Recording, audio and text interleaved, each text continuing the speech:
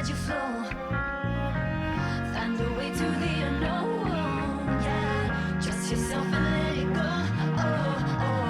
There's a time to take it slow. Let the blood inside you flow. Find a way to the unknown. Yeah, trust yourself. Now here we go.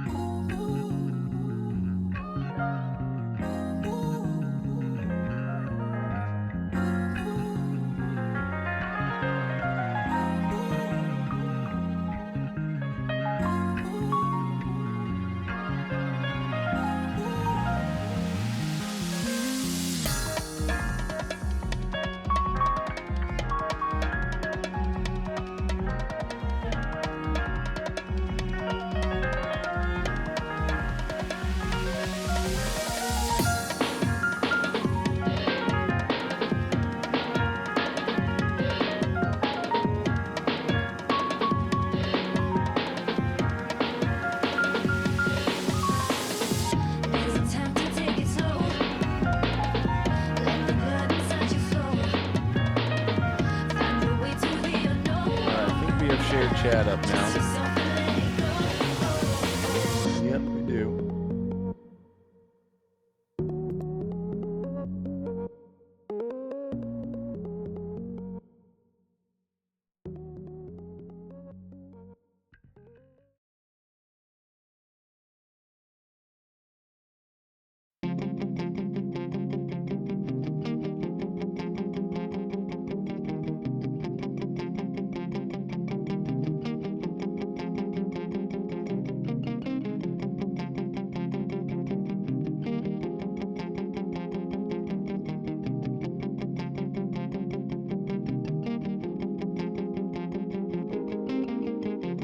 If you really want it, go and take your chances. Anything could happen. Wisdom's your advantage. If you really want it, go and face the challenge. Flight a new horizon. Find another passage.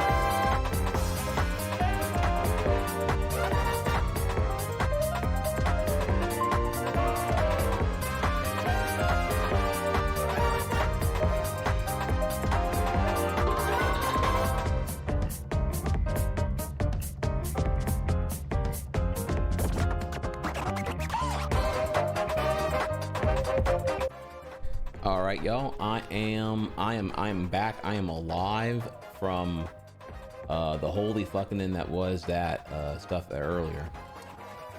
All right, let me get in here real quick. We're waiting on Mr. Doeboy here. I think he's live right now. I'm gonna see what he's up to here. Because I'm late. This is all my fault. He's waiting on me right now. Oh, he's playing Smash actually. Okay. All right. Well. Okay. Let me swing in here. I'm just gonna go over here real quick. If I do this correctly. Okay. And then I need to give me 1 second here. We have a special setup for when the podcast stuff's happening here. I gotta add this shit here.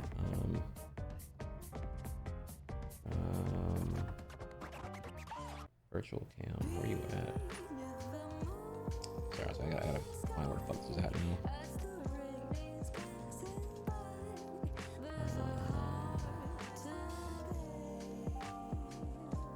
Video capture. Okay, there we are. Okay, there we go. All right, I'm here now. All right, I'm here, and let me see here if Mr. Doeboy. He's probably wanted me to call him actually. Okay. Hey, there you are. Wait, no, who are you? I am the speed. Okay. With the start. All right, fam. I appreciate you. You are not who I'm looking for right now. Enjoy general chat. I'm gonna head over something else here. No, sorry. Anime, I don't really fuck with that.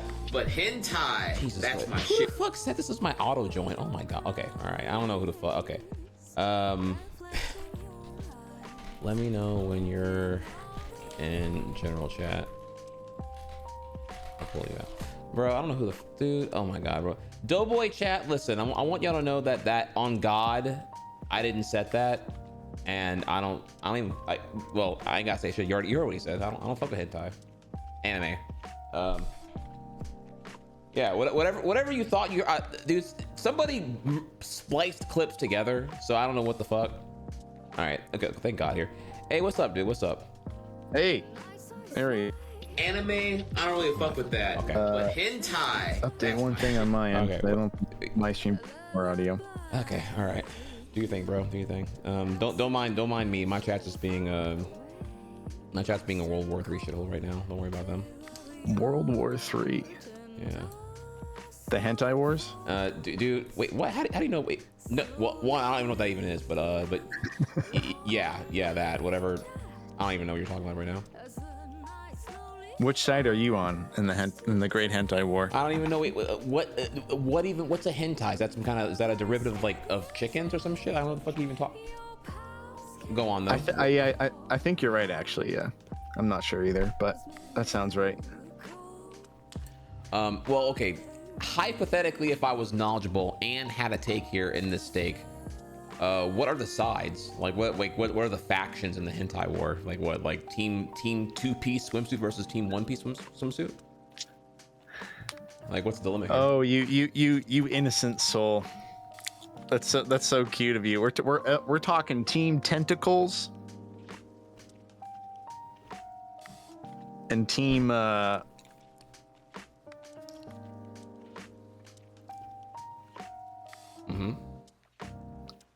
It's the gears are turning. They're turning hard. I think it's actually just one team. It's just Team Tentacles. I was gonna say, like, what's the even So like, everyone's on it. Don't I actually? I forget. Do I have these? Do I have these emotes actually? Try grope. Oh no, actually I don't. I removed those. Okay, so I used to have That's grope. crazy. I used to have grope L, grope R. And those were loving tentacles. Dude, that is wild. That, like, not that you had tentacles, but that was the actual naming of those. Like, I feel like you removed them so that Twitch could give you ambassador status. Like, they weren't gonna give you the mega check mark with the grope emotes. Grope does not mean you can grope with consent. Okay, calm down, loaded Andy here. Dude, I get what you're saying. The but, like, connotation. no one says like No one uses the Okay. word grope Okay. in like in a way that implies definite consent. Well, Like that, if you that's a if you skill say issue on someone them. groped me, it's like, oh, was that your boyfriend and it was like intentional and you had a good time? Like they wouldn't say grope. Dude, these emotes were fucking gas, bro. Like, I didn't remove them because I was scared. I removed them because no one fucking used them. I was actually sad about that. I thought they were a banger, but no one used them, so I had to make room for other shit. But yeah, I had I'm so sorry they were underused. look at those. Those are beautiful. And if you say that the slime and the ick is a turnoff here, you're being speciesist, you know. That's what it is. And so the hentai wars have begun. Are you team grope or not? I'm always team consent. What are you talking about? Yeah, I think of course. They just want to be hugged. Look, there's a market for weighted blankets. And what are weighted blankets meant to do? Give you the feeling of like contort and cuddled. That's all, you know, tentacles are trying to do. I don't know. Checkmate. I don't know. Checkmate. Look, your When I silence, think of cuddling- your silence says everything right now. Checkmated so hard. Stop. That's what the silence is from for Oh, sure. Definitely. I'm not trying to set anything up. My chat, you guys don't hear Trihex now, right? I don't know why. I have a Discord capture source and it's just not doing shit. Okay, so you hear me, but this doesn't hear me, but your stream doesn't hear anything. I think so. Okay, how are you use a mixer, or what's your audio hardware here? We're just It's just through OBS Okay. I'm Okay. guessing it's just messed up. I'm just gonna delete it because it's been here 100 years. First step first, go to Discord, check voice and video settings, and see here where Discord's outputting the exported sounds to, like which. Well, I know where it's outputting because I hear it, but Discord isn't hooking onto it, and I think it's just a bug with Discord more than it is a. Oh wait, Mm-hmm. there it is. It's a bug That's- in Discord. It wasn't an incorrect setting. It was a bug in Discord. So we were still on step one of the troubleshoot method. You already were counting me out. I've seen Discord have these types of bugs before. Okay. Okay, Yeah, I know you've that- been a streamer. That is since true. No, Discord when is I a was- small indie company. I know and you've their been streaming software- before me, and I was a mere sperm, but I also have a lot of broadcasting experience, Mr. Trihex. Okay, I can Oh, that's troubleshoot right. too, you know. Actually, you're right. Okay, you're right. You you are right. I forgot about that. You actually been paid to broadcast professional. Never mind. I forgot. You are the AV king. I'm up there. Once in a while, there's something I don't know. So you But agree? You agree? Adult video king. I knew you were a pervert. I thought, oh, but this hentai shit. Got your ass. Trap card, bitch. Dang. Oh my god, chat, get his ass. I just got trap hold. dude. Trap card. This card and this card. Yeah, get. You even know what a trap is, bro? You just MST'd me. You said trap dude, card, please. Read the tooltip. What does it say? What does it say? What It says negate. there you go, bitch. Get negated. That's next question. Your question and your attempt to come back negated. Try again. You did say trap though. You misspoke. If you're gonna MST, you can't call it a trap. I get it's a quick effect, Bruh, but that's bruh. not a trap. Let me have my shit posed. First off, I love that I call it negate because it makes any newbie who's a Yu-Gi-Oh like savvy at all gets so triggered by that. Or like, bro, what? It's like I get that means you're new, because if you were around when Metal Raiders dropped or whichever set at MST, the misplays, oh my god. Upper deck. Oh no, Konami. I was there for Metal Raiders, brother. Oh yeah, no, people were just like, yeah, negate that. That's not what that does. It says destroy. Yeah, I destroy it. No, but Well, I think when the card first came out, the ruling was that it just destroyed and did not negate. And then I think later on, I don't know at what point, but I do think later on they added that. And it used to piss me off because the card text did not reflect that, but it was used that way. I'm It pretty felt like a confident strange exception. that you're wrong, and that you had a lot of really shitty judges who didn't know any better either, who reinforced this here. I have to double check that. Possible. Because whatever set Magic Jammer came out in, that's officially what, okay, Magic Jammer is a counter trap, it negates. It says negate. So therefore, what we thought MST did here, which was destroy, is not negate. So what's the difference here? But I forget what Magic Jammer came out here. But yeah, that's definitely when we would know the answer. So I'm recalling back like 2002 shit right now at this point, so I don't remember anything. Just casually 23 years ago.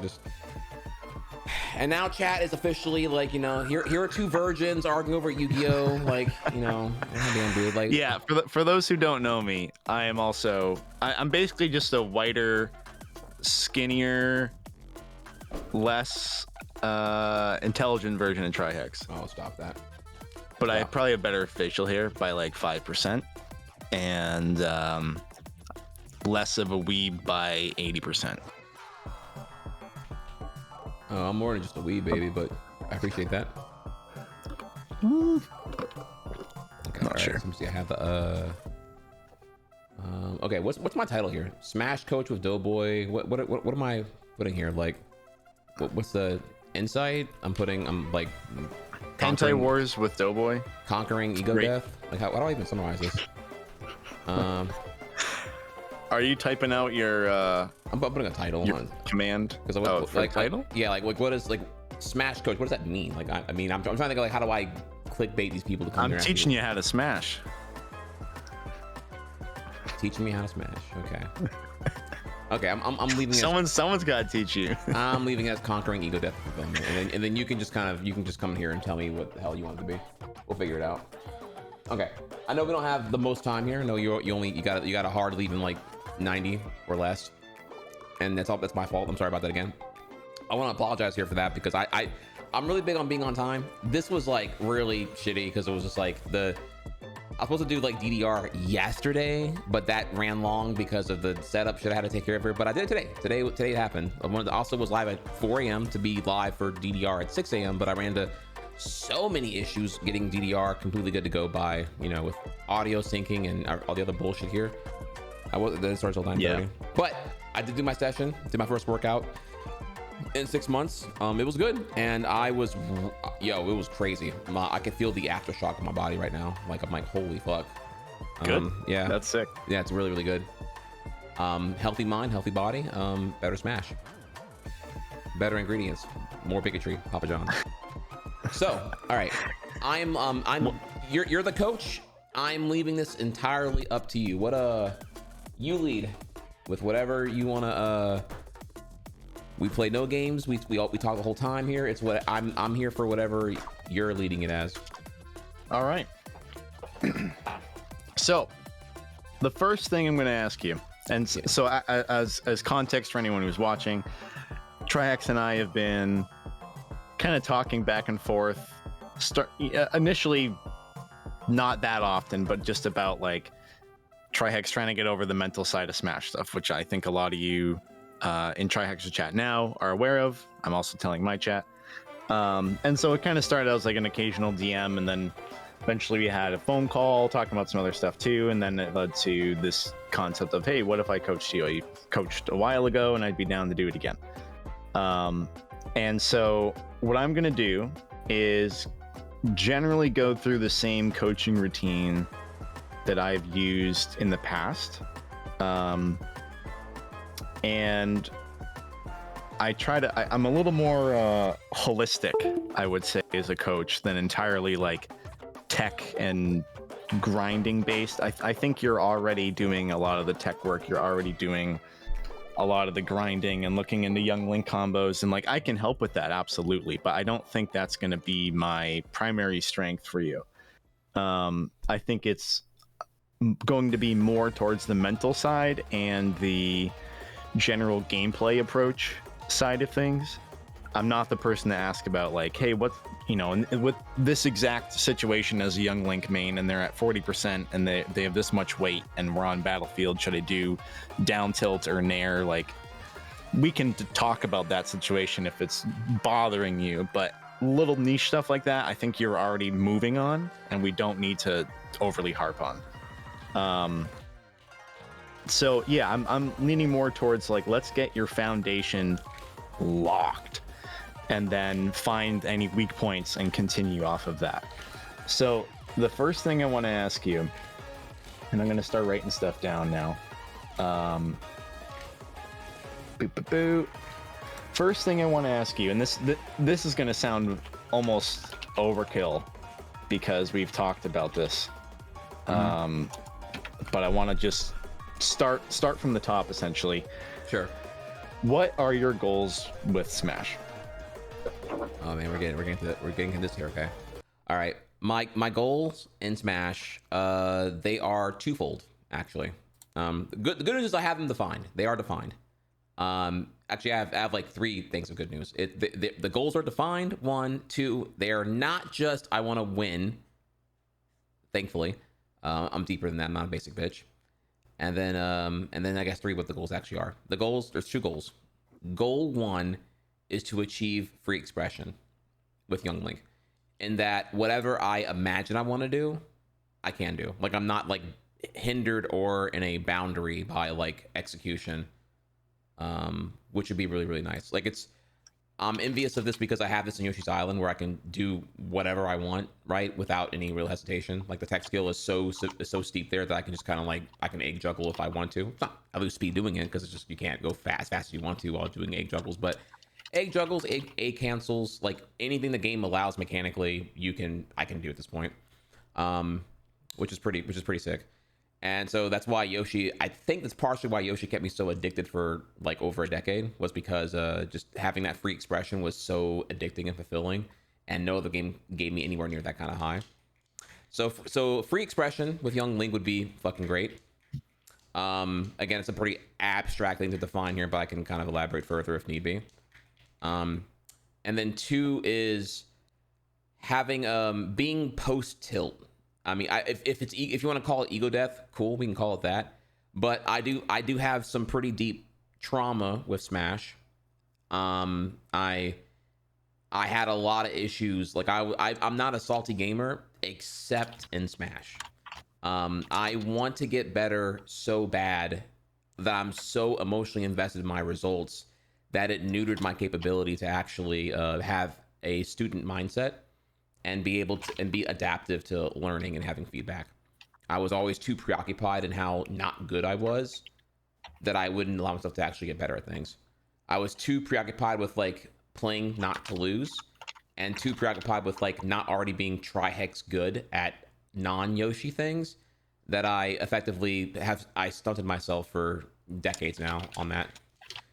I mean, I play a lot of Smash, Melee, PM, Brawl, 4, Ultimate, a lot of Ultimate, and I'd say I've improved more in the last 2 months than I did the previous, like, not even gonna lie to you, the previous 20 years.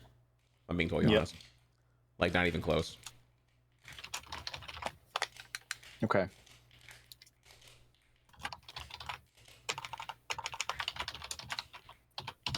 Okay. So, dude, I feel like I just want to express here, I am really excited about the second one, about your second point here of approaching the ego death, you're calling it. Hell yeah, that'd be godlike. We will the first thing I'm going to tell you is that it will never happen. Okay. It will never be 0% ego. That's fair. That's kind of an oxymoron. Anyway. Until you transcend humanity, you're cooked if you're trying to do that. However, we can work on this big time. And I'm going to be drawing from a lot of personal experience here because, and I'll just share this too, is that when Smash 4 came out in 2014, I remember playing online, and I thought it was hot shit because it kind of scaled version of this where like there's the typical trope of like you can beat a few of your friends in your neighborhood, so you think you're really good at the game, and then you go to some tournament and get your ass beat. I had been going to tournaments at that point, so I felt like I had already transcended that. and then I start playing online, and I was just getting smoked by like random people, and I was like, this isn't like I had this. It was so egotistical. And this was a few months before I even started streaming too. But I was just like, I shouldn't be losing. How is this possible? Like it didn't even compute that it was my fault. I'm losing to worse players. The classic. Yep. And so that I'd say I pretty quickly got past the sharpest emotions around that, but it would never really died off until I don't know, maybe when frickin' Ultimate came out. It took a lot of time and effort, energy, and frustration, and then realizing like how I look streaming when I'm getting salty and how I feel, and that like watching other people get really salty when I'm just happen to be in their chat, and I'm like, damn, that must be me when I get similarly salty. And I've never been one to throw controllers or like really scream and get mad. I don't think you're that way either. Not. I think we have a similar emotional consequence when we're feeling a certain way about losing in performance, and especially on stream amplifies the hell out of it. Oh yeah. And that's part of it too, is like if you're just in your room alone, that's one thing, but when there's an audience watching and you feel like you have some amount of expectation to perform well, because one, it's a stream and you want people to be entertained by you and your skill, but two, you feel like, especially because you're streaming, you don't want anyone to like think you're bad at the game. So it's tough, man. It is tough. But I know how to start to break this down. And so I think are those your two goals, or do you have any additional goals? Free expression and ego death. Is there anything else? Nope. Those are the two that come to mind. I like to think of goals like that are at a subconscious level. If I don't give it too much thought, what springs to mind right away? What is my deepest desire? And it is those two things by far. Everything else is probably something I would desire, but it's going to be a symptom of those two things happening. Playing better, winning, accelerated learning, all that would come with like ego death and free expression, I'd argue. Okay. Right, because in theory, you still want to like, if you could go to a tournament and win, that's cool. But that comes following free expression and ego death. Yeah, so I see what you mean. Because winning, great question actually. Because why isn't winning a higher one or one at all?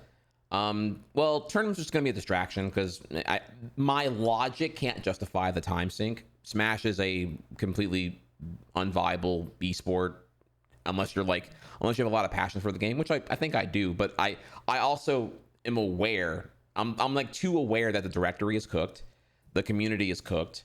Post Panda, post 2020 July Me Too shit, like it's cooked. The TO Alliance, Hacks' death, like to choose this career path over like everything else is like silly on a logical standpoint. Yeah.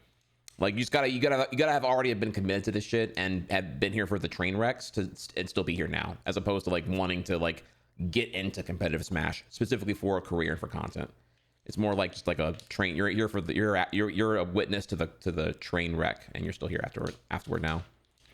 So no, tournaments wouldn't really fix anything. They would just make me want to reinforce some like sucking cost fallacy. So the free expression part's important because it means that like if I play Elite, like it's a fun watch. Like I don't have to win if I'm like saucy as fuck with the shit with like the B reverses and all the other crap. That it's a fun watch, lose or win. Like if I when I get got by Steve, it's like, yeah, well, whatever, fuck Steve, and then we move on. So I can feel competitively viable in the streaming content aspect of Smash, and that's okay. That's good enough for me, for sure.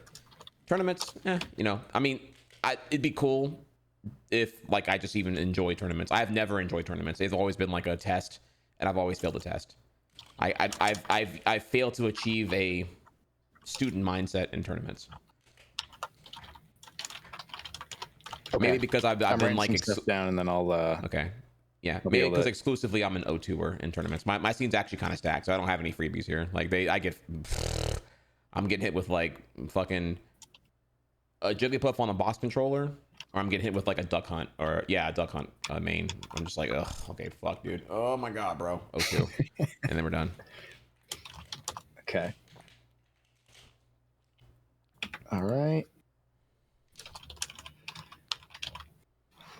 Are you ready to kick off the train of ego death? Yeah. You will. I'd say yeah. I mean, I have cried off camera. I have lost. I lose so often. Teabagging does nothing to me at this point. I do still have ego, tragically, but I think it's also because I'm streaming this shit here. When I play offline, I'm way more chill. I'm also way more dedicated. Like it's because like when I play online, I have to like ration how long I'm playing, right? Like I need to like move on to the actual content. This is just like me being indulgent for what I want to do, not the content that my chat wants to see. So like there's like that frustration, that disconnect there, because I want to get better so bad, and I have to like just tuck my dick in and like move on with my life. Dang, you got long enough to tuck it in? That's impressive. Well, you know, I mean, you don't have to be like a generous. Mine's more like a push button. It just sits right in there. Oh, you got that Brian Griffin. You got that second belly button. It's like a router's power way. button. You know, it just kind of sticks in. All right, so two things here. For free expression, one of the ways we're gonna solve this, and it's my favorite. My Nifnop is my girlfriend. I'm glad she came in to hear that. Yo. So Hey, Queen. the way we're gonna solve free expression, or one of the ways, is, and it does. It's not exclusively based off of movement. I guess it is an expansion of movement into gameplay strategy. But one of my favorite things to do to get better, and I think especially coupled with how often you play online and just play Elite, or even just the training mode like you're doing right now, you're going to be able to do this. I'm not. It takes time per item you're trying to learn, but you're going to be able to do this effectively because you're already set up for this. Is anytime you're trying to learn, let's say any particular combo. Okay. When you play online, Mm-hmm. and this also helps with the ego death a little bit too, is boot up, queue up an Elite Smash, or maybe it's versus me, or maybe it's versus viewers. That's fine too. And I want you to in no way think about, I need to win this game, I need to take the stock, etc. If there's a certain combo you're trying to do, the only thing you're doing, like to the point of failure, it doesn't make sense from a logical, I'm playing Smash to take their 3 stocks approach. You just try to work on that combo the entire time you're playing against that person. And what's going to happen is, 1, I mean, sure, you're getting some practice doing it. 2, you're going to become so predictable because you're trying to do the same thing over and over. And now the game is becoming, how do I make this less predictable? Because they know what I'm going for already. So your movement, your mental game has to evolve around the fact that they know how to do something, or that they know that you're going for something. And Right. so you're going to eventually, both movement wise, both like the free expression wise, as well as how to implement it optimally, are going to improve, because if they know you're just going for a down tilt into up air or whatever, they're going to try to fish it out at a certain point. They're like, okay, he's running towards me, he's going to down tilt, or like he's fast falling, he's going to down tilt as soon as he lands, so I'm going to shield. And so you start to have counterplay around the combo that you're trying to get really good at, so that eventually, when that's just one of the 100 tools in the toolbox, you're going to know how to implement that well enough that it's not going to be predictable, and your execution of that combo will be very good at that point too. And so if there's 100 different combos, you're going to do that for each combo 100 different times. And it's going to take a while. And I think you already have a lot of stuff down, but you mentioned like the down tilt frame trapping stuff earlier. I think that's probably the best thing to work on as a starting point. And you're going to lose so many times doing this because you're just trying to do this one stupid combo and it's predictable, and you're not going to be playing even close to your best, and you're going to lose, and you're going to lose, and you're going to lose. And so the seeing the loss screen will become more normalized, and you'll know, okay, that's okay though. I'm just going for this combo. I'm just working on this thing.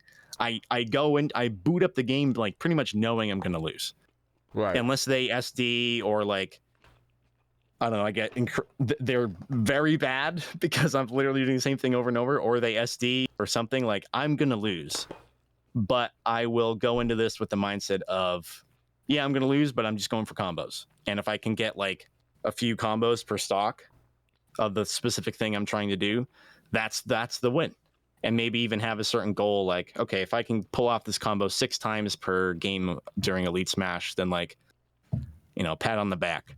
Whatever, think of some micro award you want to do,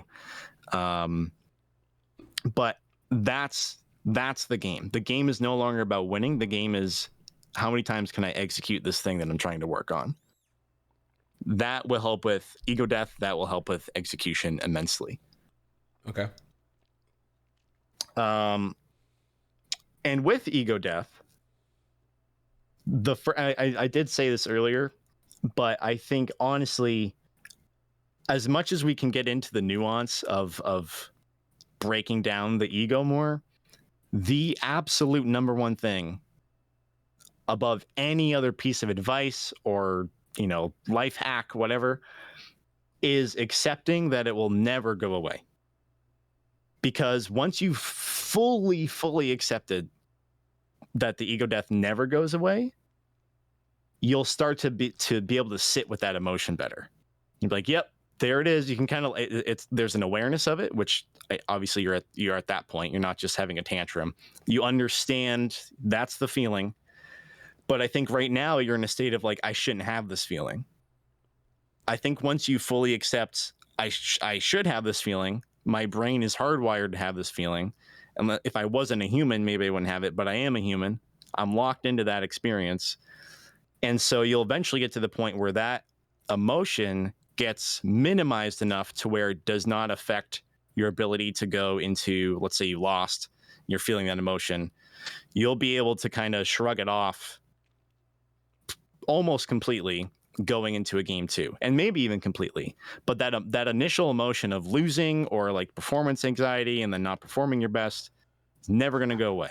So I don't want you to rush to accept it, but the faster you accept it, the better you'll actually be able to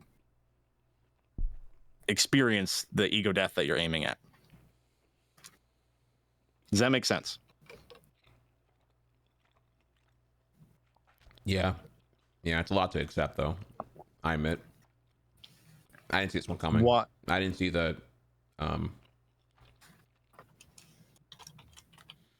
don't know. I felt that the FGC gods, Daigo, Takedo, Jay Wong to an extent here, they seem so stoic. Like, it's just like, yeah, it's just, I feel like they've achieved ego death in some ways here. I think it looks like it because it's kind of like there's an asymptote of effective ego death, maybe, where they have played they've probably played like 500 plus thousand games of Street Fighter or whatever game they're doing, and you and I, like, I might be at like, I don't know, 100,000 or something. You might be at like 25 to 50,000. They have played the game so much that they have lost more games than you and I have played combined of all of our fighting game experience. That is And fair. so I think the ego death there is just like they've continued on that path. Odds are, and there's two factors to this. One is that the ego death does eventually slowly come with time. And again, ego death is not accurate. The reduction of ego comes with time. And the more you play, the more it happens. But there is also a natural temperament that everybody has, and some people are just much better at it to begin with. I think good news for you is my perspective is, and I've had this exact perspective for a while, ironically. Typically, I see that people who are good at speedrunning are also able to become good at Smash and have low ego there, because speedrunners, as you know, are very used to failure, very used to having to reset, very used to what might feel sometimes like wasting your time. But you know that it's for the greater goal of like, I have to, in theory, right? I have to fail 1,000 times to get like a top 5 record. Like it's so much more failure than success. Unfortunately, Twitch and stuff like that makes it so that it's not completely alone and isolated in your room, and you can have the journey and share that with people, but it's so much more failure than it is success. And Smash is different. Any fighting game, or really any competitive esport, is definitely a different type of a thing. It's not as packed with failure. But I think you have what it takes to be able to get to the goal you're going for. But there is something, as you mentioned earlier, there's a certain trauma with Smash. I think it's just there's something stuck, and so we'll slowly work on the general path towards the reduction of ego, and I feel like at some point we might hit, and you might already even be there. Can I elaborate on that actually, real quick? The trauma part, the part of the ego death. If I can elaborate a bit more on that one. It's I don't get mad at losing.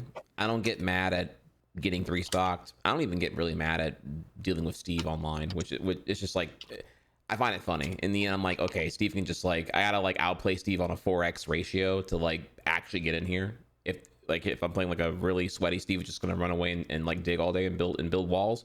Yeah, I gotta like outthink them 4x to actually get it inside and get an advantage. So it's just kind of funny whenever I lose to Steve in the end here, because it's just like, okay, I'm working on dealing with these like layers 1 through 3, and then I have to watch out for minecart after all that shit, or anvil with its lingering hitbox, right? So none of those things really bother me. What bothers me is when I get tilted in this game, and that upsets me more so.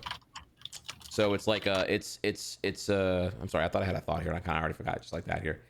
That's what gets me actually is when I get tilted. Well, let me build off that. What gets you tilted? That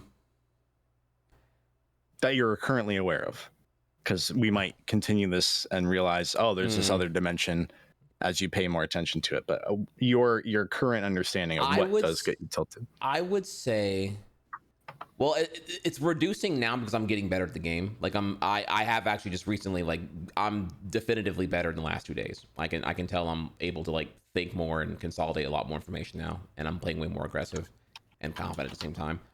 But I would generally, I would say falling for the same thing like multiple times, I guess. It's kind of it's hard to say here, like what gets me, because what's getting me tilted is changing a lot, like week by week right now, as I'm continuing to put a lot more effort into Smash. I can just say here that like okay, I'm sorry. What I'm trying to say here is that the ego death is coming from this narrative of a redemption arc, like a rebirth. At a subconscious level, I am embarrassed and shamed for how I've conducted myself in my stream in the past. My 2019 to 2022 Smash streams were definitively terrible. I have never been as salty on camera in any Yoshi run ever, or any other game ever, than Smash. Smash, by far, I was the saltiest loser piece of shit ever, and I find it really embarrassing. The lack of control of my emotions all those times was abhorrent. And I guess I yearn for the complete opposite. I want to achieve rebirth and be like post ego, be a monk, be selfless. That's Okay. I know this is corny as fuck, but that's what my subconscious honest feelings are in the situation. So maybe that better contextualizes. Yeah, I get it, man. I'm happy that I'm a lot better at that now. Like a lot better at it now. Like I'm like beyond night and day. We're talking like I don't even compare it to here. Yeah. So I felt like, and this is maybe just helpful to hear about my journey and why I actually feel quite equipped to help you, is that, I don't know, probably 2017, 2018 or something, I noticed like completely outside of video games and even further, completely outside of Smash, I felt like I was a very calm, cool, collected person. I'd have anxiety sometimes, certainly, but like I wasn't, the main thing getting at here is I was not an angry person. It took a lot to get me angry. I like that about myself. It takes a lot to get me angry. But there was this weird thing specifically with Smash where I could get angry very quickly. It was uncharacteristic of who I was in every other field of my life. And I had to really, really like pay attention to it. And like that became more of my journey as a Smash player than like tech skill or grinding at the locals, which I mean, I did do those things too, but that was not the hard part to me. The hard part was like getting over myself essentially and accepting that like there's a lot of people who play this game. There's a lot of people who are very good at different parts of this game that I might never be as good at. You know, you got the 15-year-olds who are Cracked playing 12 hours a day. Yeah, Cracked. right. Like you got your Leos, and like when Mars started doing really well, he was 17. Same age with Tweak, and like I started to really play competitively in college, and then kind of a notch above that eventually, like after college. So I was like 23, 24 when I was going to the same locals that Mars was going to, and so I think he was 16, and like, you know, I'm 8 years older. I'm a man. He's a child. Why am I losing to him? Like he's unemployed. There's so much stuff going on. There's so many layers to it. And so I started to just realize by losing in all sorts of different contexts, like, okay, well, why am I losing to the 16-year-old? Okay, well, you know, one, he's very talented. Two, he has a lot more time and like got involved with the competitive scene much earlier on. I've had different games in my life where when I was around that age and I started playing them competitively, I was really good at them. Just esports were a lot less of a thing. Halo 1 on PC, I think I was incredibly good at. And Metroid Prime Hunters, which low-key had a incredible online scene. Low-key. That game I was top 20 in the world at, and there were leaderboards to prove it. Fun fact. But if I had, and I did play a little Brawl back then. That was the newest one at the time, and like did some tournaments. I cared about being good to an extent, but not to the point of like, I don't think I realized that there was like local tournament scenes. Maybe if I had realized that and gotten involved, maybe I don't know, maybe I'd be on the top 10 global or something, but that wasn't the path I happened to take in life. And so eventually I accepted, okay, like there's all these different contexts for how people get incredibly good at this game.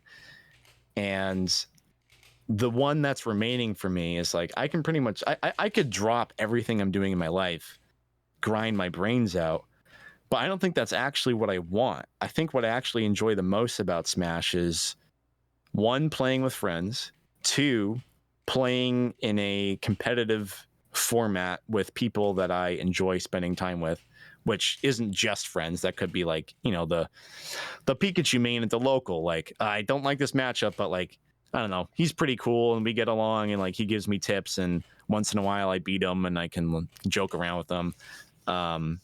Or attending majors and the experience of maybe I am not just playing against friends or people that I know, but there's, generally speaking, definitely not always, but generally speaking, a mutual respect between two players if you're at an event like that. And the sport of Smash, I really enjoy. And so just stepping back and realizing what I enjoyed about the game helped me to tap in to those things better, and sort of accepting like, yeah, I'll never be incredibly good at this game. I can be pretty dang good. I'll probably be the best at most parties that I go to, and like I can, you know, challenge someone on the street and probably destroy them. That's a fun thing to think about.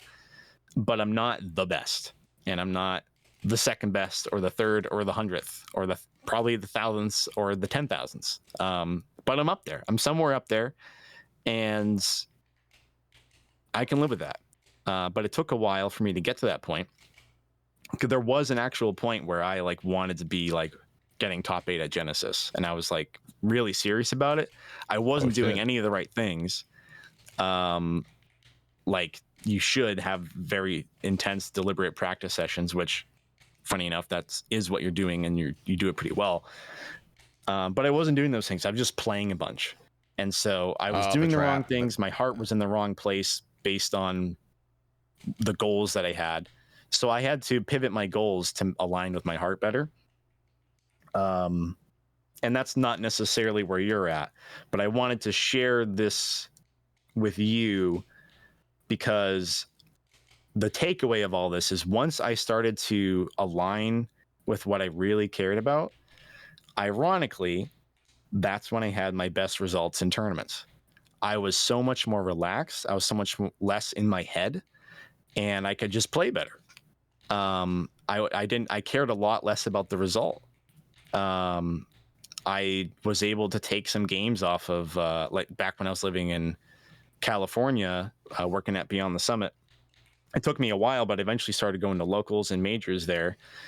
And I took some games off of top players. And I know for a fact I wouldn't have been able to do that a few years prior in Smash 4 because I would have been too nervous and too stressed. But I went into it, I was like, see what I can do. Let's see if I can make a dent.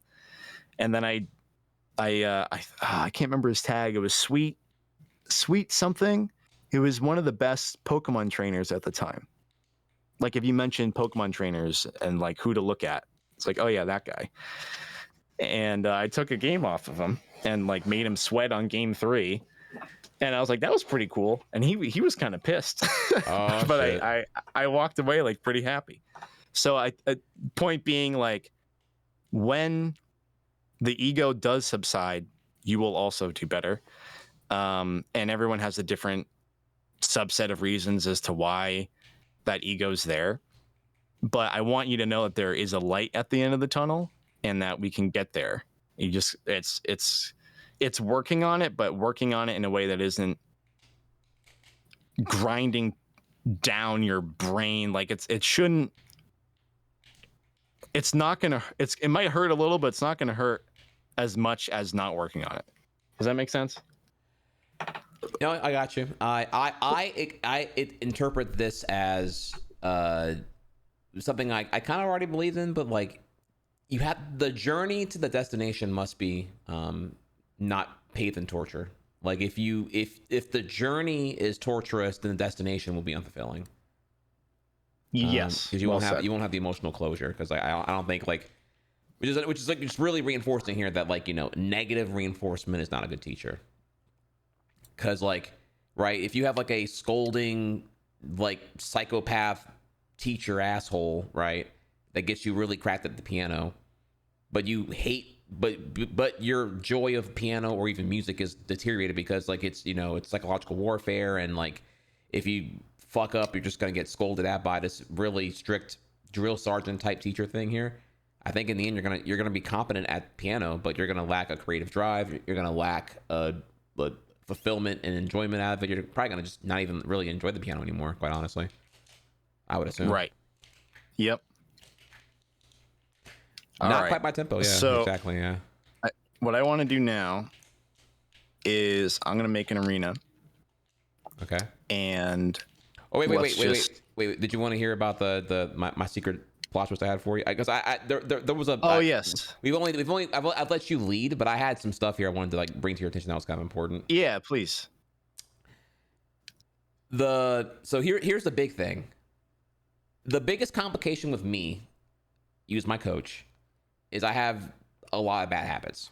I have some gunk from Melee. I have some gunk from Brawl. I have some really dumb gunk from PM, and I got some gunk from Smash 4.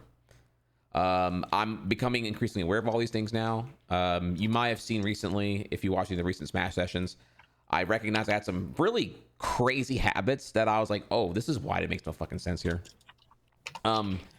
Including but not limited to, I think I threw some in your DM here, but I was like, yeah, I when I'm being overwhelmed, say like by like Mario doing his like combo, right? Like the 0 to 80, and I'm just like trying to get the fuck out of it, right? I end up only when I'm overwhelmed though, really, really bad, I try to tech the hit. Like I'm teching the ground, like a melee tech, like you have to hit R on contact type shit, right? Not the buffered shit in Ultimate. So I'm busy trying to like tech the hit. Which is not a real thing, which is like just me burning resource to try to like do a thing that doesn't even fucking exist, right? Just okay, dumbass, and then I'm in the buffer hell, so I'm just like getting fucked up and whatnot. So I'm trying to fight that habit. It's the habit that I built at some point in the last 20 years. I don't know when the fuck that happened, but I'm aware of it now, and I've been working on it really, really hard. Which is also why it's hard for me to like to think about doing a buffered tech, buffer tech roll away. I do that very infrequently because I find tech in place to be a lot easier because it's just like I'm just thinking about it as it happens. I'm not thinking about what's going to happen comparatively, So that's bad habit 1. Bad habit 2 is melee teching. You can melee tech, but again, you can just buffer, which is pretty free. If I remember to think about it here, but again, that's a really bad habit, is me trying to melee tech, and if I miss because online, then I end up just like, I don't know, air dodging or whatever the fuck, some fucking dumb shit. I end up not doing it at all, or just like completely like miss tech entirely, which should never happen, quite honestly, especially in Ultimate when you can buffer that shit. And then 3 is playing in the buffer. Y'all Ultimate kiddies love that buffer. I hate the buffer, quite honestly. I get it is what it is right now, but me being good at Yoshi is completely the opposite of what being good at this game means, actually. Where here you're like encouraged to like actually play the buffer, So I've been having a hard time trying to like really get that going here, but I'm slowly grasping it a little bit. But it is hard though, and I probably have a really bad character to learn this in because Young Link is really, really hard online with the whole like. Even like a spotted connection will make a lot of my shit just kind of be like a more of a guess game than a workable thing. Yeah. So I'm with you. The buffer, as much as it's designed to make things easier, it can really make things harder. Coming from Melee as like where I really got started with my roots with playing Smash competitively, and then going to Ultimate. It did take me a while to get used to it, and now when I play Melee, it takes me, I don't know, maybe 30 minutes at this point to kind of like shift gears and be like, okay, I can't just buffer this input. I have to time it correctly.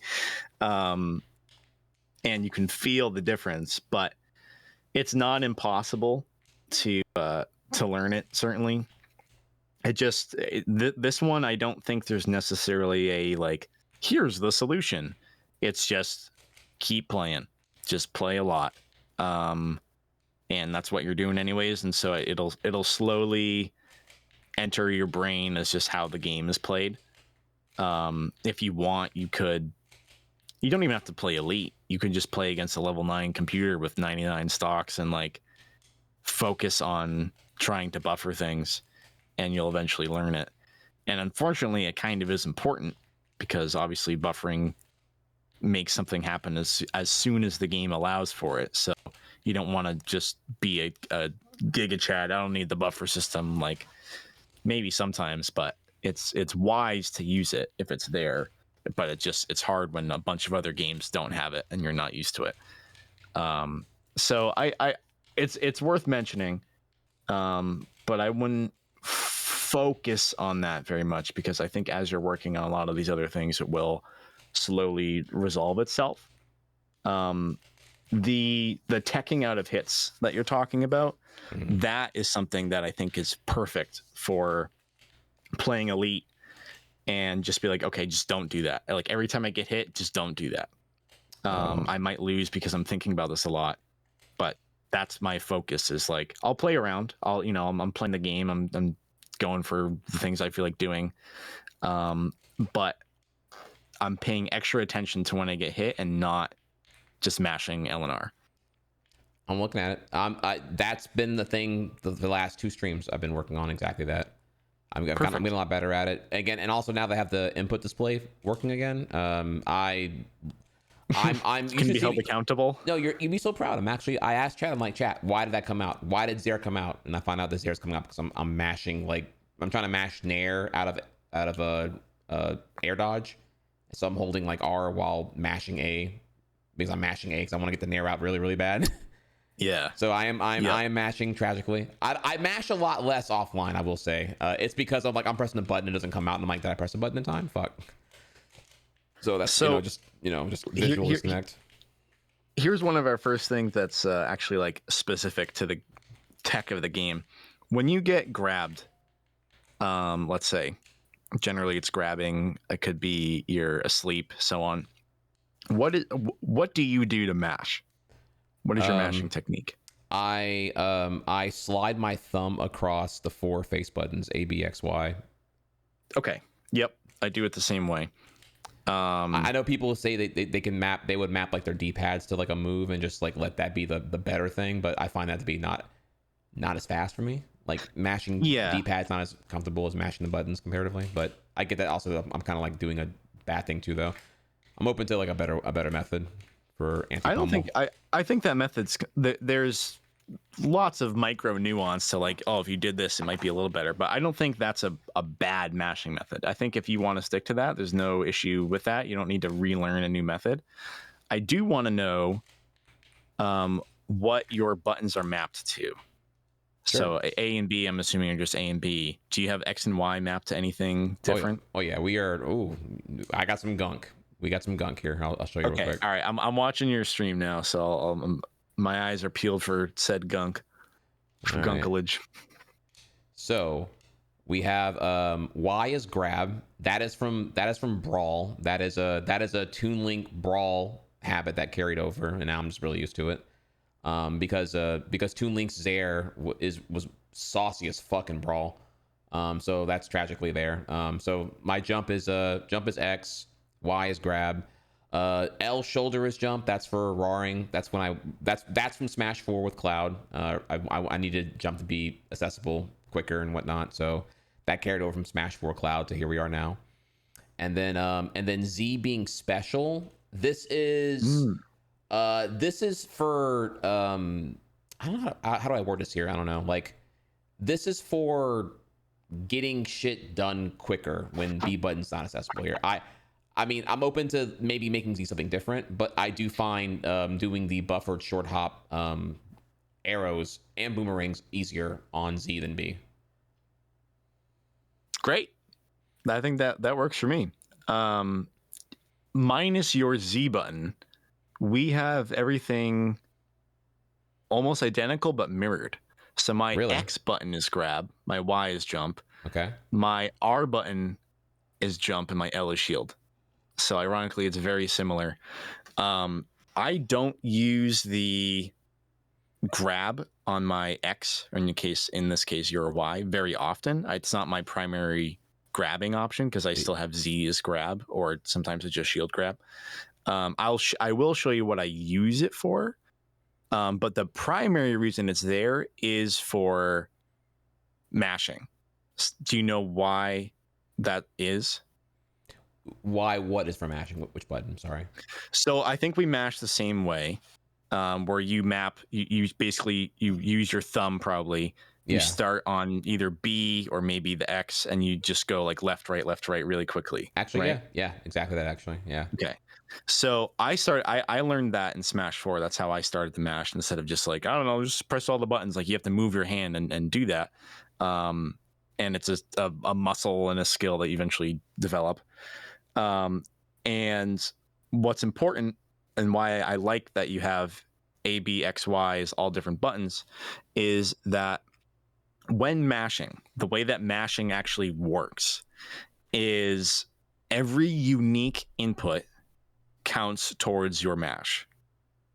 And so I'll make up a number. Let's say someone grabs you, you're at a certain percent, so it takes a certain amount of time to get out of a grab by mashing.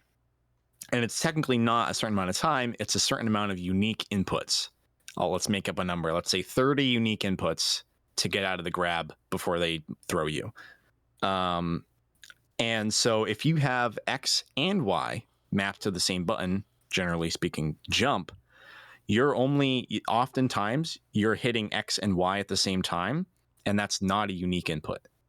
I see. Yeah. So your mashing capacity, your APM essentially within mashing goes down by 33% if you have those buttons at the same thing. So most people who know that, oftentimes people use X or Y to jump. They don't necessarily use both. And so that other button kind of goes unused. And so that's why I initially had grab set to my X button, because I'm always using Y to jump. So for mashing, this is actually great. There are, I think technically the best way to mash is, if I'm remembering correctly, like if you're really good at rotating a stick, if you're like a Mario Party god kind of thing, if you rotate the left stick out of your mind, that is at least many years ago when I last looked into it, was proven to be a little faster. But it's still a very valid mashing method to do the way that you and I both do it. So I don't think you need to relearn it. I did want to tell you that it's good to leave that button mapping there. And I don't think there's any issues with your control scheme. Cool. I also think in your case, it does depend on the player, but I think in your case, it makes sense to have tilt stick. Most of the time, I recommend people having tilt stick. Generally speaking, the faster move is more important than the stronger move any given time. I think in certain cases, like Fox up smash, having Fox with smash stick over tilt stick might make more sense. There's certain other cases too, and it also does the like player preference is important. It's not like it doesn't matter. Here's a fun question real quick. Is there like any kind of like player resource database? I'm really curious of what like lights controls are. I feel like it's not public info. Like no one, like what is Leo's layout? What is Light's layout? What is Spargo's layout? Like does anyone ever bother to like ask these questions and make a database out of it? Somebody should. Not that I know of. It's an interesting question. I'm really curious of that actually. Yeah. I think the best way to do that is to stalk their stream and then wait till they open up their controls sometime. But I think most people, except for like ESAM, are going to have very similar button layout to us. ESAM has, I don't know if he's still using Bidoo or like ESAM does a lot of really weird shit. I recall he was on that Bidoo shit. Yeah. Even in Ultimate. I think it's worth looking into to some extent, but at the same time, like I don't think there's any problems with your button layout. If you had like, I don't know, your attack button mapped to L or something, I'd be like, all right, that might be holding you back a little bit. That's a lot of effort, but I think your controls are sufficient. Thank you. Well, those are the controls on the control side. Habit wise, I'm thinking here. I don't spot dodge anywhere near often enough. At least not like aggressively. So like I think like part of like the whole frame trapping thing is like people, you do something and then you spot dodge punish, right? I'm hard pilled from melee where like spot dodges like get fucked and you die, whereas here it's like pretty good, not super good, but pretty good. Like you can bait pretty well and then make spot dodge like the initiation of a counter. So I don't spot dodge anywhere near enough, and I don't grab out a shield either. That's another one that I probably need to really work on a lot more here. So I have like no that I admit that's just one I need to like work on more and keep in the kit a bit more. But maybe because also I have like a fucking frame 14 grab. It's just probably not, it's not really my fortunately I understand that lifestyle is the Samus main. That grabbing is not generally not your best choice at a shield or anywhere close to it. Sometimes it's very useful to have the tether grab, hence it's why it's in the game, but it's a different series of use cases than like a Fox or Falcon or something. Let's get some games in. Okay. I'll host the arena. Gotcha. And wait, there was one more thing. I'm sorry, there was actually one more important thing. One more thing. By the way, I am writing all this down. The tease thing, the thing I teased you about here. This is like the big thing. The thing you're probably gonna be like, oh my god, we need to like fix this yesterday. So you can click the link I sent you earlier now, because now we're gonna go to the cringe zone here. Oh yeah. Okay. All right. So this is I had a shower thought. I'm like, wait, didn't I make this a post like 15 years ago? And I did. So 2007, baby. Yeah. Yep, okay. On the Speed Notes Archive forum here, I posted. Ignore the rant. The rant's not important here. The pictures though. Can we put this link in chat? Sure. I'll put it here. I in 2010. July 29, 2010 here, I broke that with pictures. I explained here, I had just realized I hold the controller weird.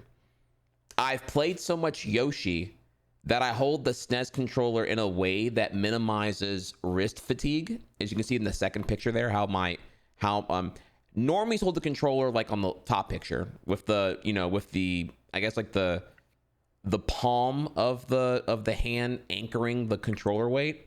And then the fingers all clamped together. Whereas I am putting more of that on my thumb. I don't know. Like however the weight's distributed here, it's allowing my thumb to move with way more freedom. Like I'm not putting all the onus on like the tendon within the thumb itself. The thumb is kind of just like floating above the controller in a way. My grip isn't as firm. You can see there on the final picture how like my thumb is like, or how like my ring and pinky finger are like barely on the controller. Because if you hold it like with an iron grip, right, you're holding like an invisible handlebar, quote unquote, like a regular Switch controller or whatever. You don't have as much freedom, I would say. So I hold the controller really, really weird. And then I see here, now the game controller, you can see there pictured on the fourth picture, how I think regular people hold their controller, right? They grip the handlebar. And then the fifth picture here, that's the war crime. That this is how I used to hold it. I don't think it's that serious now because I don't play only Yoshi these days, but I would say I definitely have. This is definitely causing a lot of misinputs still when I'm playing Smash. Whenever you see like Boomerang come out and it's so supposed to be up B, it's probably from something involving this shit here. So it's another big thing I just became aware of. And I'm like, oh my god, this is coming back to haunt me right now. Holy fuck. Can you bring up like hold your controller on camera and show me what that looks like now? The thing is, I don't know. I think it changes as I go here, but I'm trying to think. Okay, like how do I show this? This is fine. I definitely the shit looks crazy. Right one my camera's actually mirrored here. Holy fuck. Okay, this is actually stupid. Yeah. Okay, let me I'd have to fuck. Let me do this real quick. Okay, I'm gonna duplicate this, make it bigger, and then undo that. Okay, all right. So, oh my god. Okay. So yeah, I hold the right handle conventionally, normal. That I can hold that when I'm gripping it, like it says here. But on the God, this is fucking hard to do actually. On the left one here, it's a bit more loose. I don't clamp all the way. It's a bit more loose. and I'm doing. I assume you're probably like holding it firm. You hold your thumb firm on the stick, and you just like do all this, which is heavy on the tendon. It sure is. And so I don't do that. I flick the stick whether I want to or not. Ingrained at this point for like Yoshi. So my hand is built for the D-pad on SNES from all this Yoshi. And so when we get to 3D games with the stick here, I'm like, oh fuck, this is like an issue now. But yeah, because this all day is inconsequential when you have the D-pad. But when you have a stick, you kind of need to do all that here. So I do miss input a lot on slingshotting. Every time you ever see me like dash towards you, and I'm doing like short hop forward air. No, it's supposed to be back air. I want to do a dash, a dash turnaround short hop back air. I never do forward air because it's like that's a combo extender, not a combo starter. Right. So yep. Okay. So this is that's the fun plot twist for you. There is that. How we work on that, I'm working on it now. I'm trying to become more aware of it and work on it, but it's we are talking about a 20-year habit to unfuck here. Okay. So question, do you know about shield tilting? Yes, though I don't use it. I don't think to use it at this time here, but I would love to add it to the kit. Something to work on, certainly, but the question I have now about it is how, like, the way that you hold the controller, how would you do it when doing that? Like, are you able to shield tilt smoothly? That my thumb would stay on the stick for it. Though I don't. The thing is, it's all about, like, you're asking me in the moment, and if I give a conscious thought, I can behave. This is like what happens when we're in autopilot, overwhelmed, insecure. That's when these bad things are happening. Like, when does the teching the hit happen? Overwhelmed, insecure. I'm getting raw cocked by Mario, 0 to 80. I'm losing to a very predictable K rule because I'm falling for fucking crown bullshit because super armor is visually confusing to me. Shit like that. Like, things I shouldn't be losing to, I suppose. And that's when I get flustered, and that's when the autopilot kicks in. Because I'm having panics or whatever. Okay. Like, we are right, because when we're in panic, that's when the system 1 takes over. Like, system 2 is saying, hey, look, this is fight or flight. We gotta like kick in the autonomous functions and get the fuck out of here. Yeah, right. It's tough to really process that at the same time. That makes sense. That's just stuff I want you to start thinking about. I care less about the definite right answer right now. I care more about, like, it's on your mind. Yep.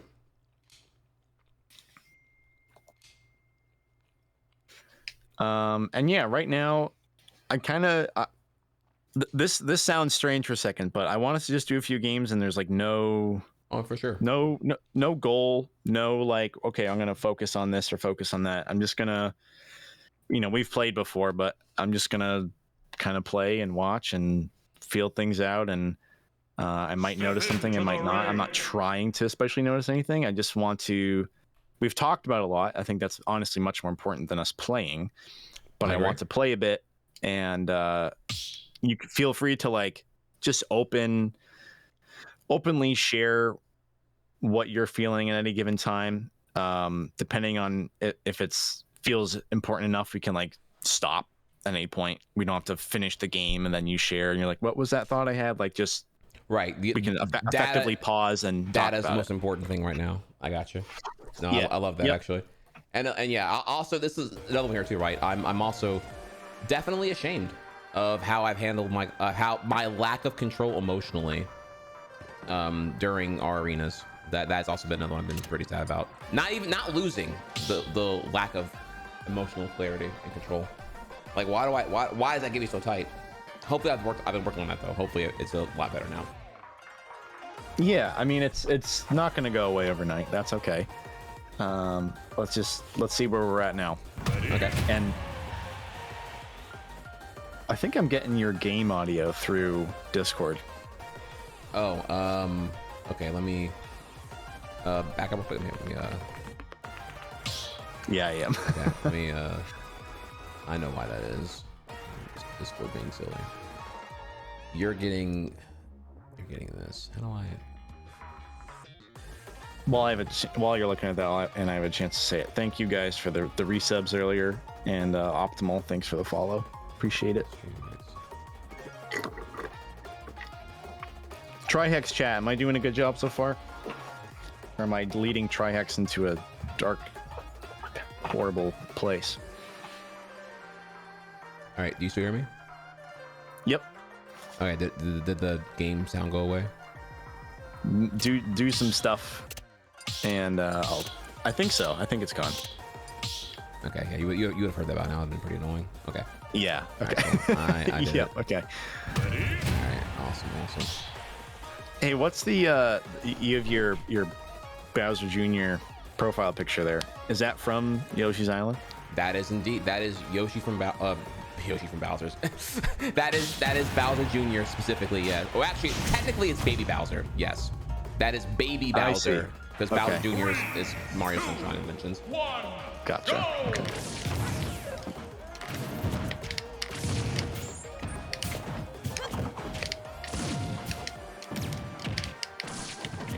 How much do you use your shield as young Link, like the literal Deku shield? I have to think about it. It's not autopilot yet.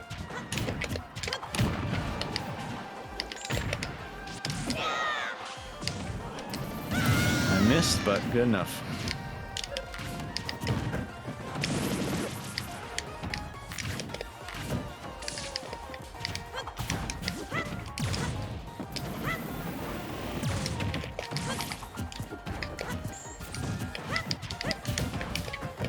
What are your thoughts on Zair?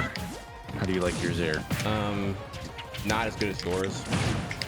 Doesn't really combo, but is an extension at mid percent, like around 55. If we're playing like mid range.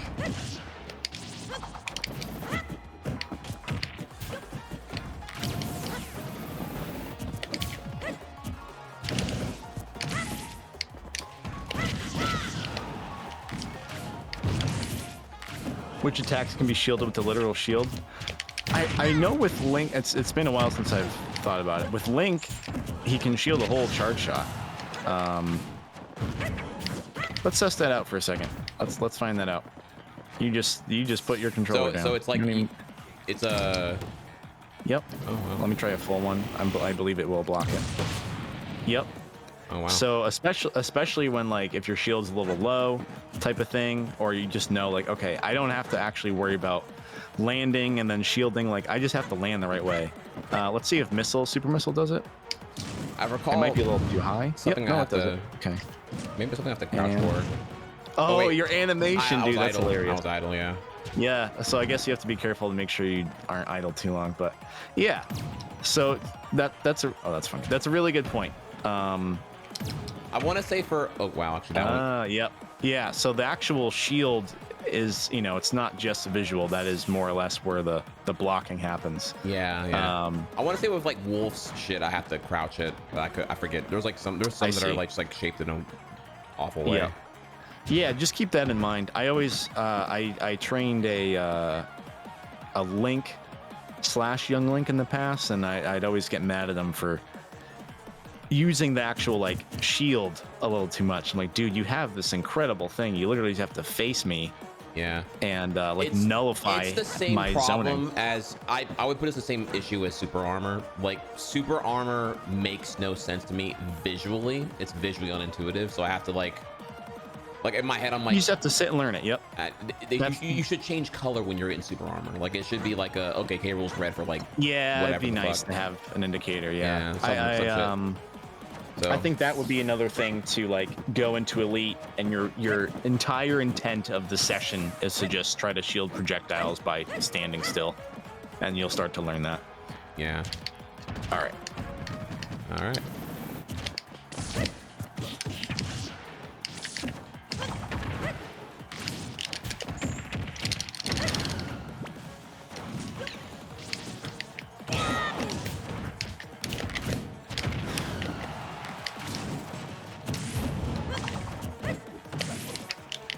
We're a little too far away.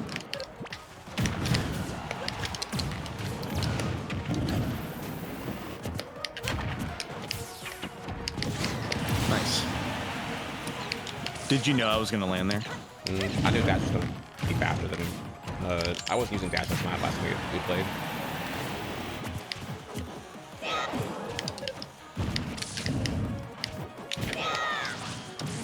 Oh, pineapple.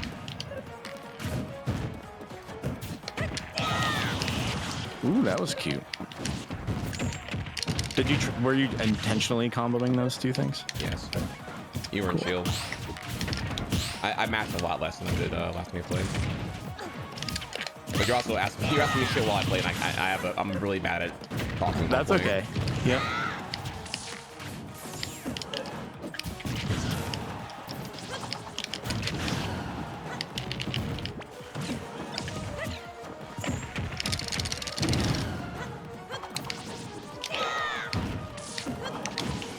That was a little predictable to me. I get why you went for it. That's such like a link.exe choice.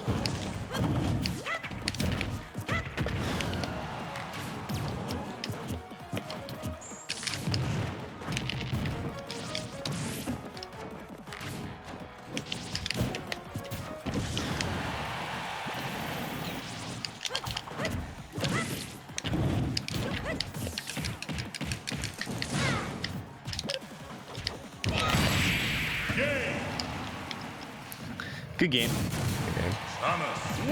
How you feeling?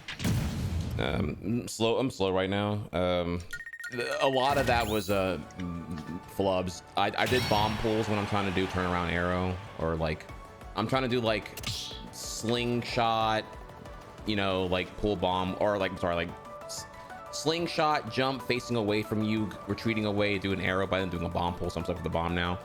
That last thing there, I didn't want to do like bomb pull into like world's most predictable recovery. I thought I was going to be in range of a tether, and I didn't trust where I was. I had to like settle for a second jump, and then you came out and just killed me. So okay. Misjudgments and execution errors were a lot of what got me in disadvantage here. Okay. Got it. Anytime you if you do make an input flub, just like say like, oh, I flub. I just want to hear like how often it's happening when it's live. You don't have to get into what you meant to do or anything too deep. Just to like misinput. Oh, hi, kitty cat. Okay. My cat is here. It's a good sign for you. 2, 1, go! They do call me a pussy magnet. I'm sorry. There's Trihex. I'm sorry. Don't be sorry, dude. I want you to have fun when you're playing. Okay, if I were gonna go all out, it would have been the Borat quote. Does this car have the pussy magnet? Oh, yeah, the Hummer's very popular with the ladies. Where is the magnet located?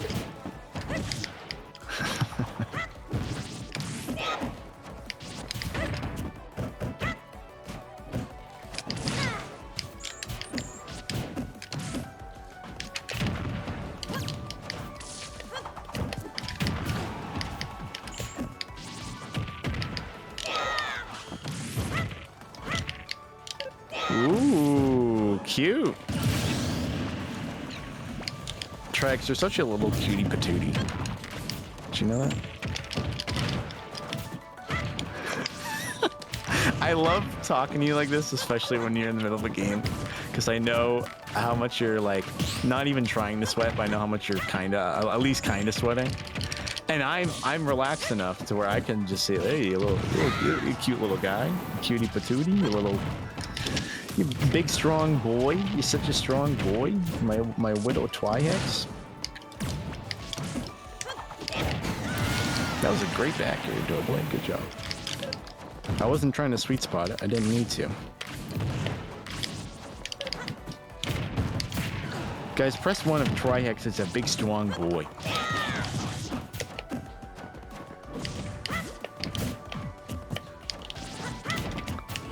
He's gonna get so strong from all these coaching sessions. Nice recovery. You went very low. You knew I would go for the spike because I like the spike. And so you planed ahead.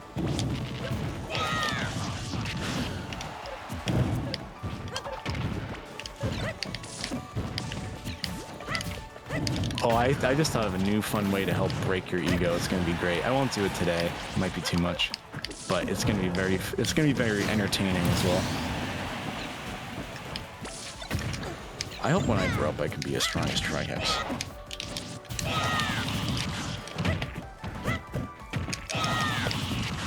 Nicely done. Nice comboing. I knew you'd want that, which I don't blame you for. You were, you know, if you had gotten that, that might have been game. Worth a bit of a risk. If you're wondering, that was on purpose. I don't always uppy trying to hit them with the first hit. I can usually get a sense of they're going to be here at this time, and the uppy will connect.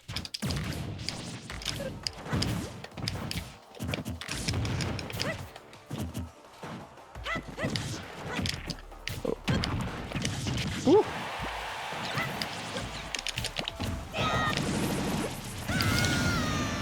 Shout out to frame 3 invincibility on that move. Club. Oh, that was a massive club.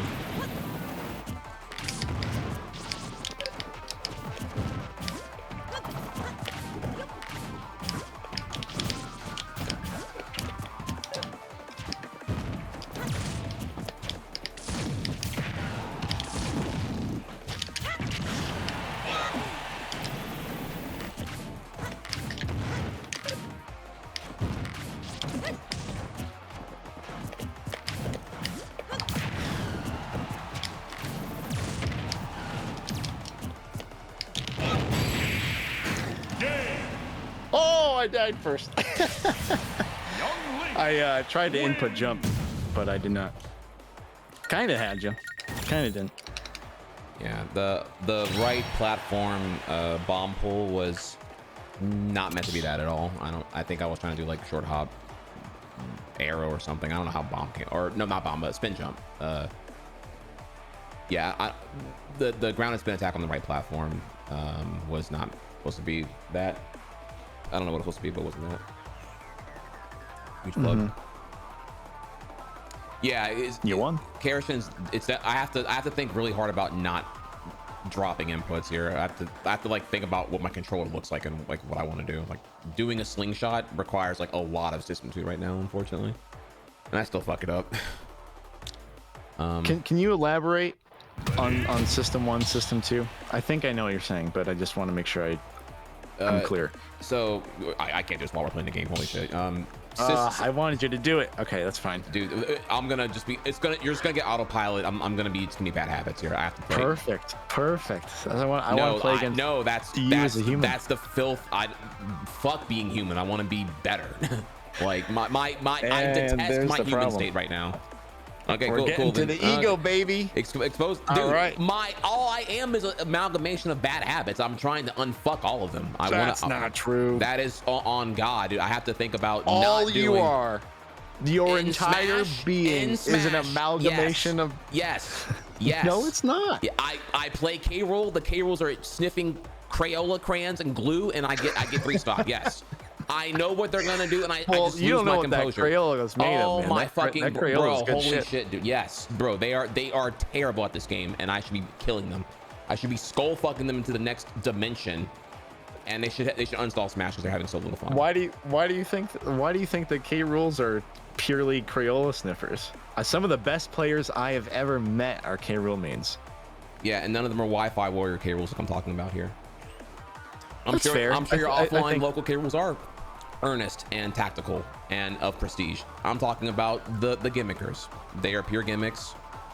They are glue sniffers.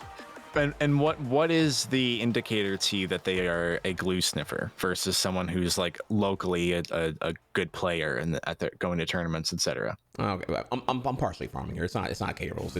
I lose to K rolls because I lack composure, but I don't know what's like. It's because I have to focus really hard on like the whole like super armor and all the other bullshit here and whatnot. Anyways, look, okay, you're wasting precious time right now.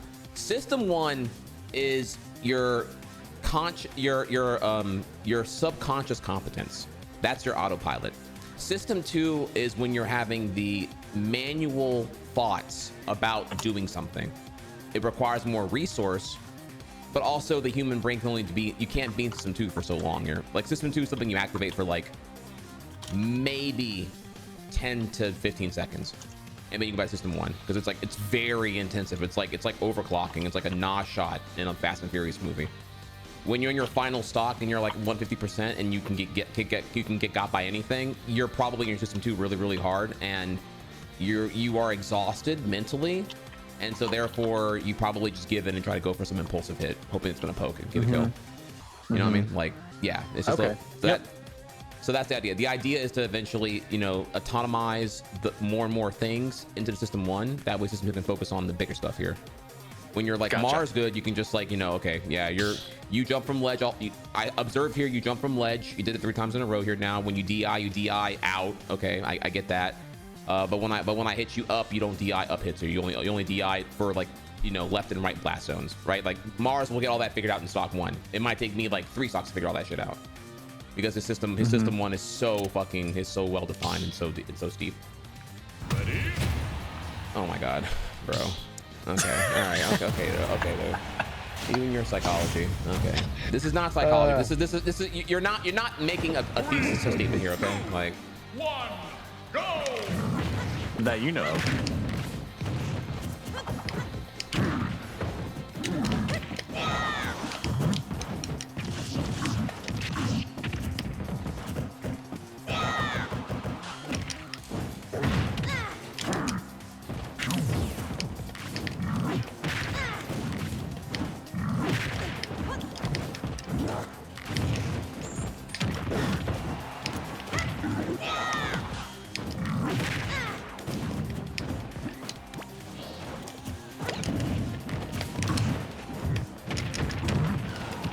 Watch out for my big long croc arms. I think they're longer than your sword, so.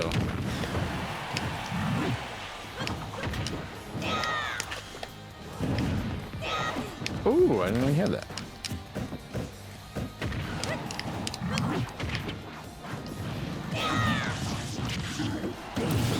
Nice.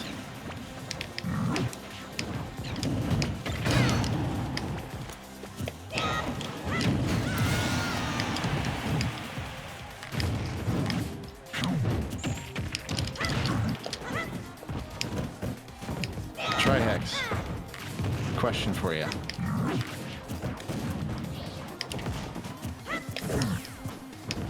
Do you like feet?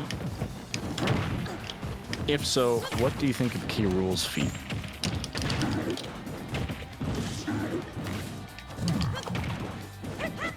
You don't. Maybe you don't have to ask, or you don't have to answer. That might be too personal. But just like objectively, do you think K. Rool has nice feet? You don't have to be into them, or maybe you are, but you don't have to share that. Last thing I want to do is make you uncomfortable, Trihex.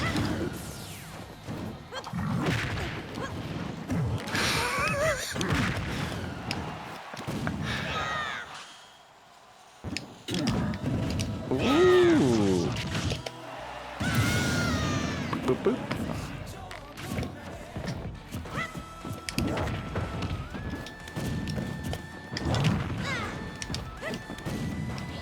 If you do like feet, don't tell me what you think of Youngling's feet.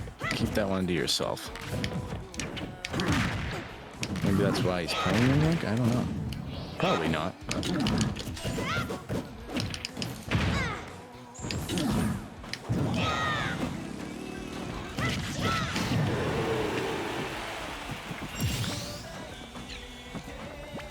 Do you guys think K. Rool would be like a good cuddle buddy?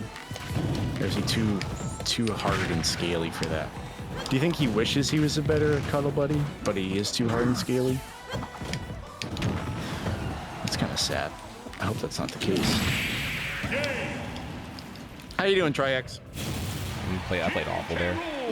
Ugh. Yeah, I also flubbed. I tried to do the turn. I mean, it's not really flub. It's just like that was more execution error. Like I just didn't do the turnaround error like I wanted, and I was just stuck processing that, and then you got that. But I made a bunch of fucking issues there. Ugh. Did you know that I was like? Yeah, you're trying to diffuse. You're trying to diffuse the tension. Yeah, you're trying to diffuse the tension. I know. Yeah. Well, my question is not that. My question is, how much of what I said did you process? And like maybe it was frustrating and annoying, but like how much did you actually like register? All of it. All of it. Carol's feet. I'm looking at Carol's feet. I stopped looking at Carol's feet. Youngling's feet. I'm wearing boots. I just remembered. I forgot that he was wearing boots. I don't even know what the fuck you were talking about. And then I'm listening involuntarily, and I hate that I'm burning resources hearing this shit. But yeah, I was trying to focus on Gabriel and super armor to very mixed results. Okay. This next game, I'll try not to do it too much, but try to talk to me while we're playing. Oh my god. Try to like, it doesn't have to be like frame one answered. Brother, I have enough issues doing this not talking. I'm aware.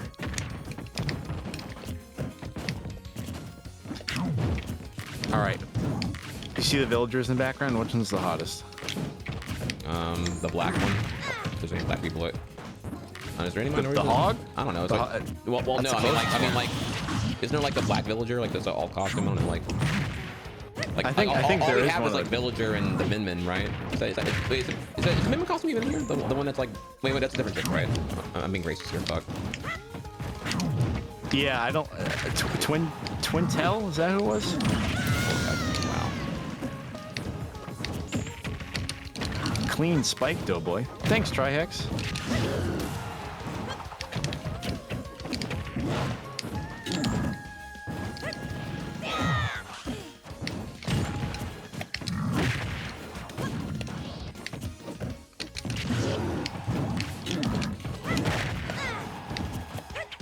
I think the one with the bangs up front, those big lips, that's easily my choice. I'm pretty predictable here. It's got nice ears too.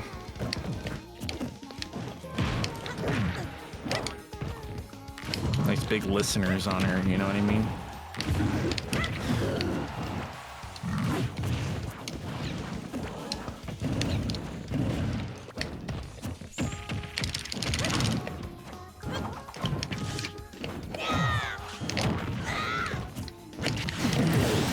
Nice.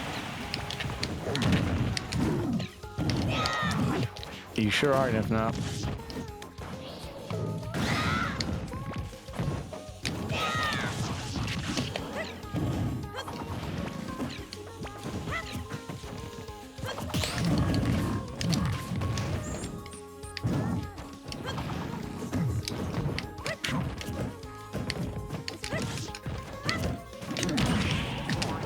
Oop, wrong way.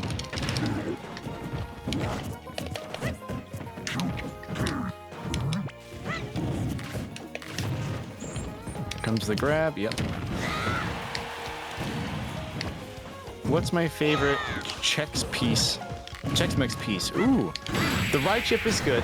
I'm with you on that. I think I haven't had Chex Mix in a second. I gotta think about this. So there's the weird, smooth little twisty, not twisty, but the bumpy little breadstick guys. There's the square pretzels.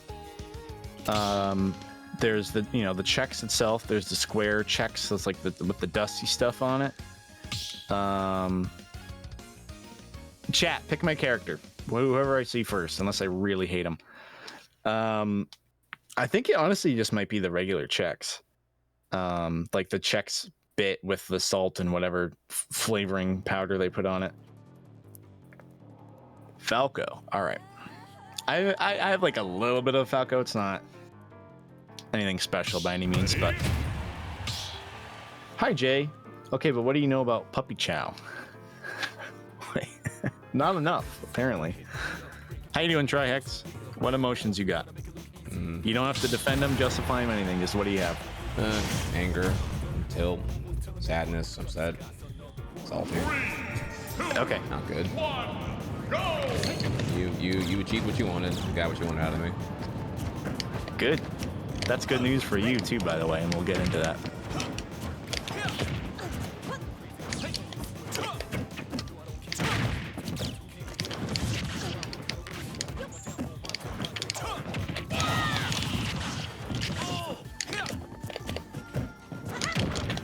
Fun fact, did you guys know it's not canonically confirmed? I don't think, or maybe it is now. But if you look, Fox and Falco, or any of the Star Fox crew, it looks like they're wearing boots, but they might actually have their feet removed because it helps with like G-forces as a pilot.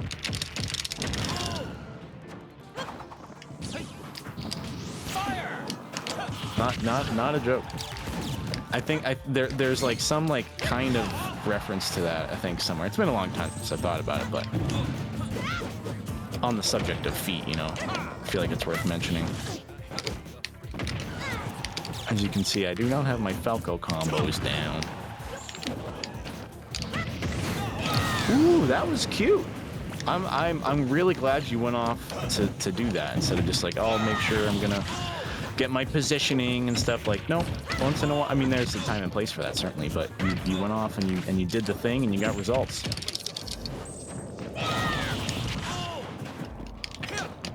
He talks too much. Get his ass, Trihex. He talks way too much.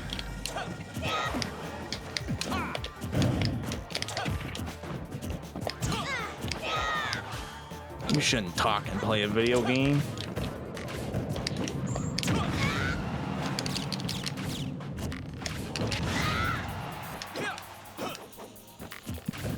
You would think Falco's tail would not be so, like, strong. Like, I'm literally hitting you with feathers and you're going flying.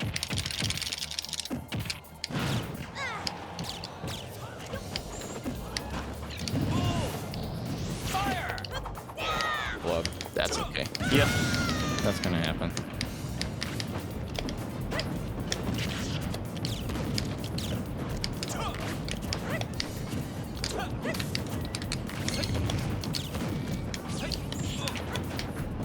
Nice there.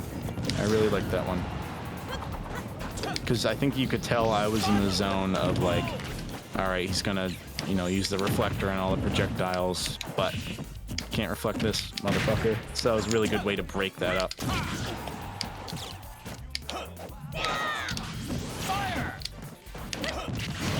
Nice.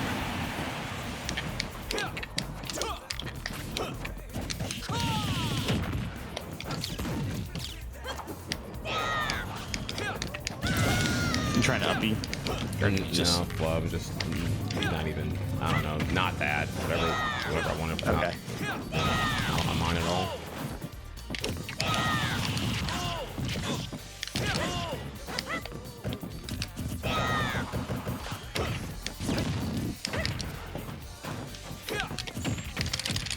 Great choice to grab. Covered a lot of different landing options I had.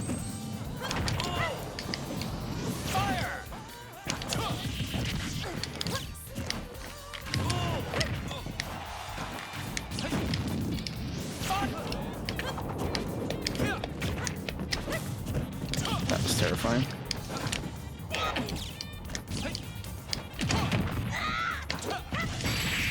That's probably game. Yep. Nice. Must have been talking too much. Oh yeah, I'd be ignoring you. You say it. I'm really good at ignoring all that. Like, I know it's all fillers to make me like, you want me in system 1 and I refuse. I did like that's coming from my heart. That was not filler at all. That's what you heard is who I am. All right, I saw Ganon. Look at a Ganon then.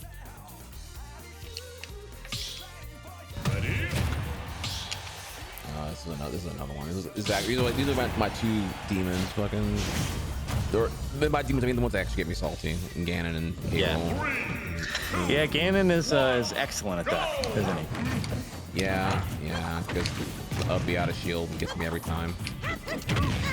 That's what gets. I mean, I'm not saying like as a bad thing. To me, it's like the forward smash that does that. And like, oh my god, I know he's gonna forward smash. I can camp and then I just forget about the fucking up the out of shield. So I'm like, okay, that's a Falcon issue, not a.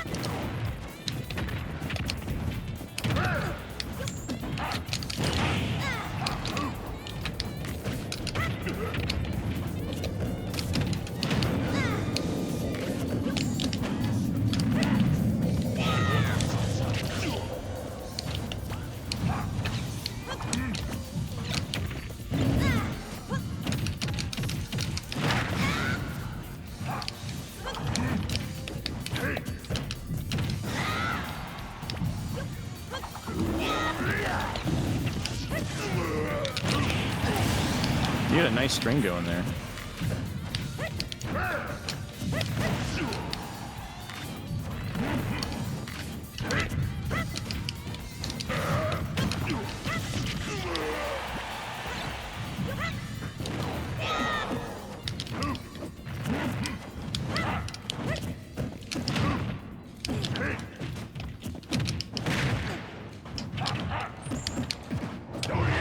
Ooh.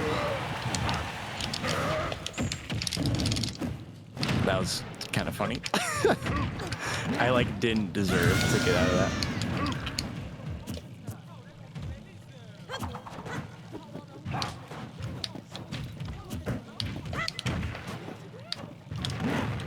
You want to see a magic trick? Oh. Would have been good though.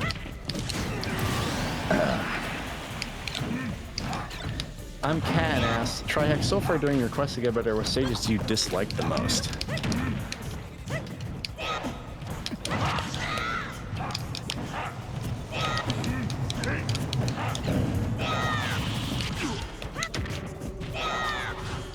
Yoink. Oh, yep. I thought I'd have to tech, and I didn't have to tech, and then I just died.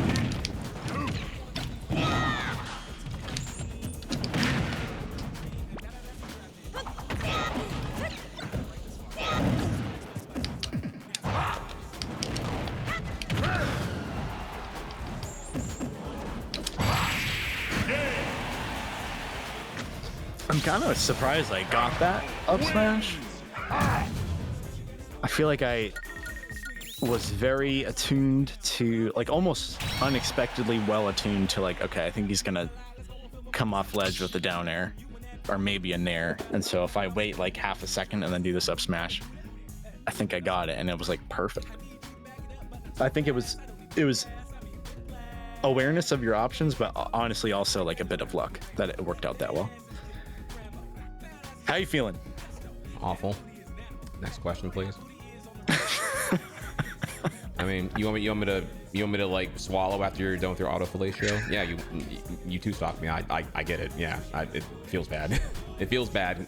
It's what I deal with the Ganon and the K roll. Okay. I spend less time on decisions because I'm constantly in fear of getting destroyed, and it really, really sucks. It's a composure issue as far as I can tell right now. I play like insanely worse against these characters. Even the Gimp I got on you was something I shouldn't have done. Like I wouldn't, like, why the fuck would I try to like go and like Gimp Ganon? You can just the minute you see me come, just up B and I lose. Like I don't know why the fuck I even did that. I got lucky. You got online buffered on that. It wasn't even like a real like thing. Yeah, that was a lucky one for me for sure.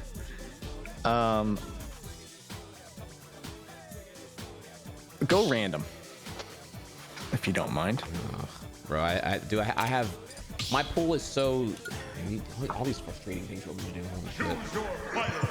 All right, these kind of things are like way better. Maybe we should not stream these lessons, honestly, because this shit gives me so fucking insecure, dude. Like on camera, holy fuck. Like, ugh. So what we're gonna do is we're going random right now. If you get frickin' Sephiroth or something, character you don't play much or at all, dude, then it's clearly not. I don't play like 97% of the cast. Like, yeah, yep, that's okay. I like going into this logically, recognize you're 97% likely to not get a character that you play as, and so you should not be concerned with the results, right? If I wasn't streaming, yes. I'm being honest. So what makes it so okay? That's we're digging into it, and that's the point. So what about streaming makes this different? Streaming is the arena, is the Coliseum, is the courtroom where I did the previous crimes of not playing well, not playing Trihex good, and losing all composure. I was unbearably salty, unbearably tilted. I've never wanted to rage quit a stream until I like lost like 20 to 30 games in a row in a sub lobby. Like, everyone was really nice to me. No one was salty. It was a volcano, tornado, hurricane in my own head of just like salt, and I had nothing to take it out on because everyone was really, really nice. It was just me. It was me. It's trauma. I don't know. I wish it wasn't that way. I wish it was less embarrassing, but it's really embarrassing, and it's really it super sucks. So yeah, being vulnerable on camera, it blows ass, like a lot. I feel like I lack control in the situation. Okay. I think you have a sense of this anyway, but I do want to just vocalize it. That the people watching you right now, or even if they're not watching you right now and they watch the VOD later or whatever, the people that are going to see you playing on stream are generally aware, if not very aware, of your journey to try to improve as a player. And that lately you vocalized that you really like playing, you're enjoying your like morning Elite Smash grinds and stuff, and you like learning, and you're beginning to resolve the bad habits, and that's been a fun process for you. Everyone here is happy that you're on a journey and that you've been generally enjoying the journey. I know me saying this doesn't just snap finger resolve trauma, but I want you to visualize the chat more as like a bunch of friends rooting for you than like I think you often see the chat as like maybe a little bit of that, but also people who are possibly out to get you, or they're here to judge you. And that, that there might be a handful of people that are doing that. But those people suck, and we all know that. They are a reflection of themselves in some way, and they have bigger issues than how you're performing in Smash. The people here are interested in watching you grow. There's 125 people in the total chat right now, and they could be doing absolutely fucking anything else. They could be walking outside, they could be hanging out with their cat, they could be with family, they could be playing their own game, they could be playing guitar, they could be drawing. They're here to watch you play the game and maybe get a little bit better each time, or maybe not. Maybe you get worse one of the times, two of the times, three of the times. Maybe it's like it actually doesn't feel like a productive session, but they're going to be there the time after that and the time after that too. They're there for the net experience of watching you improve, and they also like you. They're here because like they could be in someone, if they're going to be using Twitch, they could be in someone else's chat watching someone else play whatever game, whether it's Smash or otherwise, but they're actively choosing to hang out with you. It's a hangout session. It's pretty cool.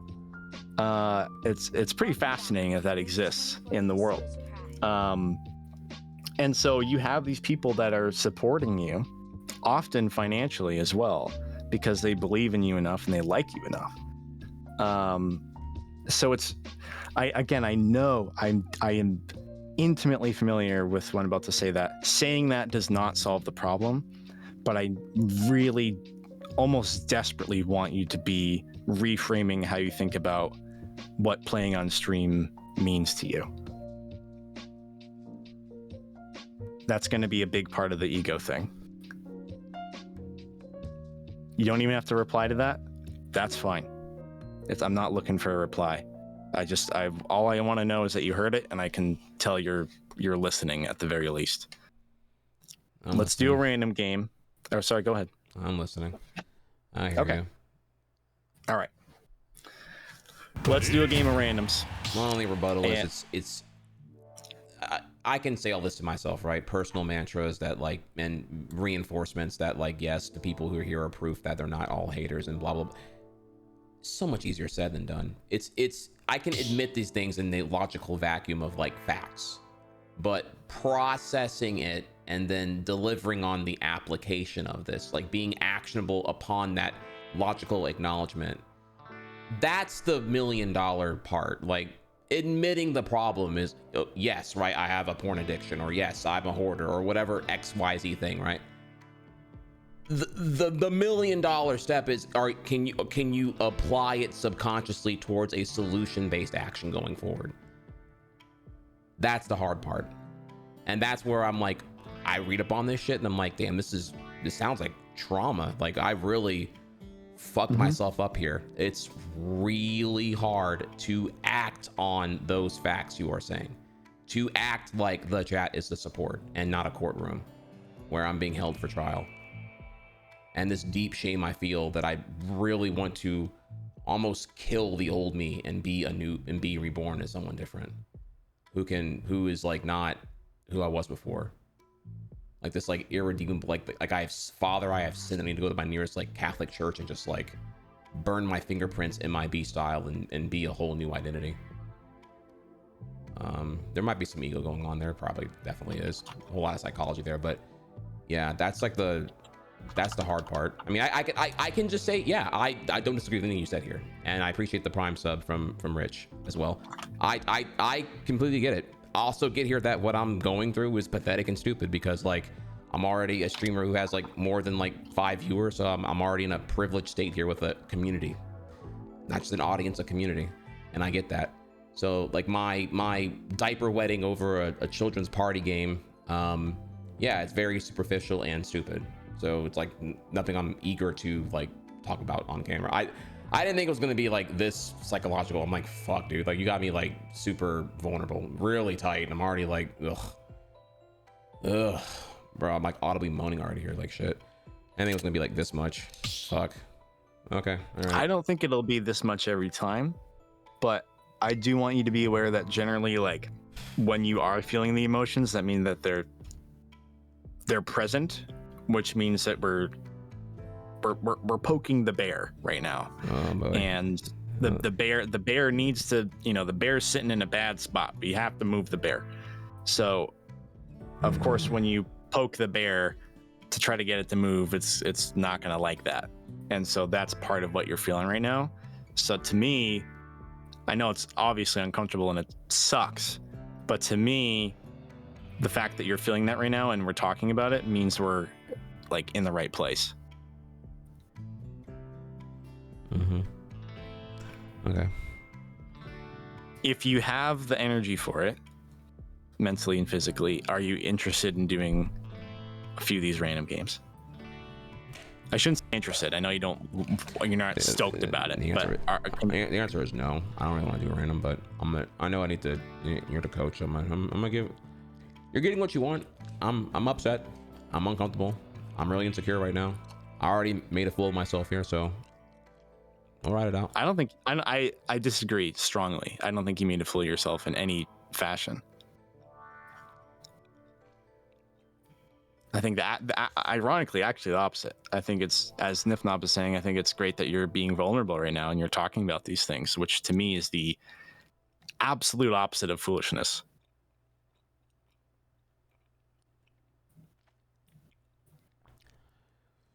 Like you're being a. We are witnessing emotional intelligence +1. That's what chat's watching right now. Okay, well, thank you. We're witnessing the XP bar go up. Yeah.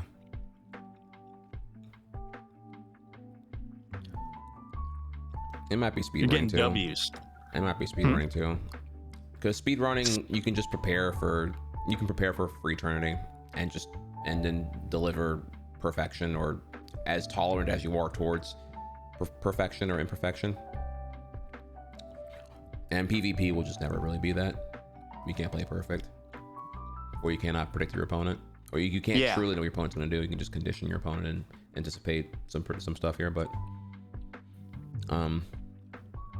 yeah, my intolerance towards my I don't know. Definitely a lot of things have happened here. I don't know. I speedran Yoshi too long. I didn't play games casually for like 15 years of my life, which is pretty terrible. I don't even know what that even did to me. I'm kind of like really unaware of what that meant. pretty much from like 06 to like 2015, I played nothing but Yoshi and like 4 other games. And of those games, all of them were like either competitive or speedrunning, like not casual at all. I played like almost nothing casually when I worked at GameStop, the irony. And then when streaming took off, I also played nothing casually. I felt there was even more pressure to play more competitively at that time. And I didn't touch a game for a casual recreational purpose until I had an ego that was like irreparably swollen, I would say, from Mario Maker and speedrunning. And then I was terrified of being vulnerable. And Smash reached itself with Ultimate. And then I didn't, I had no what to do. I was like, not just bad, I was like bafflingly terrible at the game. Just didn't even know what to do with it. And so I think all that's kind of a mishmash of where I've been. And I think partially to why I'm enjoying Smash now recently, the last 2 months, is because I finally have control. The environment is controlled. You know, I'm working on the bad habits. I am keeping myself up with a positive mental. I'm like, you know, I'm being very analytical. I'm tracking shit. I write down everything after every match, about how I feel about what happened or what I need to be doing here. The input display is more for me to like call out, because I review my VODs daily when I'm off camera, to like see what I did wrong and shit like that, or or really rather what I'm actually doing, like what I think I'm doing versus what I'm actually doing. So yeah, I'm working on it. Yeah, let's oh shit, make a new arena. I thought moving around was gonna refresh it, but yeah, no. Do you think Nintendo would do something that smart?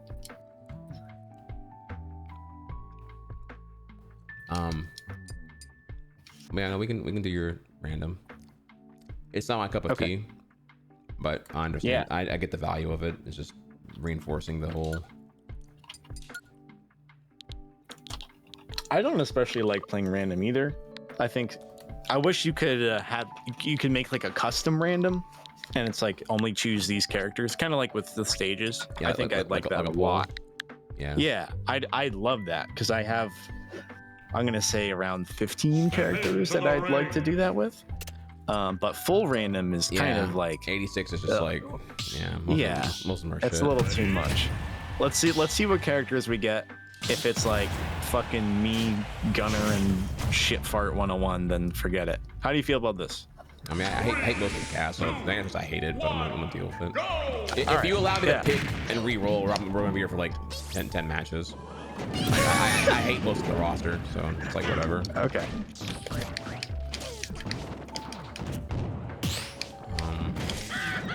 What's your favorite one of the Bowser brothers? The Koopa kids. I can't remember the name. I mean, Ludwig's probably the coolest one because he has like the most craziest hair. Oh, the honor, now I can talk to you like no problem. Now it's whatever. This is so unfair. You get if I had Pikachu, I'd be way happier than fucking Bowser Jr. right now. How dare you shit talk Iggy, dude? I think that's Iggy. Pretty sure. How this even works. You have to hold it. Oh my god, they must fucking die. Holy shit. Bro, you were cruising. How does I actually. Okay, I get it. Yeah. How this works. Yeah. As someone said in chat earlier too, one thing that is good about this is like, next time you play up against the Bowser Jr., you're gonna be like, oh, there's like a lot of end lag on that move, and I know that because I did it that one time.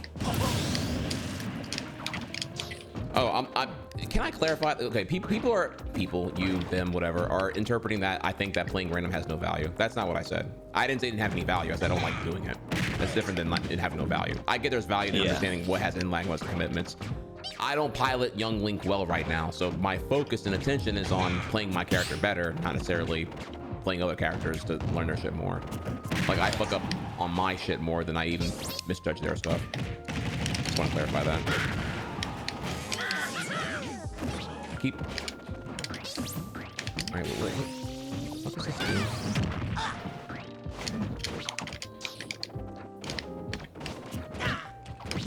fork. Oh my god. Who wants to I get have a forked tether. by Trihex on stream? I have a tether grab. What the fuck? Like, hang on, wait, oh, it's a tether grab, but it's like it's so shitty. It's I'm actually, I think you're right. There's a tether, but I'm honestly not sure if it counts as a tether. I think it might just look like one. Oh wait, okay, wait. You know what I mean? I can't tell. You know, you have to like actually try it, not get hit by it.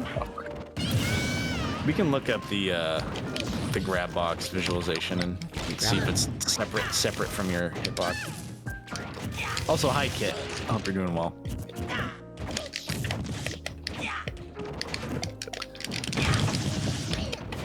White male gets forked by Trihex on stream. Bro, stop. Hoggers. Stop. Okay. Can I be honest there? I was trying to do the fucking because the Mega Koopas come out in front of you. I keep thinking it's the forward B, and then it's like, but forward B is the fucking car. Yeah, you make a lot of like literal my basic ass errors. Yeah, my Tesla autopilot is driving off a cliff here. Sorry. I thought that was funny. I thought that was actually funny. I enjoyed it. I knew about that. You just crushed my skull with your huge balls, dude. Damn. Iggy wins.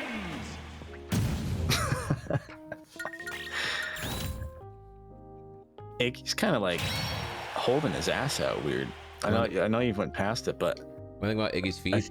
I feel, you know, okay, this is like so unimportant here, but where the Mario movie goes for its sequel, I suspect here they're gonna have to. They teased the Yoshi, but then they're going to Galaxy. So I'm like, okay, are we not going to Yoshi's Island then, I guess?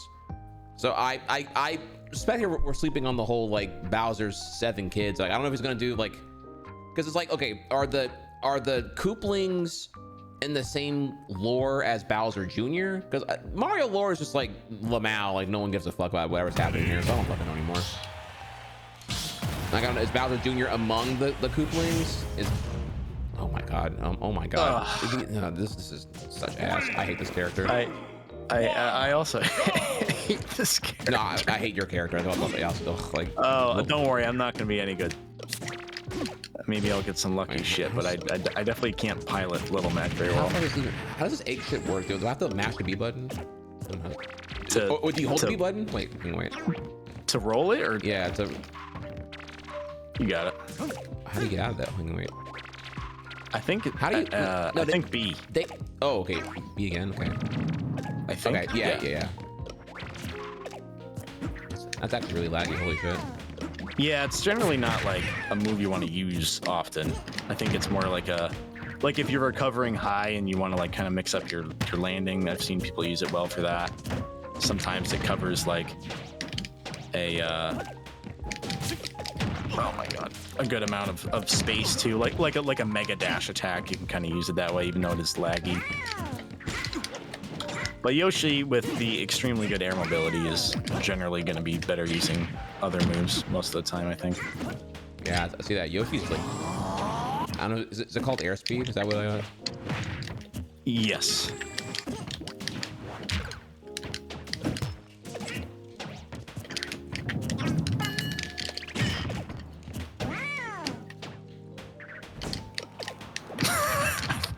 Were you just waiting for me to do it? Oh, why would I move at all? I would, yeah, like, fuck you. Like, I don't know, bro. Like, I would, dude, Max online, yeah, the minute they got meter, I'm like, okay, you gotta come to me, bitch. I'm just gonna throw shit at you. I don't even pretend to have fun against them. I'm like, no, your character does not allow fun, fuck you. Like, because the minute I poke you, like, you can counter, so I'm gonna never poke you in range. Like, uninstall the game, pick a new character. Holy shit. That's how we feel about that. Cool. I think I actually had good DI too. That's crazy that killed me. That's quite the forward tilt. Oh wait, fuck. You know, I didn't know that Yoshi's down B had the stars be the hitbox until like this game. Like, I never understood why I was getting caught by Yoshi in Smash 4. I was like, why is this hitting me? What the fuck?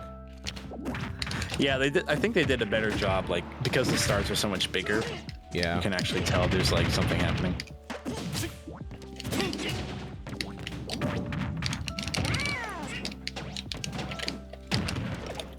How much water have you drank today, roughly? Oh, a ton. Remember I played DDR earlier today, so I've been on Oh, it. that's true. Yeah. I'm Let's say you hadn't played DDR today. Roughly, how much do you think you would have had at this point? I drink a lot of water actually. I have a I'm really good about the hydration and you know me, baby. You know the fitness game. I know. I've fallen out of the habit. I have to like more manually. My water drinking is system 2 right now. Oh, yikes. Yep. Not always. When I'm exercising, it's very system 1. In fact, it's like uncomfortable. Oh, so not are to. you between gym sessions, right? Like you're between like your gym binges right now or some shit? Yeah. So I'm like not drinking enough water because of that, honestly. Wait. Oh wait. I have two tongues. Wait, what is? Okay. You have 2 tongues? Yeah, I do, dude. Because the grab one is Kent eyes back, baby. That one. That's the grab one. Then there's like the B button. I know those. I know I had two them shits. Your grab doesn't egg me, but your B does. Oh my god. I mean, your character sucks. I'm gonna lie to you, bro. Like, oh wait. Not me trying to match B, which I don't even know. I think matching B is definitely not gonna help you there. I think for like the most part, you're just like better off not using egg roll until you're like. I didn't want to use egg roll. That was.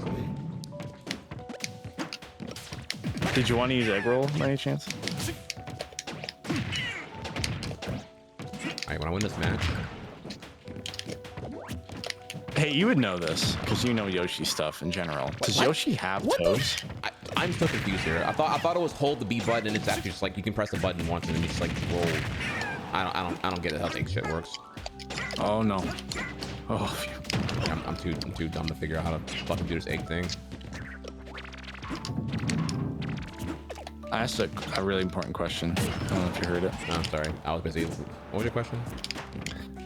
You might know this because you know a lot about Yoshi lore. Does Yoshi have toes? Like, what's under there?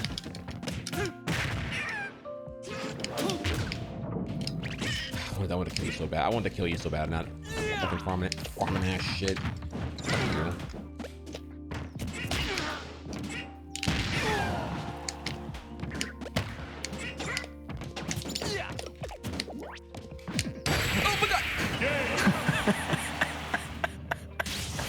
That was such a genuine. Oh my god. That was good. Yeah, Dare I say, it almost sounded like it was slightly, just a little bit fun. It didn't sound like a tilt. Oh my god! It sounded like a yeah. I mean, hanging out, having fun. Yeah. Yes. Doeboy, we're having the friendship thing happen. Yes. Wow. So are you having fun playing Smash while streaming? Did that happen? Like just a little bit? Did that happen? Yeah, only after I emotionally exhausted myself of having any more. Oh no! I have to play this asshole. 3, 2, You know what to do. You just hit buttons. Bro, dude, I don't.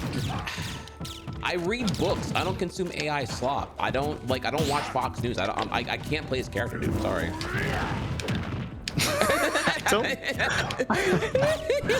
I think I see the pipeline that you're referring to. Bruh, they see me trolling. I think you're dead, bro. Dude, Yep. the facts say that 95% of Ganons watch Fox News. Ganon mains. It's true. I mean, Mac. It's all there. Mac. Who else here? I got him. Nah, Bizarre. Whoa! What the? Whoa! Okay, I got it. This sucks. I have to like find out the hard way. I think this shit actually works whenever you're off stage. That is so laggy. How the fuck you? Oh, you're fucked. You're fucked. Dude, you wouldn't know what the fuck was it. Fuck you. Okay, I'm not even gonna lie. I actually didn't want to do that. I thought I was gonna get you to land on the stage. That wasn't even the. Okay. we do that again? Can we go? Can I try that again, please? Do you want to pick Ganon? No, but yes, because I need to. All right. I didn't get to learn anything there. Choose your fighter. I promise you, I'm better than that. It's Falco. All right. Did you know 2 hours ago you'd be picking Ganondorf and trying to do whatever you're trying to do against Yeah, me? because they're cop blocking from picking Link and getting better with the people I give a shit about. You know, so I gotta play like fuck ass random here and have fun. With some bullshit. My primary goal as a coach is to cock block you. You got that right. Wait, whoa. How dare you? No, that's not what I wanted to do. That was Ganon. That was Ganon. Ganon's like it's like a level 7 Charizard when you're under equipped. Like he's just disobeying me right now. Seriously, Ganon's get up attack has like no meat to it. Holy shit, dude. No meat? Bro is meat. like 8 foot tall with like a fucking micro cock, bro. Like give me some fucking meat to that thing. Goddamn, bro. Get out of here. I'd say it's got solid heft.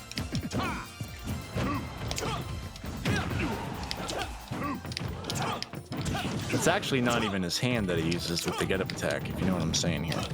He's got that the beast Ganon showing up for get up attacks. He's got the calamity.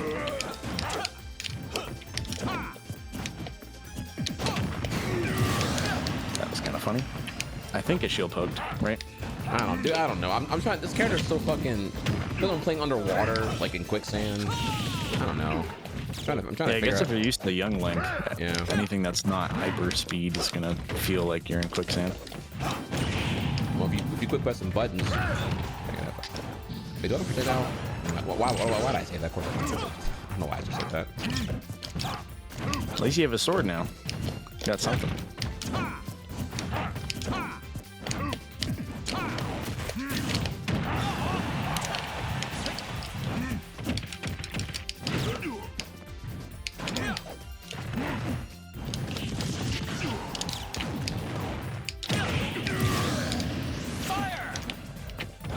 I have to get one in when I can.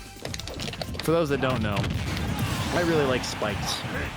I'm a pro spike enthusiast.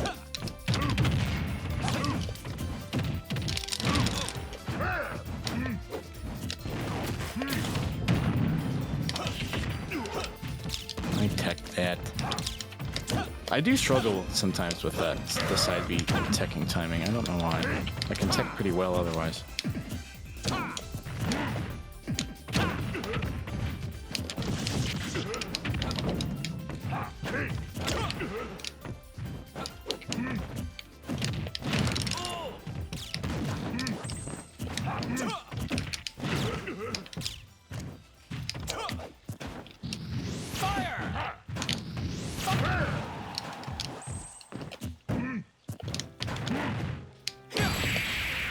I had a feeling you were gonna upbeat. Hey, you took a stock and a half there though. Had enough already? Bro, I wasn't even looking at your character. I was sitting here like the whole time, just like, okay, how laggy is this fucking and how laggy is X and everything is like, oh my god, bro, holy shit! I have to like email you that I'm about to do this thing. Fuck. I gotta change my thinking. I gotta be thinking like 5 moves in advance here, because holy fuck. The email's wild. That's good. Oh my god, bro. All right, let's do. I'm doing random again. Yeah, I went back to it. All right, Yeah, one okay. last random. Yeah. Okay. Okay. Got a hot date tonight, so I can't play too late. Gotcha.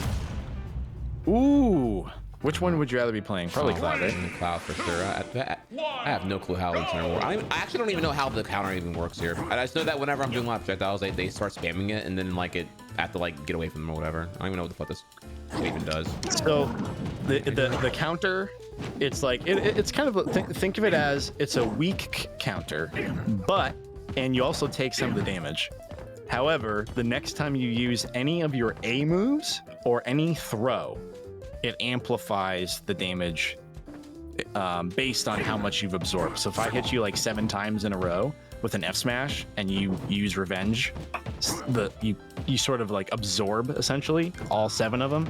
The next time, even you'll jab me and it'll do like 50 damage.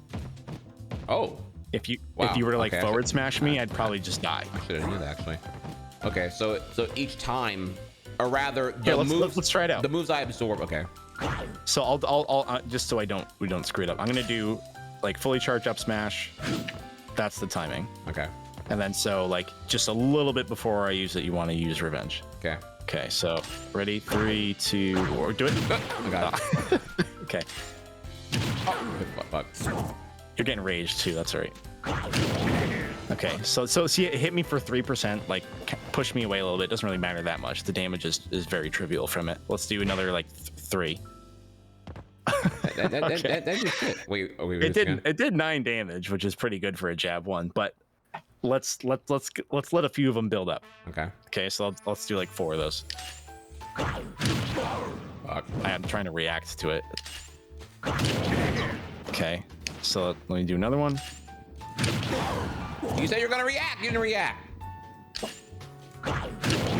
Don't take forever to do it. Well, you're All right. charging this. You're charging it, dude. You said fully charged. Now you're saying don't take too long. Pick a lane, right. bro. Pick a lane. All right, relax. All right, now come over here and forward tilt me.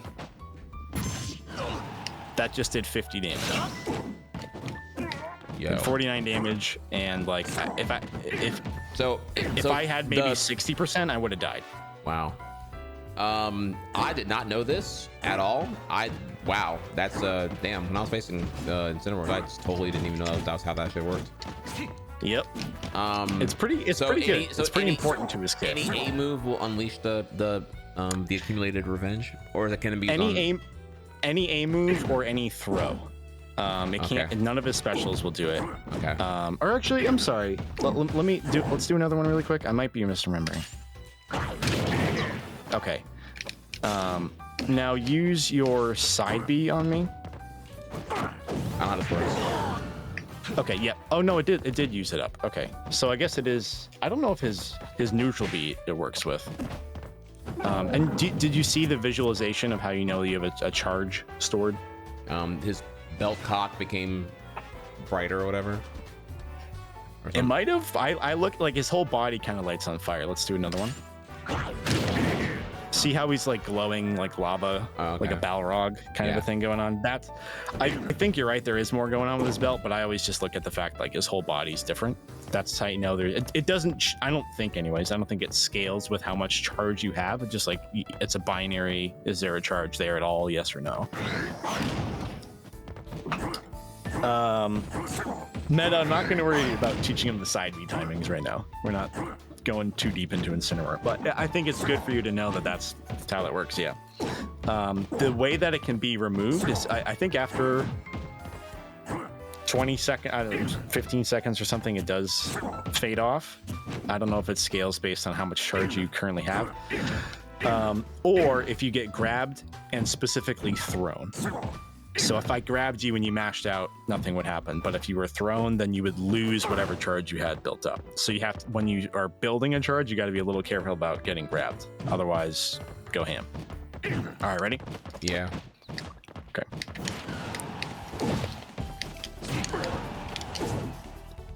Wait.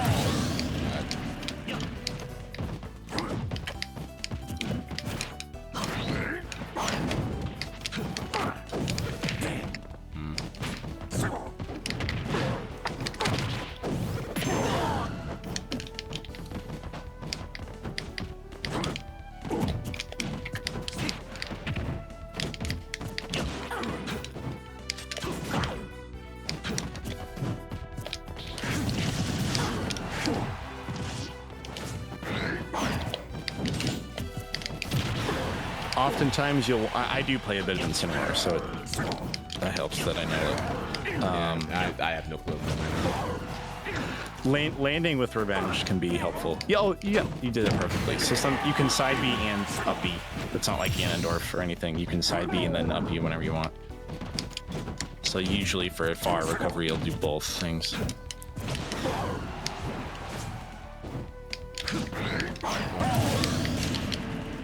Oh.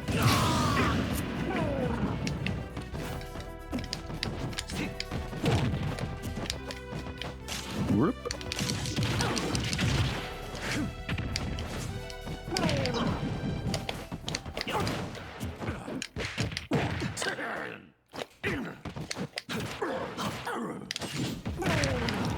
Incineroar plays a lot like Captain Falcon does in some ways. So if you think of Captain Falcon combos with like up airs and that type of stuff, that's often how Incineroar is played.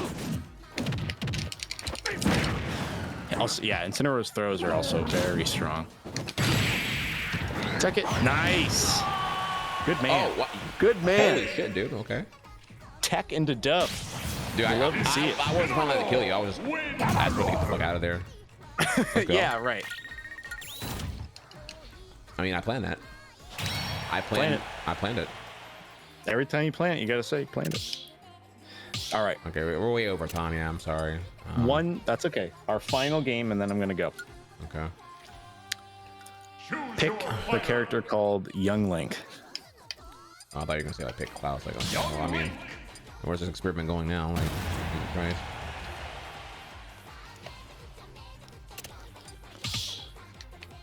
Ready?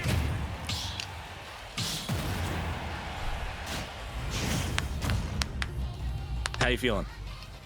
I feel better. Quick TLDR. I feel better. Better. Definitely better. Go!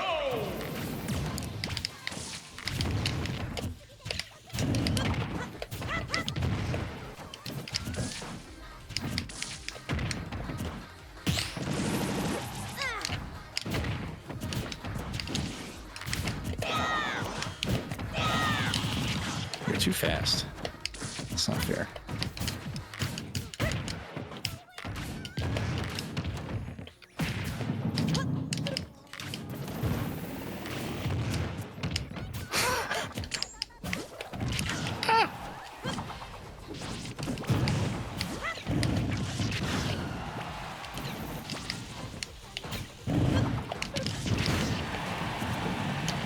I'm a big girl. I really liked your movement there. Like, I know, like, it didn't result in anything for you, but it scared the shit out of me. It makes it look like you're confident right now, and it makes it harder for me to, like, make choices.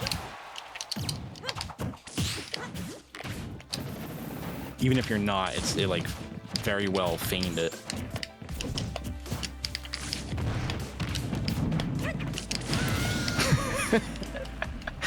You set yourself up a little bit for that one. Those are funny moments.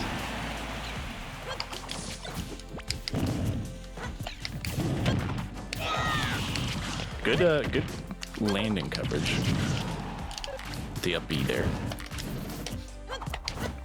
It kind of acts like a down smash in that way. Oh, you spot dodged.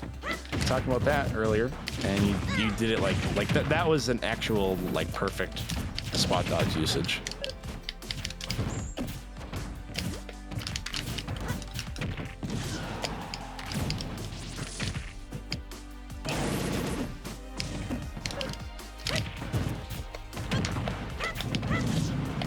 Hard for me to get any footing right now.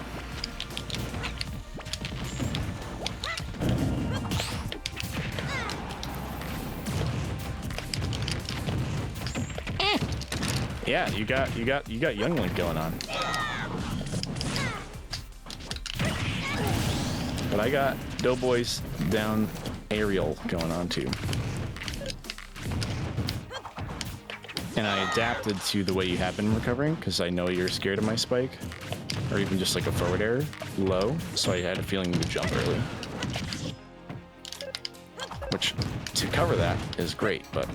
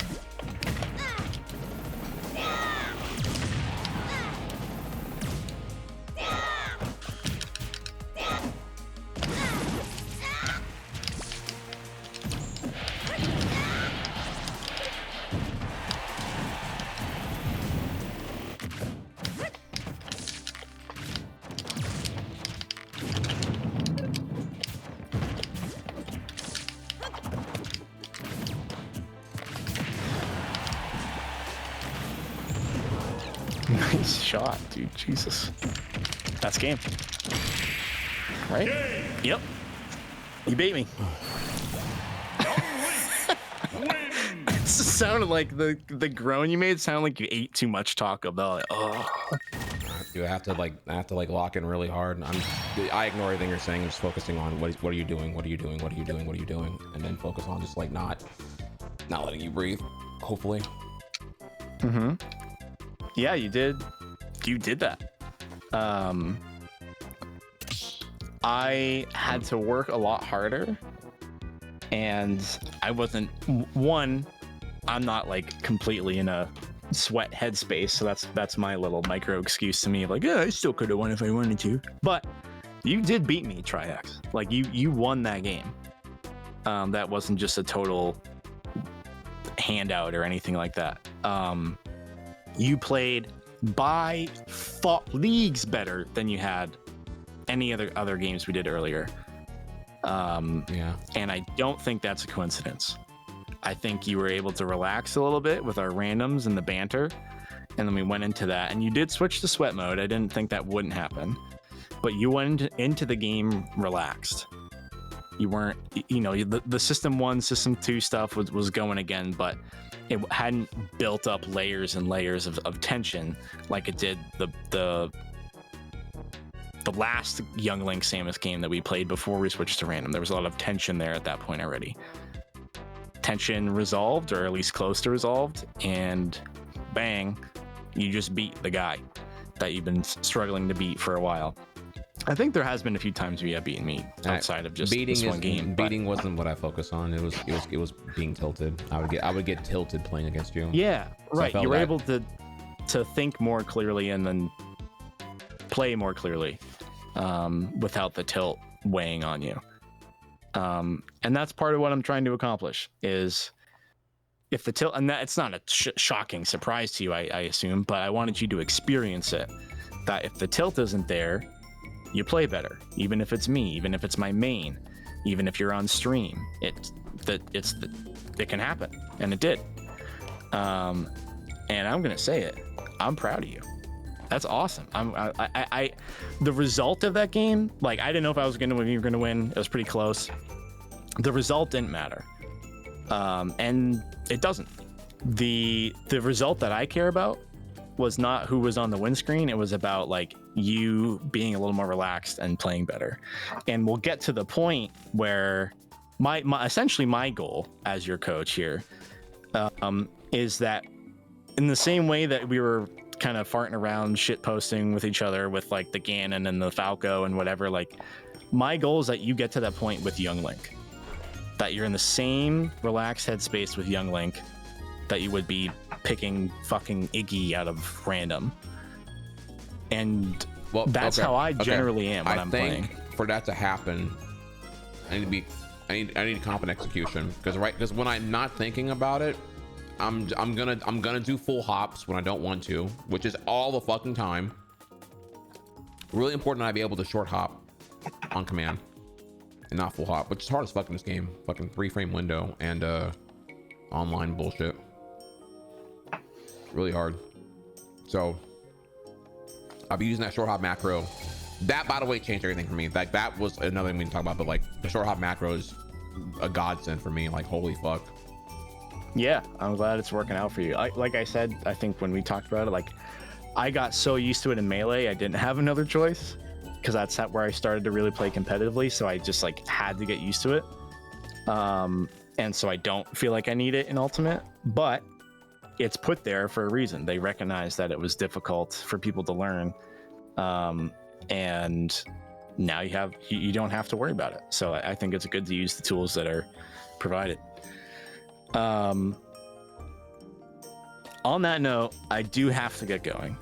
For sure. But I think this was a really good session 1. I am proud of you. I hope you feel like something useful has happened and has started and will continue. Oh yeah, definitely. No, don't let my earlier quips deter here. No, it was good. Like I said, I'm very receptive recognize me getting salty, tilted, and emotional is a sign that I was very receptive, as I was open with here. I do. It like dissociating would be me like I'm above this, or me saying I don't want to do random. No, I'm above that. No, you don't. I'm not gonna condescend to your random. No, like I didn't do any of that shit. Yeah, you stuck through it, Yeah, which is really good. yeah. And also, I wonder how this would have worked if it was like off camera instead. But I mean, maybe it being off camera is kind of important, so I actually like have to deal with all the demons at one time. Yeah, there might be times when off camera is useful. I think that's very valid, but I think on camera, especially because that's part of what we're working on, is important for a lot of it. So good stuff. I agree. Good progress already. Any particular homework until next time, or there might be. I've written down pretty much I don't know, about a page of notes from today. Okay. And so before next Tuesday, when we have our next session, I'll make sure I look at this. But even prior to that, probably tomorrow, if not later tonight, maybe. But the way that my brain works, just so you know too, is like I'm gonna be like thinking about this randomly, like driving to the grocery store, like not even trying to think about it. I'm like, oh, you know what we need to do is this. So between sitting down deliberately with the notes, as well as just kind of random passive thoughts, I'm going to think about what next steps are. I think if you want homework for the short term, before I get a chance to really think about it, it is, where is this? On Elite Smash, you did that killer fucking spot dodge in the game we just played. Keep working on spot dodge. Go into Elite Smash and go like, okay, like this is bad advice technically, but you'll see where I'm going with this. Try not to roll, and just spot dodge instead. And it's gonna be like, oh, why would I do that? Like, no, I get it. Yeah, yep. And so you'll be able to figure out when spot dodge works and when it doesn't, and you'll start to that's kind of the first step towards integrating it more often. I gotcha. So we'll just pick that one particular example. I wish I knew how to approach that. I'm like, okay, I'm gonna try to just think about, okay, when I want to roll spot dodge instead. Okay. Yeah, well, the way to start is, get into a game, and then anytime you roll, like you'll just be like, oh wait, I wasn't supposed to do that. I wasn't supposed to do that. Just to have a hyper focus on paying attention to your rolls. Yeah. And if you're rolling, that's bad. And try to do a spot dodge instead. And you'll eventually figure out when it works well and when it's like, okay, I kind of don't want to spot dodge here, but I'm going to do it for the bit. And it's, yep, I was right. It was a bad time to spot dodge. I should have rolled, or I should have jumped, or should have shielded or something. But you'll learn. You might run into an instance where you think spot dodging is a bad choice, but you're forcing yourself to do it anyway, and it actually works out beautifully. And you're like, oh shit! And then there's a click. There's a growth. No, for sure. Happening that you didn't expect to. No, for sure. I mean, like roll is like super more committal than spot dodge anyway. So it's like. Yeah, right. It's arguably better if you're overdoing one over the other. Spot dodge is the better one to overdo, but you'll find the balance as you get more used to it. All right, I gotta piss really bad too, so I'm gonna wrap up ship here. But I'm gonna raid you. I will turn the favor somehow. I'll figure out what I can coach you on. We'll see. I think we figured it out. But. Anyway, thank you for the opportunity to do this, because I really like doing this. This was a lot of fun for me, and it's fulfilling to help you. It was very personal. I felt that what's the thing that happens when you're not the opposite of AI slop? Human connection. Yeah. Human connection. That thing. Yeah. It felt really good. Yeah. Next time, I think I'll just train an AI to coach you, and then I can, I don't know, go to the casino or something. Spend some of my Elon. I'm waiting coin. for the AI glazer to come in my chat and be like, Well, how would you feel if you went to your like doctor and they just like fed their shit into Chat GPT and then charged you $180 for that? like literally. Let's say you go to one of those like get well clinics, right? Because all these hospitals are closing now, and the doctor, you just see him on the computer just typing it into GPT, and then just feeds out. He just tells you that advice and then a bill for $180. How would you feel then? Yeah, that's terrifying. Because I'm sure it's already happening. Yeah. Oh, yeah. No, this is like an anecdote that I heard from someone else here. I'm like, oh yeah, I wouldn't even be surprised, dog. Yeehaw. So, yeah, go ahead, train up your Doeboy AI, and then while you're at it, fuck it, have it coach me, have it stream for you, free vacations. It prints infinite money. All the subs will just think that you're always there. Yeah, you're just AFK. All right, cool. Twitch is solved, baby. Yeah. What's next? What else can I use AI on? All right. Bit is good. I do have to pee like incredibly bad. Okay. My chat, gonna send you to Trihex. Let's go hang out with him. Trihex, good stream. Thank you, bro. Feel free to DM more if you have any other stuff you want to like add to continue for next session. But yeah, guys, every Tuesday afternoon we'll be doing this. We'll keep moving things forward. Oh yeah. And I'm really excited about it. All right, bro. Love you, man. Have a great piss. Euphoric Love piss. You. Oh, it'll feel like peeing down the Grand Canyon. You know, just a trail so long, you're gonna be like, wow, magic. I got a Grand Canyon filler ready to rip right now, bro. I'm gonna go on Temu and find you a Grand Canyon decal for your toilet. Just I bet that's a fucking, or there's some cursed ass decal I can get. Yeah, I'm sure there is. I don't know where my brain just came from with this one here, bro. Okay, all right, get the fuck out. Hang up the call, because I'm gonna keep the shit poster out of control. Okay, see ya. All right, bro. All right, chat. I don't even know where that came from. What was I cooking there? Like Grand Canyon decal? Oh my lord. Okay, we're back now. Let me fix my chat real quick here too. My shit's all fucked up here. Close this real quick. And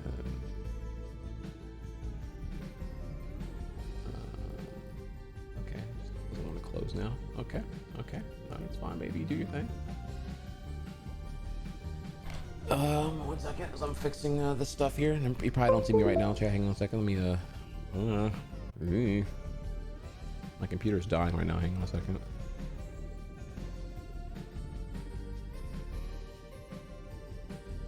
What do you do when your task manager is also lagging here? Oh, good lord. I can't even I can't move chat. I can't click anything right now.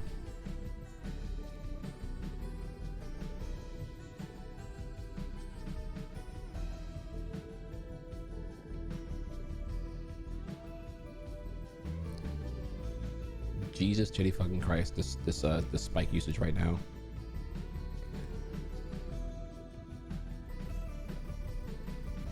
Okay, there we go. Okay, all right, we can turn this off now, and we can turn me back on. 1 second.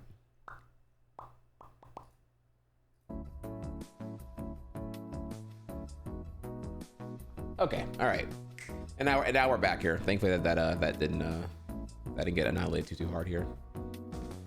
All right, where were we here?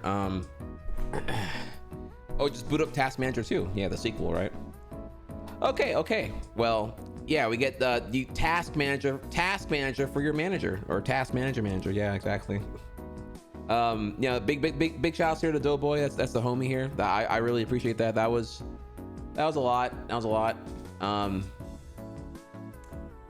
I am not quite smashed out yet here. I like to do a little bit more. Maybe like just 5 though, like just because I do need to get to Pantheon here. So without too much of your time here, y'all, I gotta go P2 here, so I'm gonna real quick hit y'all with what's good. So for the thank you Meta X, I saw your comments here, really cool. I'm happy to see you incorporating more into your Smash as well. So Smash Go session's done here now. We'll do like 5 matches on Elite, specifically with spot dodges, like our new homework here. Sure, I'll give it a shot. I'll see what I can do. And then after that, Hollow Knight. I'm on Hollow Knight right now. We are trying to get Pantheon 4 beat because I want to start Silk Song afterward here. So if you're in for like peak gameplay with the eye tracker, look forward to that. And yeah, and with that here, I will be right back here, but I leave you with a question, chat. A question. Can someone explain to me why it's bad if immigrants take our jobs, but it's good if AI does? Just a question. Just a question. With that, I'll be right back, and then we'll get to that, okay? Also, I need more songs in the queue here. We are very, very low on songs. Holy shit. Cue me up. Everyone gets 5 requests.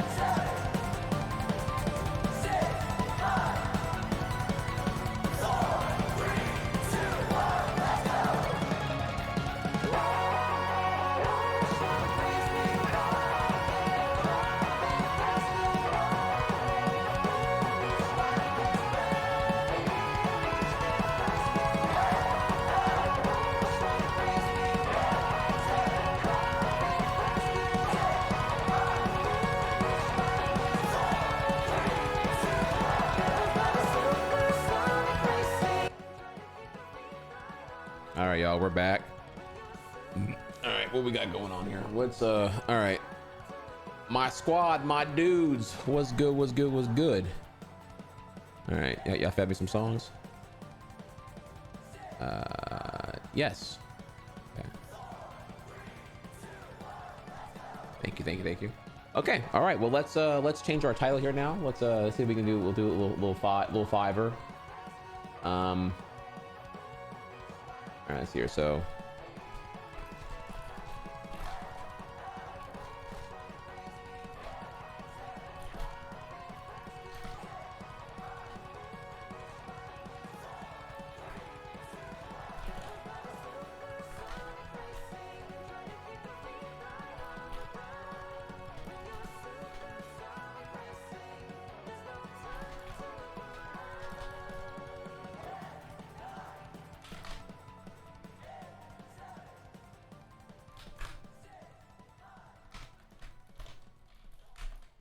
Okay, all right. How did I like the coaching? I thought it was good. In the end, yeah, look, the whole thing is I was vulnerable. I don't like being vulnerable on camera like that. That's like when I don't have control of the emotions, that's when I can't anticipate how things will go. You know what I mean? Like, I like being very controlled and all that stuff.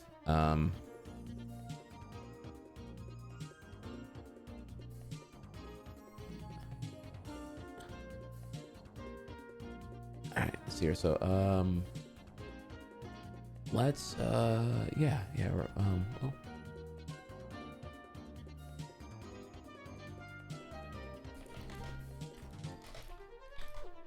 Okay, yeah, so let's get this done. Let's knock it out here.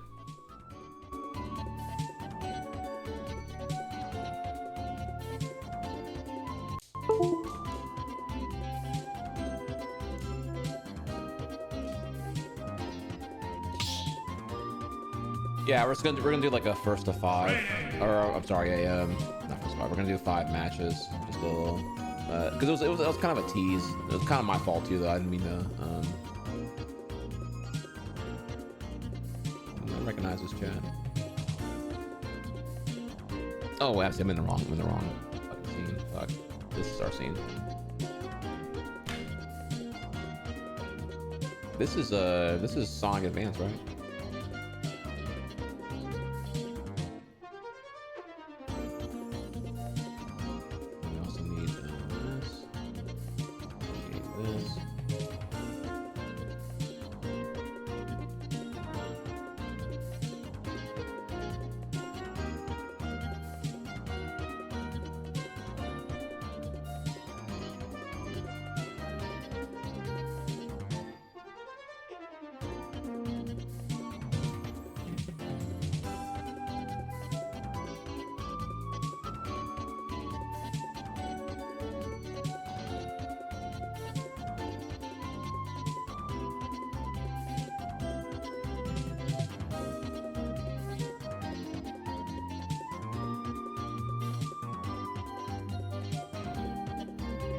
You're being silly right now.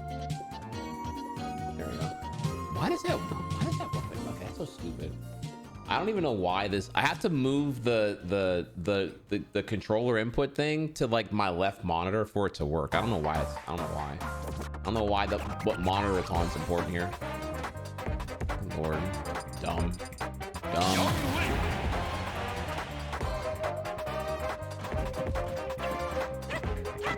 All right, chat. Really important here. Charizard is just Banjo. Banjo lizard person.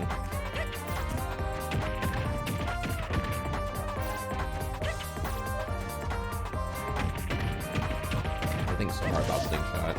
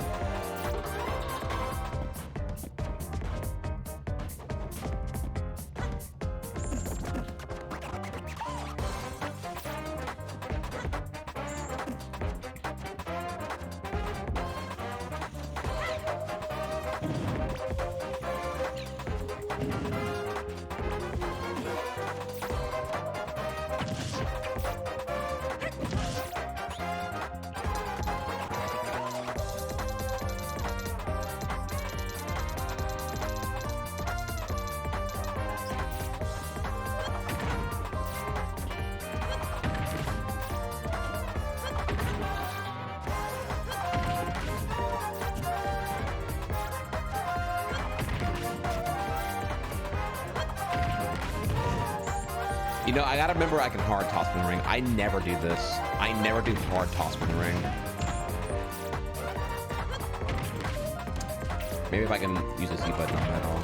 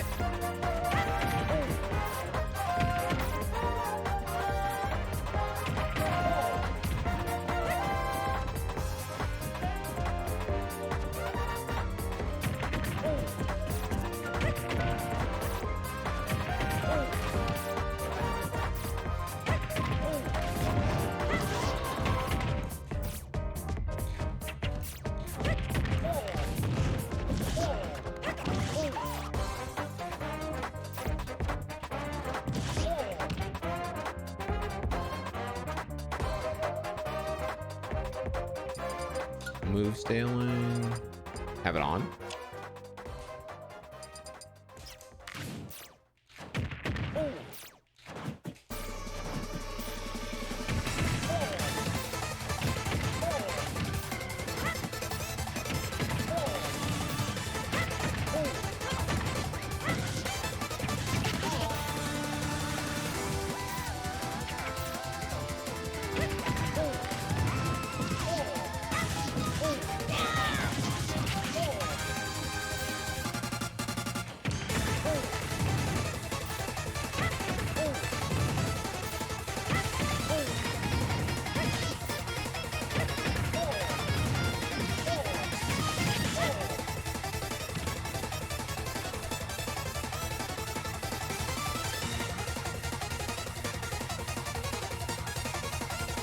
Okay. Bear, turn around arrow, D-tilt. And then from here, what I should be doing is, at that point, if I can think about it, short hop, boomerang, diagonal up toss, and then I wouldn't skip the field at that point.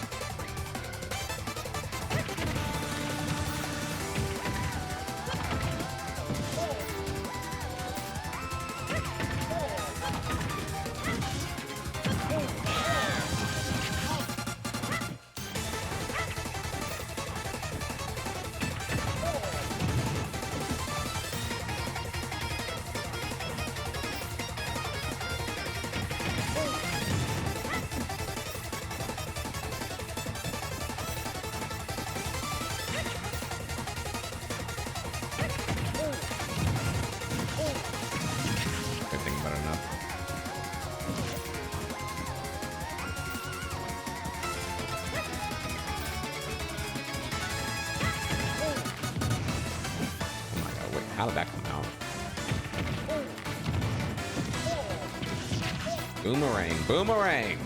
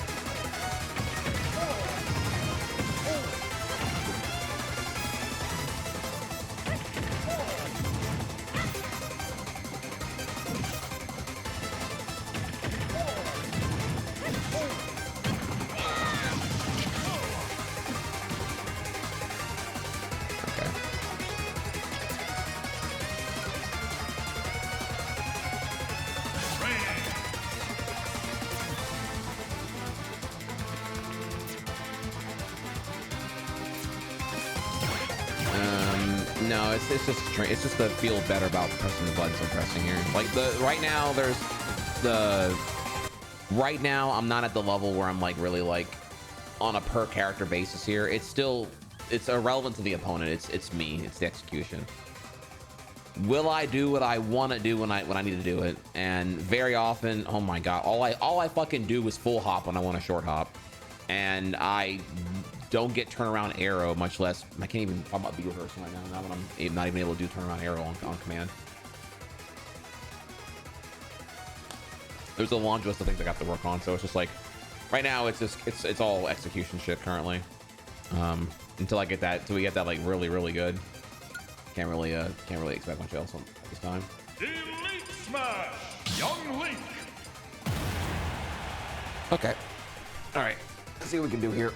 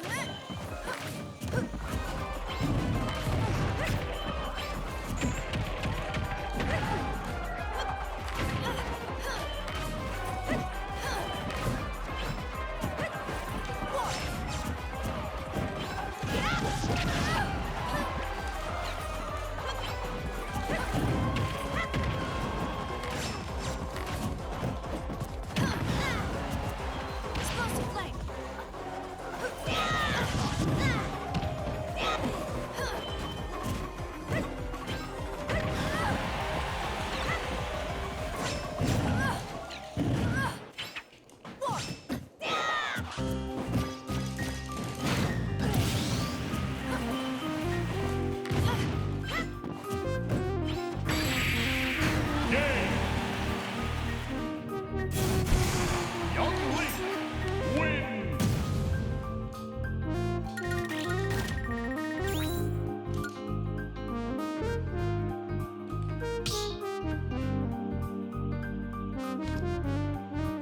No re? Okay. Yeah, so that Palu, both times, they went for like some greedy ass, like, I'm gonna go for some spike shit or whatever here. Like, didn't even try to like wait for what I was gonna do. So I was able to get back for free on that. Kind of cost him a bunch there. But I think I did pretty good there, actually. I mean, getting a kill without getting got would have been great. You know, not being in a last up situation would have been great, but 3, 2, need more songs, by the way. go.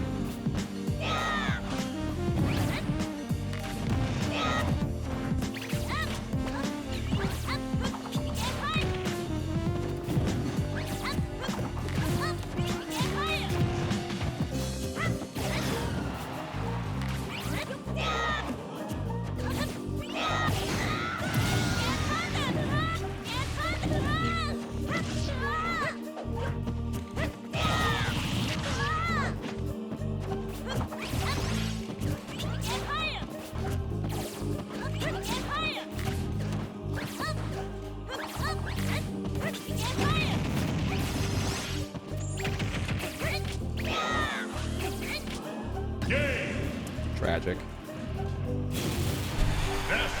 Tragic. But no, that Nest was really good though. I mean, fuck. It's I have to review it because there's like so much going on there.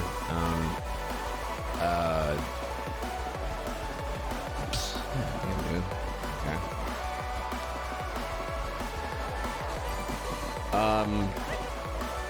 Something changed on second stock. That's the big takeaway there.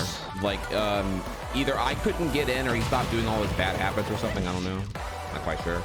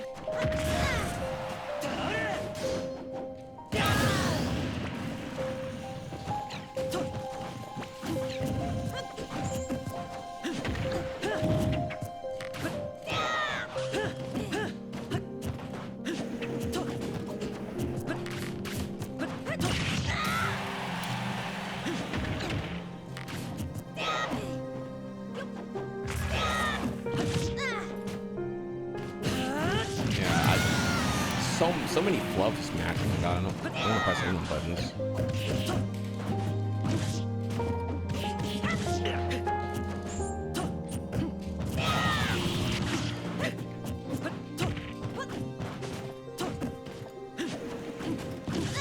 Rolling.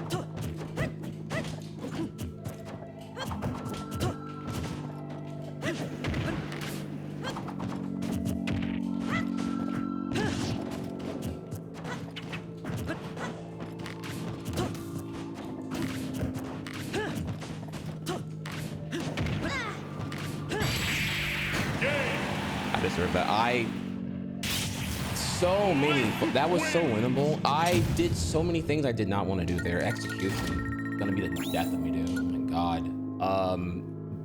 There were bomb pulls when I wanted boomerang because my fucking stick shit, whatever here. There were, oh my god, it was another thing where I was just like stuck in the wrong direction. I gotta like focus way more on execution here.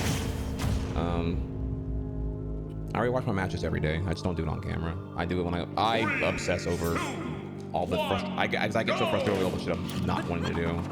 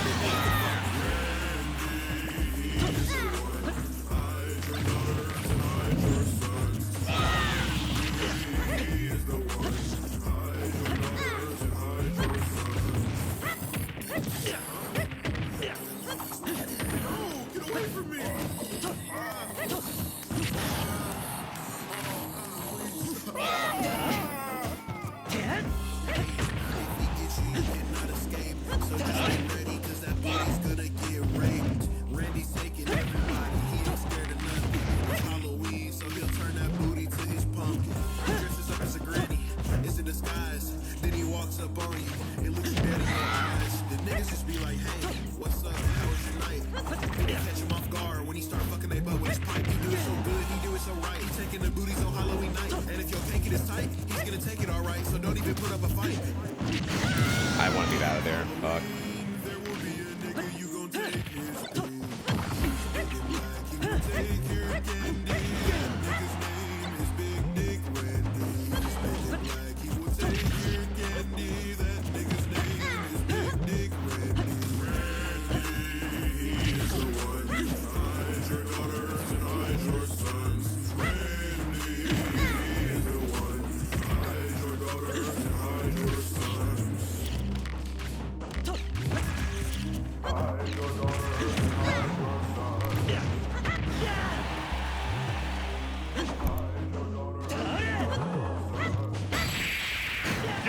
And it just, God, I was gonna so choke that if I didn't like figure that shit out. Holy fuck. Reports from all over the U.S. about sightings of a figure named Big Dick Randy. He is popping up in random areas, just stalking people and putting up posters of asses being ripped off. He is also writing on random walls the words, "Randy is coming to that ass." Last man. Everyone is trying Then to Hollow save on Knight. Halloween, although it looks like nowhere is safe. Man, it's 2023 and Big Dick Randy coming back. And on Halloween night, he gon' be looking for a snack. If you see that nigga coming, better run like you in track. He a big scary nigga, man. He's 7 foot in black. He don't joke around, he don't fucking play. He gon' run with your blood and eat it up like a buffet. You'll be trick or treating, hanging out, thinking it's okay, and then he'll run up on you, snatch your blood, and run the other way. And there's niggas out here thinking it's a fucking game. Since the day that Randy got me, I ain't been the fucking same. Snatch me up and make me disappear just like his lane. That nigga ever get you, this the only way to get away. Look him in his face and start moaning out his fucking name. He gon' start shaking, break his grip, and then you run away. He gon' keep that candy, you be lucky to take some away. Big boy, shut the fuck up, I'm about to have some fun today. Big boy capping hard, there ain't no escaping me. He ain't get away, he in my lap right now, I'm taking cheeks. To Halloween, I'm on the US tour, I'll be in your city. Snatching off that butt and taking candy, I'ma show no pity. What the fuck? Big Dick Randy just broke in the goddamn studio. He lifted me in the chair with one hand grabbing my booty hole. He hopped on the damn mic and said 2 lines and then he left. I'ma read that bitch to y'all real quick. This what he fucking wrote. Here all trick or treaters, I'm coming back for that ass. If I ain't get that butt last year, then this year's getting smashed. I ain't pulling up in no Randy costume, that shit. Pulling up in a tracksuit and we really gon' get this fun. What the fuck? What that mean? Big Dick Randy coming back on Halloween. And they gon' be safe, man, not even you and me. Randy finna strike again, I'll tell y'all about it when I drop part 3 on Halloween.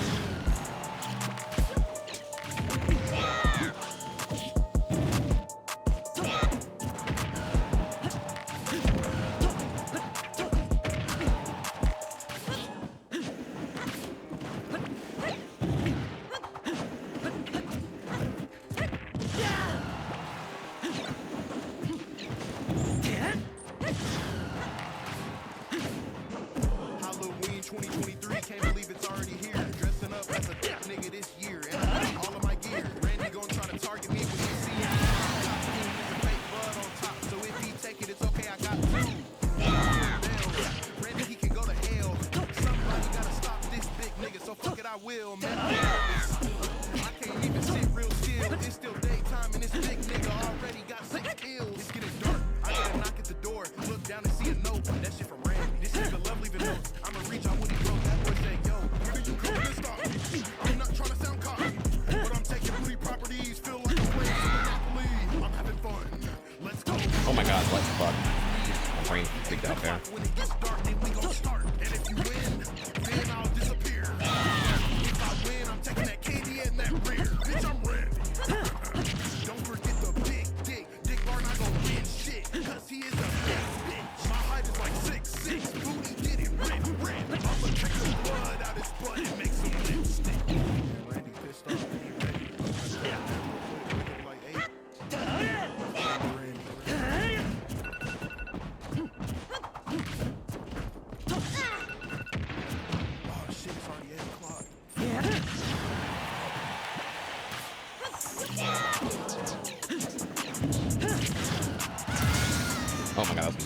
Wow, I'm not keeping track of all the stocks.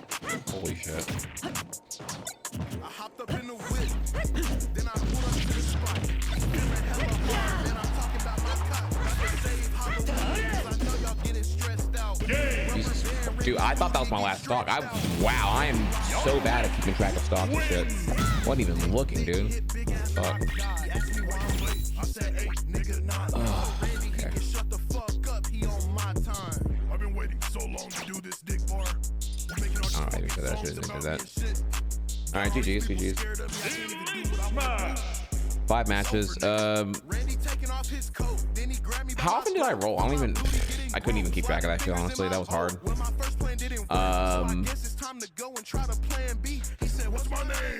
That's hard, dude. Just by my damn feet. Then he slapped that big knee, knock her in my damn cheeks. Now I'm finna make sure that this nigga cannot stand me. Break his grip, flip him over, then I get to penetrate, slapping on the The Palu I played good. What was the one that was bad? Who did I play to? Who was after the Palu? Before the link? Happy Halloween, everybody. I already forgot what it was. Clearly my brain's like mashed potatoes right now here. That one was the one I needed to like watch and learn more. The NES. I need to rewatch that match for sure. That NES changed something in stock 2 onward. The stock 1 was kind of free. Stock 2 they changed everything. I'm like, oh fuck, I can't get any more.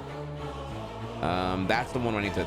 That's the one that's probably the most important to review. The link was kind of bad. Even though I lost, even though I went like 2-1 on it, but like the link had a couple things they weren't doing for sure.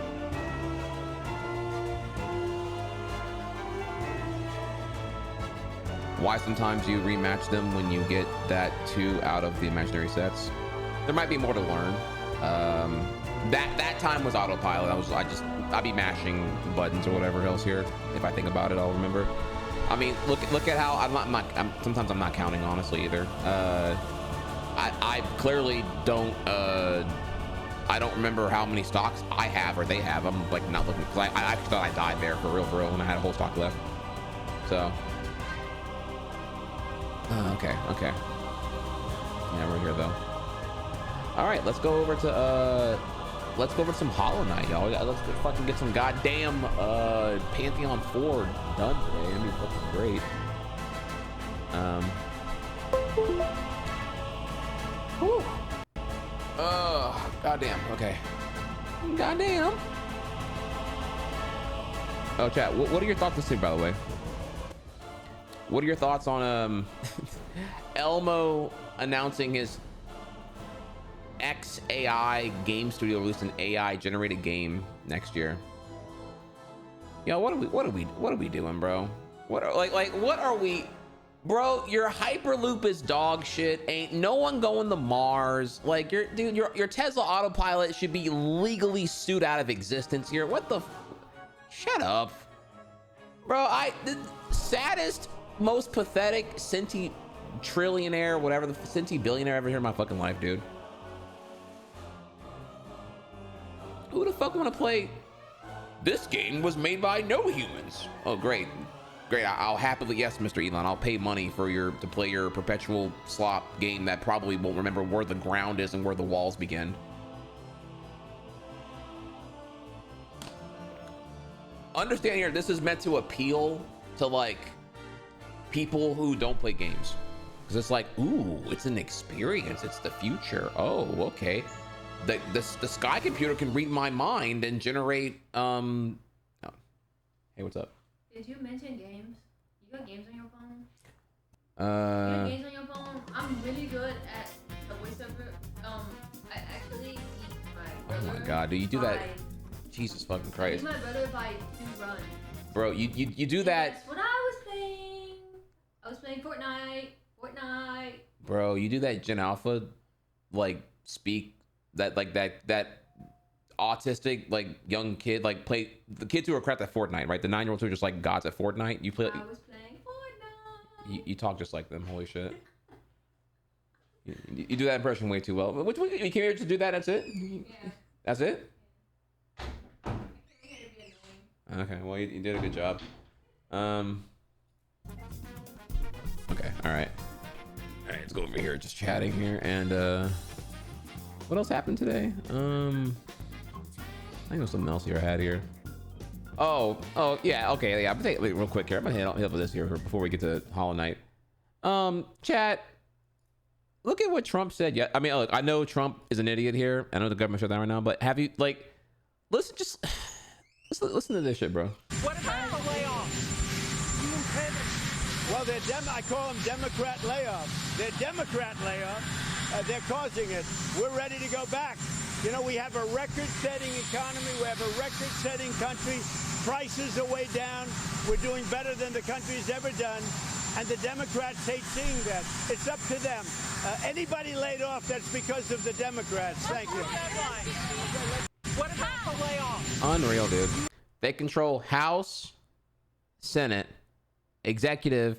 They have a 6-3 rigged ass conservative supermajority. They granted acting presidents as effectively kings, and they're still claiming this is a democratic shutdown. That is, chat. I mean, we're in a post-truth society. You gotta I need y'all to lock the fuck in here. I need y'all to go vote. Rinse your palate. Oh, my palate's clean. This is This is what I was trying to mimic. Oh my goodness. Hi there, Belly. That's what a damn I'm playing. It's Fortnite. Fortnite. This is a really cool song I've heard in a long time. Guess what though? I'm gonna be better than Ninja. I already got 2 kills last game. And I already figured out how to put a wall down. That's crazy. Okay, I'm gonna play Fortnite, but I'll see you later. Bye. that was way too good. That was way too good. All right.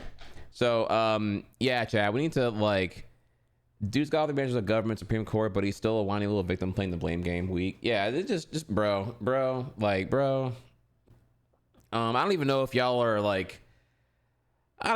the government shut down. I forget even what this is affecting other than just a lot of Fed workers on furloughs, which they might not even get back because they're happy to just fire you anyway at this point. Bro, bro. Listen, in politics right now, it's getting crazy here because I'm sure you probably saw in the last 24 hours, there was a leaked text. It's not even Signal Gate 3. It's just someone was texting on their phone and someone else, a reporter nearby, saw the phone visible with all the logs visible and legible. That Trump wants to or someone, might be Miller here, wants to deploy the National Guard, or something beyond the National Guard to Portland to stomp out the radical lefts. Straight up here, forget even the facade of patrolling these crime-ridden shithole blue cities. They're just no, we want to go to Portland and just kind of get it fucking done. Bring more militia than Chicago already has here and just get it fucking done type shit, which is insane obviously here, but it's okay, dog. And mind you, there's already been 2 federal judges who have shot down doing this here, and what they're trying to do now is use the National Guard that's in Texas because cuck loser Greg Abbott is granting that, and having the Texas branch of the National Guard go to other states and do shit, including going to Portland, because the federal judge slapped down bringing the National Guard and more military to Portland because there's nothing going on there. At which point I'm just kind of okay, I feel at some point we're gonna have a civil war, or we're gonna have some 2A people finally say enough's enough here, because you just got military deployed on domestic land at this point. I mean, you're doing the whole tyranny type shit right now. I don't know, just something to keep tabs on here. I mean, shit's escalating very quickly here. I've been keeping up with it. There's a lot of have you been seeing these Chicago ICE videos? It is out of control over there. It is out of control. I am obviously I'm disgusted. I hate it. I don't support it. But the shit I'm seeing over there, I'm dude, bro, this is not a good look for you, dog. If you're MAGA at this point, it's just dude, you are y'all are fucking, you're not delivering on anything, dude. What the fuck are you doing? Holy fucking shit. Okay. Anyways, y'all. Okay. Let me, I'm gonna set up real quick here on the next thing here. I'm sorry. I had to get that out real quick here. I'm sorry. I had the politics for a second there. Just a second. All right. Let's, I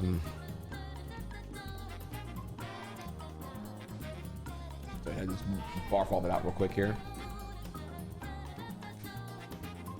Let's see here. Is my PC even on right now? I don't think it is here. Tigers with the 50 biddies as a first time chat. Oh, thank you, Tigers. Tigers. I mean, look, I'm trying to spit, bro. Trying to spit.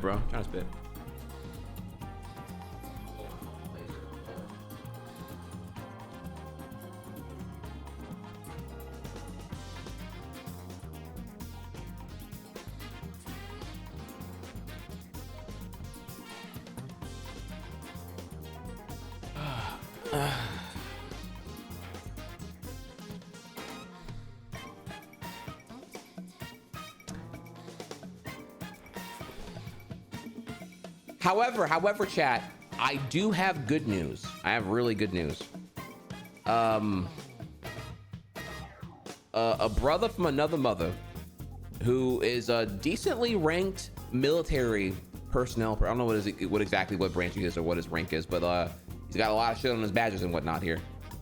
Black brother was asked by a reporter about what's going on in Chicago, and he went ham. Actually, I'd love to show you. Maybe I'll show it into the stream here or some shit. But like, dude, he said everything. He's like, no, like, Trump knows he's fucking evil. The ICE people know they're evil. Yada yada yada. Shit like that here. So it was on a yeah, it was really really cool. Did you hear that story about the pastor whose whole sermon was nothing but how they need to take people hostage for Christ? This guy and his little goon had an AR-15 with them while they were preaching. Oh Lord. Oh yeah, you remember that? Remember that white guy who had an AR-15 at the city park after I'm trying to remember. This was like 2016 here. Just like after like Charlotte, North Carolina. Bro, what the fuck is this, dude? Oh my god, bro, what are we doing, bro? Bro, this is crazy. This is an Onion article here. Pastor preaches sermon with an AR-15 strapped to his chest. Dude, they're not even subtle with it here. The Betsy Ross flag into the AR-15 at a church. I mean, it's an Onion article, right? This is like, it's so on the nose that who would like, I would think this is AI or Onion. This is real? Oh my God, bro. Brother. You have to overwhelm your enemy with a violent action of faith. Understand that God is wanting you to recognize what it means to create and set an atmosphere. I don't know if he's like grifting or not here though, because it's like, so if you're just like a immoral like pastor LARPing, right, live action role play, then like, you know, if you got these like Trump thumpers who are these triple Trumpers who are in your audience and they're throwing you like a 20 every time you come to church and you just validate their worldview, you know, you just amp up the anti and the extremism and the intolerance here and just pretend that this is like what Jesus would want or some bullshit, and they'll just keep throwing you 20s, you know, rather than like a $5 or a couple of dollars here, they'll throw you a 20 in the donation bucket because like, hell yeah, brother. You know, in theory here, maybe he's also just this crazy, I don't fucking know, but yeah, this definitely is, by the way, 100% a mayonnaise moment. Now, Pastor Jason, right? Thank God he's on our side, but he was trained, right? In the military. He was trained to clear a room. Matter of fact, that's what he did on his 2 assignments overseas. He was a door kicker. He was the guy that went in first with his team in order to clear the room, to root out. Ah, great question. What are your thoughts on Twitch's top political streamer? I'm afraid I don't. Are you referring to Asmongold or to Hassan? I'm not sure which one you're referring to. out the insurgents. And then also a bit more with your question, please, because it's kind of like it's one of those like problematically vague ones and whatnot. To make sure that it was safe, to secure the area. Again, the principle for us as believers in faith is sometimes you've got to secure the room, and then you need to go through the room and kick over every carpet, open every door, making sure that there's not somebody sitting under in a corner somewhere, or in a closet, or under a bed. You know, I thought after the Kirk assassination we would oh no, even in their like rose-tinted perception of Kirk, which is of course horribly incorrect here, but like, oh no, our guy who's all about talking and and including in the context of his reaching people across the aisle and having conversations, right? And then like, if they continue his content, you see he was a staunch advocate of the 2A, including, the preventable gun violence is a necessity to upkeep the Second Amendment. And then him getting got by said things he advocated for, at least out loud, allegedly here, maybe they would reflect on the content. Maybe they would Charlie would want us to continue to talk and not want to escalate things into more violence, even though he was tolerant of said preventable gun violence. You know what I'm saying? So, you know what I'm saying? So like, it's kind of like I guess I'm trying to say here, right, in short here, is that like the Kirk reaction made me really aware here that like, damn, they just really be on like nothing. It's all vibes, like, because no one's quoting, only like the lefty woke libby progressives like myself here are like even citing what Kirk said. They're all like stuck on this, like, again, it's very akin to Republican Jesus here. Oh no, Kirk was an angel. Kirk was a all-loving, tolerant. He would just go to campuses and talk to everybody and want to unite all of them and come across the aisle. And you just didn't matter if you were black, brown, blue, or whatever, right? Every color under the rainbow, it was just, and they just had to do that to him, huh? Because he was the next Martin Luther King, huh? He wanted to unite everybody, and they couldn't have that, and it's like, have you watched any of his videos? Have you seen any of his talking points at all? Like at all? Any of them? Can you name one? Have you seen like one? Like one?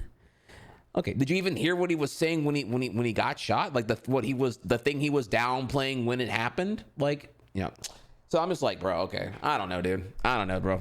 These people are super TFG, too far gone. So I don't know. That they're just waiting for you to turn your back. Again, as believers, the spiritual principle is, as we prepare ourselves in faith, the more prepared we're going to be to release or activate the miraculous work of God in our lives. Clearing a room is a violent action. In the military, it's a very violent action, right? They don't, in the military, they don't knock on the door. Hello, we're here. We just want to make sure nobody's here that would hurt us or wound us. We want to make sure everybody here is on our side. So would you please all come out and let us introduce ourselves? No, it's bam.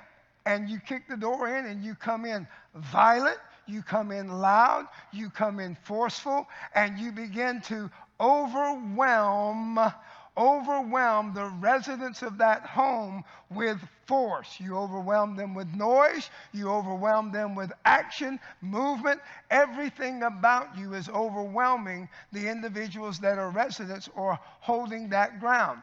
Well, please understand that is a principle that needs to be employed when you use your faith. You have to overwhelm your enemy with a violent action of faith. You have got to come in loud and run out the unbelief. You have to get it to submit to you. They came in force, one fluid movement, right? Okay, all right. I want you to think here. If there's going to be a pastor depicted in fictional Miami in Grand Theft Auto 6, is it not just this? Like how do you, what more can you do to satirize like than this? Like we're here, right? This is what would the GTA 6 cutscene be if not just this? Like it's already there. Like this is it. We're done. We're post satire. All you can do is parody at this point. I don't know, what more can you do? Step to step, interlocked wherever they went, understanding which direction. They understood how to pass instructions forwards and backwards just by hand movements. They didn't have to talk about it, but when they entered a room, they continued to move in that direction. Please understand, this is where the body of Christ could learn some lessons. Because one fluid movement is what God is after. How many? Okay, you got me. I watched the whole 3 minutes here because I was just like, is this real? Okay, well, fuck me then. I don't know, chat. I don't know. Thank you for linking that though.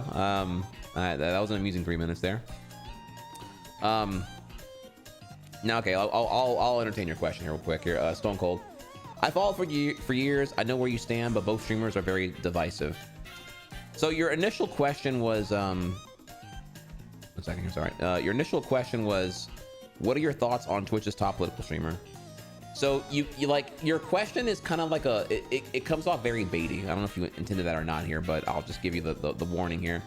One, your question is like kind of like it's like a farming question. It's like a clip chump question here. Cause like, generally when a streamer gives assesses a value on another streamer, that would be considered like drama farming, and it can get clipped out of context here.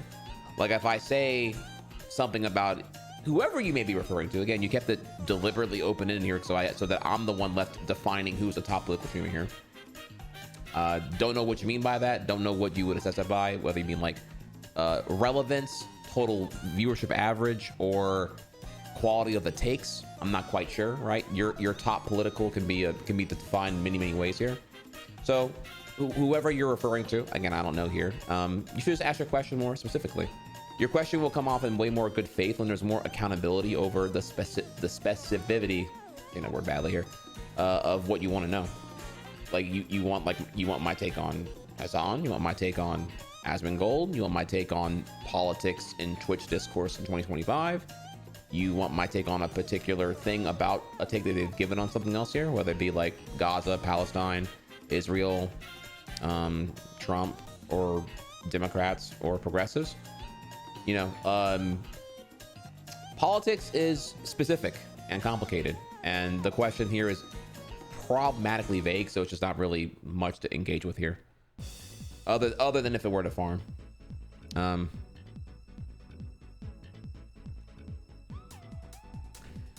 Okay, well, yeah, I would implore you to figure out really what you want here. What is your objective out of the conversation, and then go from there. Wish you luck on that one though. Okay, is my PC on? Yeah, I was waiting on my PC to turn up here real quick. Let me see. My PC is being a doo-doo butt. Let me reboot it real quick here. I'll admit very shortly. My PC's like not being dumb.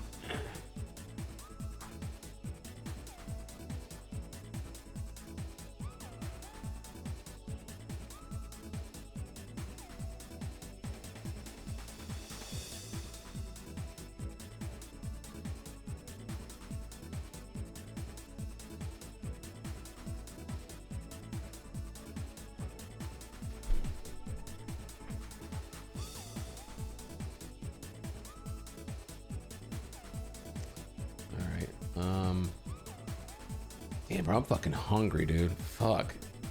Wow, y'all saw that workout I did earlier? All right, hey, let me check my calories real quick here. What am I?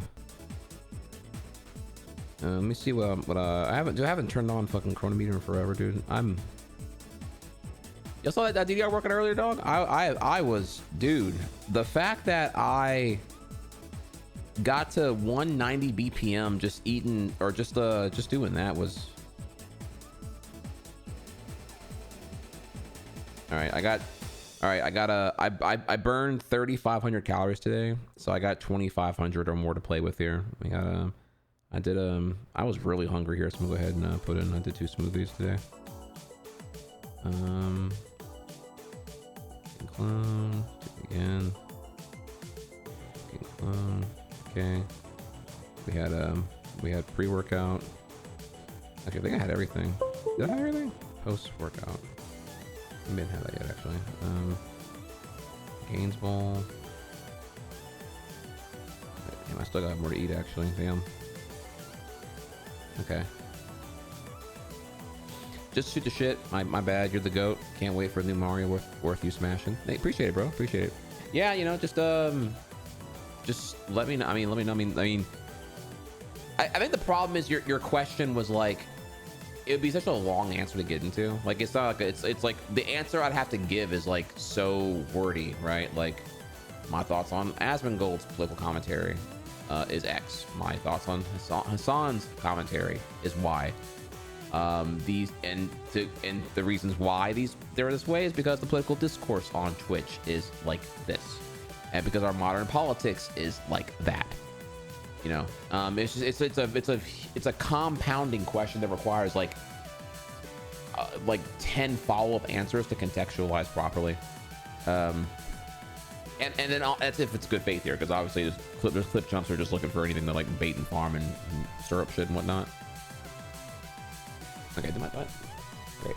My PC turning? Is my PC dead right now? What the fuck's this thing doing, bro? Okay, we're good now. All right, cool. All right, let's get in here. All right, we are getting to Hollow Knight here shortly. Hang tight, boys. Okay. All right, I'm gonna go grab some food real quick here, and then we're gonna swing it over there. Okay.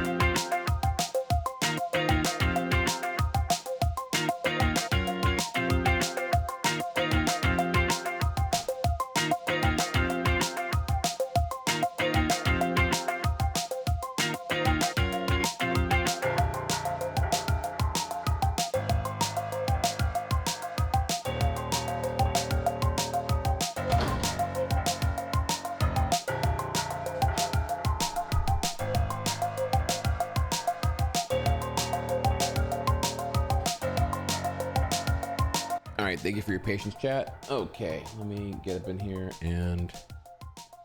All right, before we get to the Hollow of Night, I'm about to smack down. Now, remember, we got some Indian food last night. I've had some Indian curry and some things here and there, twice so far. Actually, can I flex real quick here? Actually, was it spicy? Well, okay. We were game for that, but it was late, dude. Remember, I'm getting up at 4 a.m. We went to go eat at almost 8 o'clock. Your boy is asleep at 9. I'm not up late anymore. I'm up early as fuck these days. DDS supposed to be 6 a.m. not 9:30 type shit. So with that, yeah, we want to go ham, but also it was our first time at this particular Indian spot, and I didn't know if they were going to be good or not, and it was fucking fire, dude. It was fire. I can show you a little. I got some of those right here. I wanted to take a picture, but I already ate half the food, so the picture wouldn't have been banger, so I didn't take a picture of it. But do know what I had was fucking delicious, dude. Dude, you gotta get in there. Yeah, you gotta what's it called? Naan? The bread shit? Oh my god, dude. Oh my dude. Chat, listen. And garlic naan, my beloved dude. Oh. Listen. Chat, type 1 if you're racist. If you are racist and you love ICE and you want to deport all the illegals here, imagine you're racist and you're deliberately neutering yourself of Flavor Town, dude. Flavor Town. Dude, these the cognitive dissonance of all these idiots who glaze up the ice or whatever the fuck here, right? And then go smack down taco truck and shit. Taco truck or Mexican food.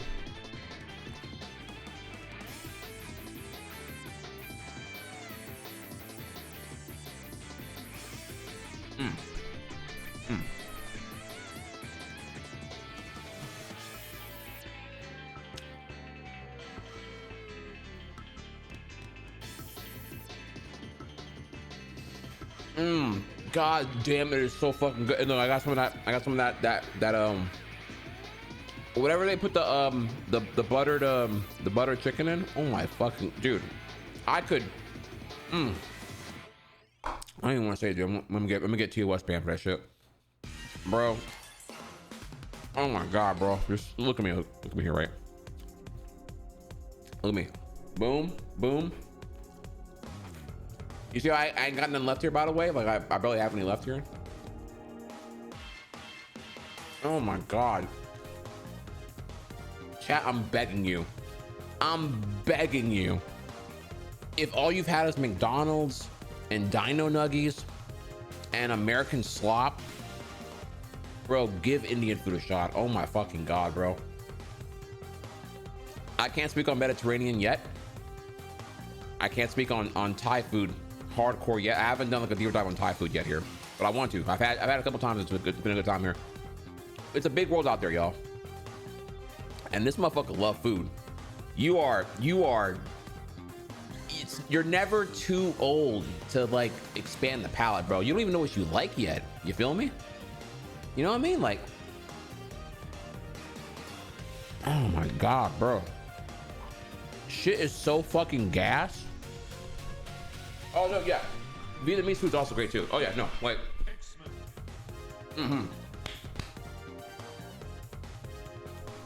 Your boy. Now I admit, when it comes to Vietnamese, I fuck up some pho. I have not done a deeper dive beyond pho yet, but I will. On God, I will. No, listen, how 50 Cent said it? I love you like a fat kid love cake. You know my style. I say anything to make you smile. Bro, I like food. Let it be known. Bro, Japan was banging because we were eating everywhere. Every day was 2 fire ass meals.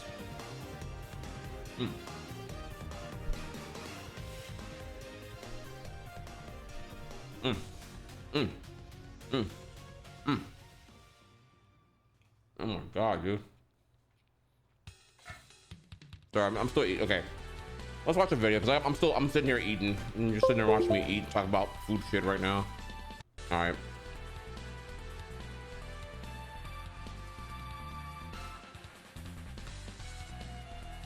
Okay, something not depressing. Okay, all right. Okay, all right. I got something kind of ratchet, but I think y'all fuck with it. Okay. No, I should say that actually. No, it's a bit too ratchet. But I kind of want to show you it though. All right. I'm gonna do it anyway. Fuck it. All right, so. No, this is funny, but it's ratchet though, so you gotta bear with me here. All right, well, I'll meet real quick. All right, so I got this video here. I'm gonna spoil it for. Actually, I'm not gonna spoil it. I'm gonna have to find out what it is here in a second. All right, so I got this video. It's a very Trihex video, okay? So I'm sure it's not true. Trihex videos usually like wordy, insightful, educational, whatever. Boring is what people would say. The haters would say here. All right, this video here though is anything but that. All right, you'll love it here. 3, 2, 1.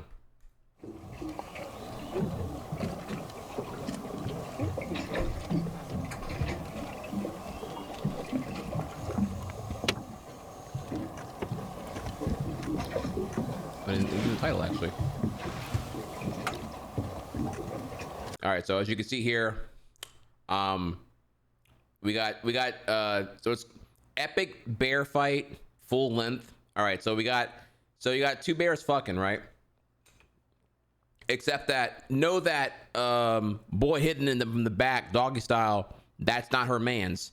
That's her man's. So he comes back to Shawty being disloyal, getting clapped by Stranger Things here, and then old boy's gonna be like, oh, I don't fuck with this shit. Bro, still trying to get it in right now, bro. Like, bro really thought he could. All right, bro. Okay, bro. All right, bro. And then she runs off.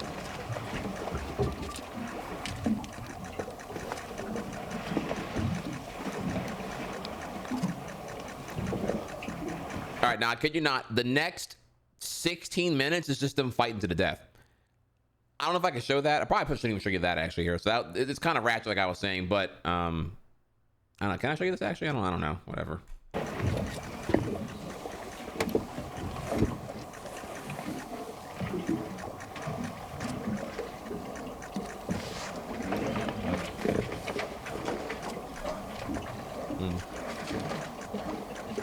Okay, you said fun. Okay, it's not funny. Okay. I mean, to me, it was funny because it was like watching her run away and just thinking about that whole time. Okay, all right, not funny. All right. I got one.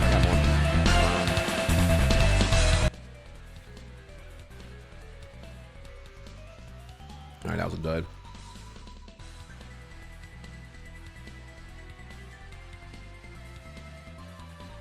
All right, so this one's dead here. All right. All right, this is way more my scene anyway. That was more like, you know, fickle attention span randomness here. This is much more my scene. Who wins though? Who wins? The wife, because you know whoever wins that fight gets to like claim that, you know, oh baby, I always loved you. No matter who wins actually. And this is Buzz. To infinity and beyond! Here they are again. Say, you weren't thinking of flying, were you? But something's wrong here. Woody's head is huge. He's also got 2 holsters instead of 1. Buzz Lightyear is red and doesn't call himself Buzz. I'm Tempest from Mars! But most glaringly, the voices are just wrong. To infinity and beyond!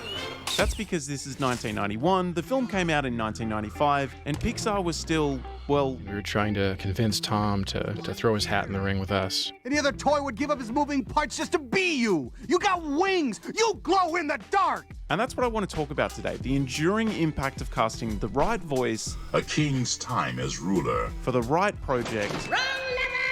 And what makes a voice actor great? Like, how do they record their lines? And then they give you the script. And how does this process work? Then they come up with a film. Why quiver with fear? Oh, I'm Jack, by the way. Welcome to SceneIt. And now back to the real Woody. Sorry, howdy. My name is Woody, and this is Andy's room. In 1991, Tom Hanks wasn't who he is now. He was pretty well known. He'd been in some big movies, pardon the pun, but he hadn't gone on his generational 2 Oscars must-see run of the 90s. Houston, we have a problem. Why don't you love me, Jenny? This made him slightly attainable, for sure, but first Pixar still had to sell him on the idea of Toy Story, partly because a lot of people thought that an audience would not sit through 70 minutes of computer animation. But also to check if the character was right for him. It was like, I'm not sure what this is. So, what was the pitch? Well, they took a line from Turner and Hooch, one of his previous movies, and they actually did have a small piece of computer animation, which was Woody saying the line. It was kind of amazing. No, you're eating the car! Don't eat the car! Not the car! And while this was still the primitive Woody model from before, it worked because, as Hanks put it, the marriage of the outraged voice of mine inside this outraged body of a toy was, I mean, it was just... Okay, sorry, Pixar nerd alert here, okay?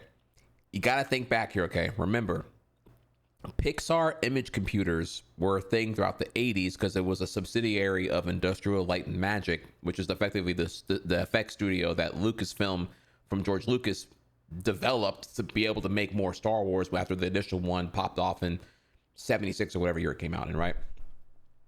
And so by the time we get to 1990, this is whenever Steve Jobs, who's by himself here keeping the entire Pixar thing afloat with his own personal money, because they're developing new technology with the computer animation shit.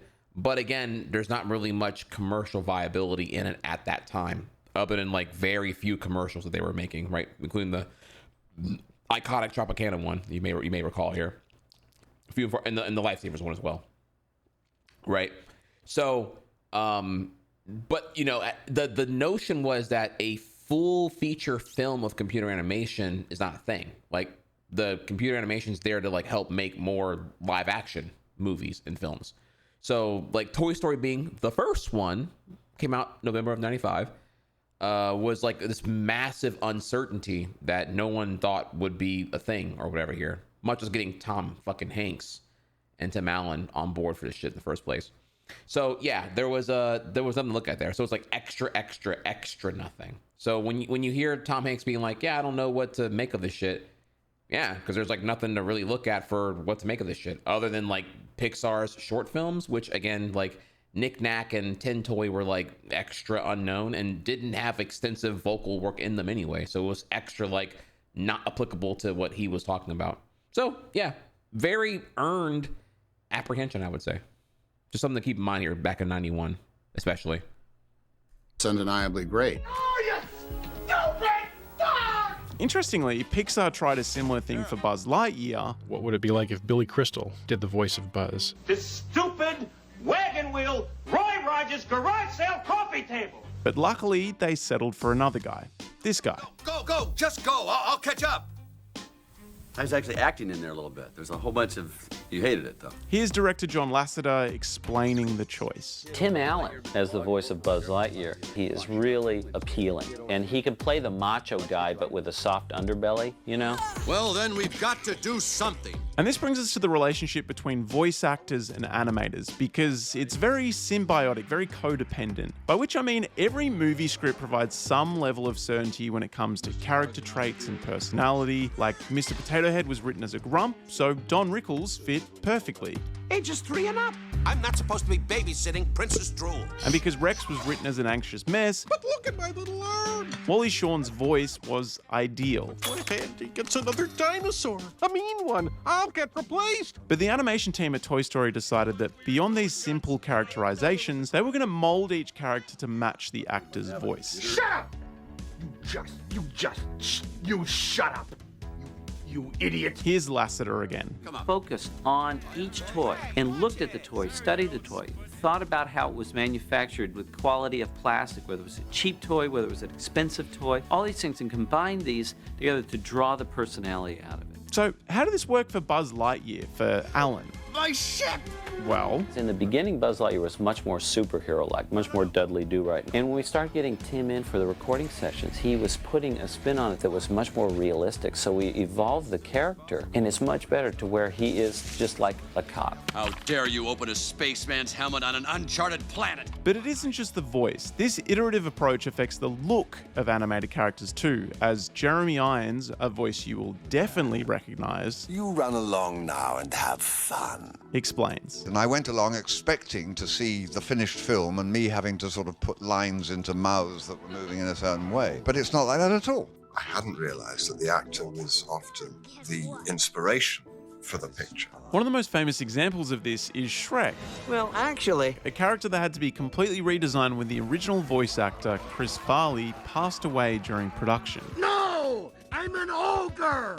Like, this is the OG design, which is modeled after Farley. People see me and they go, ah! Help! And here's the redesign, which was tweaked to look more like Mike Myers. People take one look at me and go, ah, help, run! But to explore how animators make a character look like the actor, first I've got to ask a question. Is voiceover work actually just easy? You have to essentially act full bore 100%. Like, you just repeat the lines on a page and the animators do the rest. It's really hard. It's much harder than I ever anticipated it. Who thinks that? Other than, like, I'm trying to think here. Who would think that VA is easy? Other than idiots, right? Like, only people who, like, they're so busy being immersed in, like, in good VA work, they've neglected to ever consume things with, like, shoddy VA work, right? I guess here, I don't know. Like, here you go, man. Sorry about that. Would be. This is clearly a bit dramatic from Hanks. It's still just acting in an air-conditioned booth. Don't ever ask to leave this tower again. But to truly answer this question, let's unpack the important traits, the unique skills voiceover artists use to help their animation team. I gotta get back home to my owner, Andy. We have to get back, get there. We're gonna get out of here, Buzz. Get right.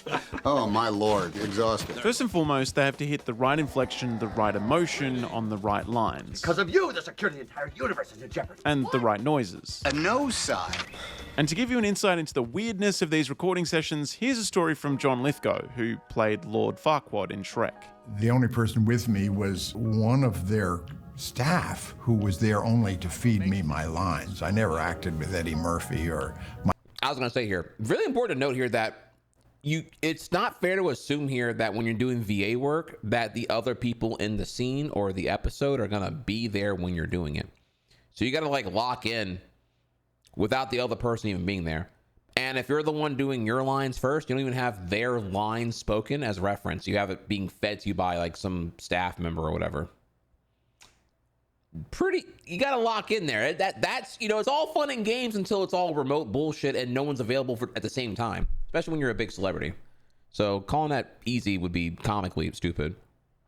Mike Myers or Cameron Diaz. I only acted with him. And he did such a great job as the gingerbread man that he became the voice of the gingerbread man. You're a monster. I'm not the monster here. You are. So obviously the most important part of voice acting is the voice. And this is particularly true for Woody because, as Hanks explains, he is a clenched person and everything he's going through is the crisis of his moment. Buzz Lightyear, thank goodness. We've got trouble. And because Lasseter wanted to match the voice to the character perfectly. You do every line probably 17 times, but the end result is you run the gamut from A to Z on whatever the emotion. Like today, I said the word no. I did a riff on just saying no, and I said no every conceivable way. No! But, as the wonderful Eartha Kitt shows, This act of highest treason has but one punishment. having a great voice isn't enough. Take him away. You've also got to be willing to move around in the booth, gesticulate, and give the animators something to work with. They always have a video reference camera on you through the entire recording session. There are moments where you have to physically inhabit the word and the line. Unsurprisingly, this means that a bunch of the most memorable animated characters were played by people like this. Enough about you, talk about hair. of my what? Math is math. Math is math. But the totality of what I just showed you was the easy part. Repeat the lines as many times as the director wants, move around a bit, and then let the animators actually make the movie. So to try and make that grotesque face look believable was like the first challenge. But there's one more important step. Sometimes the last sessions that you have. Oh, want to give special credit here too. Wish, I know we're glazing Toy Story deservingly here, but I really do wish that in this context, Monsters Inc. was being given some credit here, because like, forgive me, John Goodman and actor for Mike Wazowski, I forget his name here, but I mean, just another absolute slam run duo cast. Like, just I can't even imagine. I don't even want to think about it. Who else would I want other than those two? Like that, thank you, Billy Crystal. Who else? The answer is no one. Like that's Sully and Mike. We're done here. They nailed that one all the way through here. Like John Goodman, which I'm a fan of. Who am I a fan of, by the way, here? A fucking sick ass actor. I mean, just everything from like personifying Sully to, you know, sounding big and brutish. You know, he's ferocious and he's cuddly and he's capable. He's all those things. And had to, you know, doing everything with the, you know, the child actor who was Boo, which was really just like them running around with the camera, running around with the microphone with a toddler, you know. So, yeah, just another great example here if it was worth sharing. Have is what they call ADR, looping to that. For the record, ADR means automatic dialogue replacement, which is the re-recording of dialogue in a sound booth after filming or animation is complete. And this isn't just an animation thing. ADR is almost universally used on films because you can't get a microphone in every shot, or the camera's too noisy, or the background noise sucks. Like, notice how Leo's voice doesn't quite match his lips here. What is your opinion of me anyhow? That's bad ADR. Whereas this Shall not pass! is pretty good ADR. Basically, the actors have to dub their own dialogue from a scene they've already filmed. Or, simply put, you gotta match what they've done. As proof of how hard this is, Wes Anderson tried to avoid ADR sessions as much as possible while filming Fantastic Mr. Fox. Instead, he recorded his actors' dialogue outside. We need to make some fake price tags and wrap these chickens in wax paper so it looks like we got them from a butcher shop. Not only did this save time, money, and enhance the authenticity of the actors' performances, Wes really wanted it to feel natural. The stop-motion animators also had on-camera references to animate to. But he was really recording the real sound, so I felt a little bit like you could just try crazy things and go a little bit nuts. This was also true for the filming of Rango, where actors were asked to perform a live-action version of the film. So, coming full circle, I wouldn't say voiceover work is hard, but it's not easy. As James L. Jones once stated, I'm simply special effects. Meaning the dialogue is important. I find your lack of faith disturbing. But the success of a movie, particularly an animated one, is directly correlated to an actor's willingness to work with the directors and animators, not against them. I'm totally in the hands of the directors and the writers on this thing. I'm completely given over to their impetus is what they need.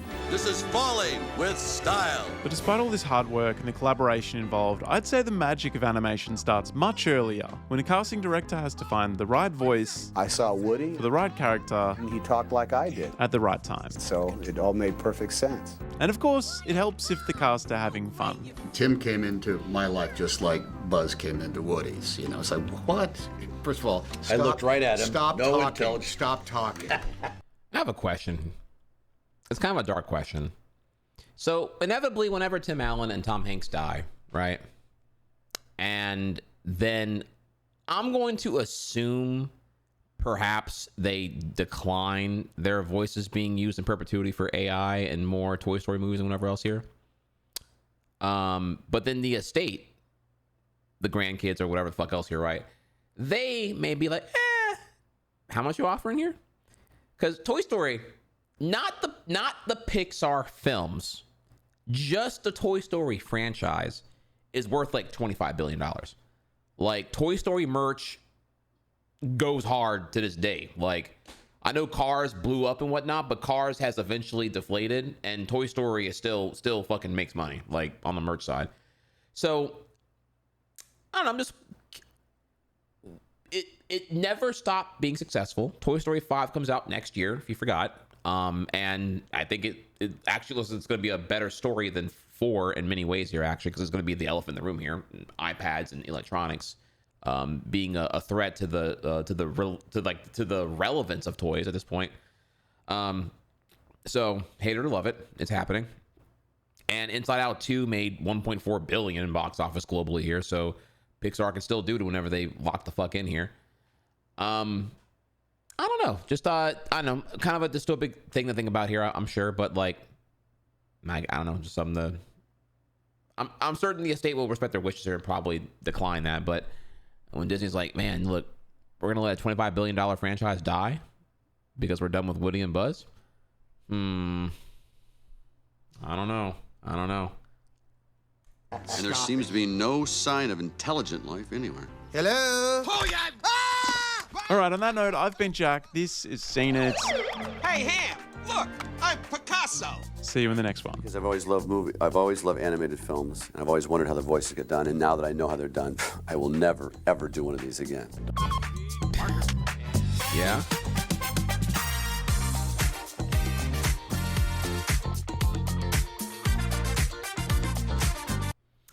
On that note, we're gonna move on to Hollow Knight now here, but do know here I have more on this topic if you find interesting here. There's some great videos on how James Gunn found his casting for who's it? I forget his name here too. The actor who plays Superman and New Superman. Regular name Christopher something, Sam something, whatever his name is here. Really awesome actor. I can't remember the name right now. They did a little 3-minute blurb on that, which was pretty sick. And also, I'm sure I could think of another video that glazes Monsters Inc. deservingly here, but I just can't think of it right now. David Cornsweat, thank you. Yeah. There's some great James Gunn stuff on how that casting went and how him have been collaborating and whatnot. Didn't they make a Buzz movie? They did. It's called Lightyear, and it's terrible. People forget even it really exists here. Thankfully, it's like non-canon as fuck, and it doesn't really matter anyway, because that film was hot piss ass. Okay, anyways. What's up, y'all? Are we in Hollow Knight still? Was I just chatting? Hope I was. Hollow Knight directory. Here we go.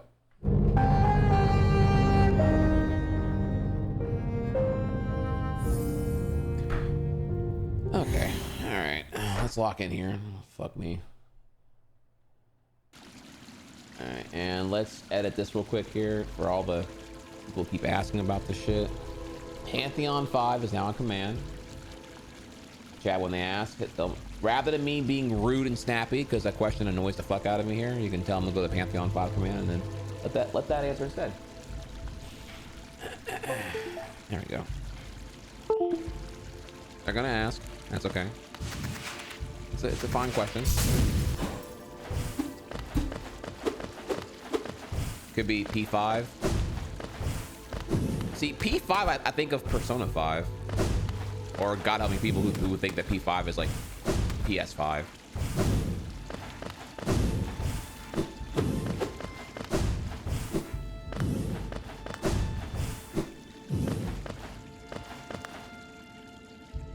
See, but like, you say make it shorter, but then like the title of the command doesn't explain what it's for. People would only type P5 to find out what P5 means, or like why would they know that P5 is Pantheon 5? You know, I think the savvy Hollow Knight junkie will know, but would the casual who may not be a junkie know what that exactly is? I don't know. I figured better to have the title be like self-explanatory. I mean, whatever. If you're too lazy to type Pantheon 5, you're too lazy to listen to me tell you with nuance why I don't want to do Pantheon 5 anyway, so whatever.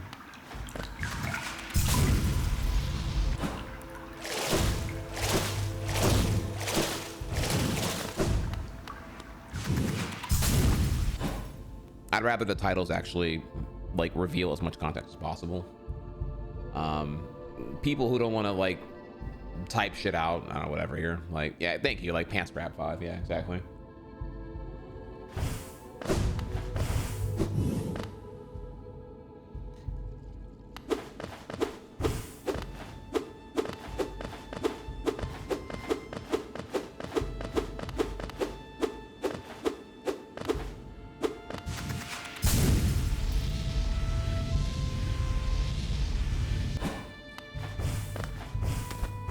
right, so I watched a little bit of my shit yesterday, and the big thing I gotta do here is I gotta be a little bit more patient, because like if I just simply go for charge attack and not spins, I will never get hit.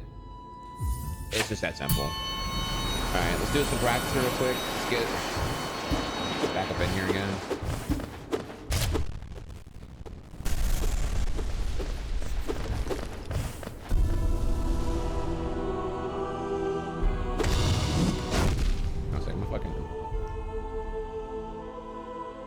I feel like I'm all fucked up right now. Okay.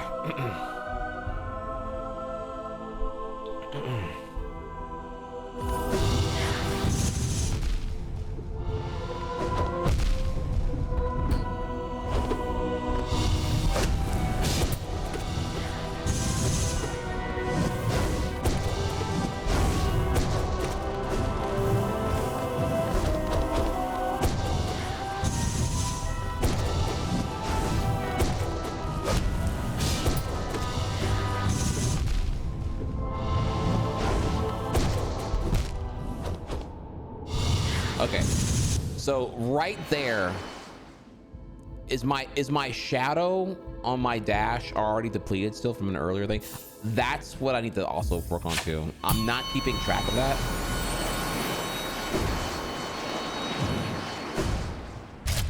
Okay, so it's like 3 seconds. Holy shit. Okay, it's a lot longer than I thought it was actually. 3 seconds, man. Fuck.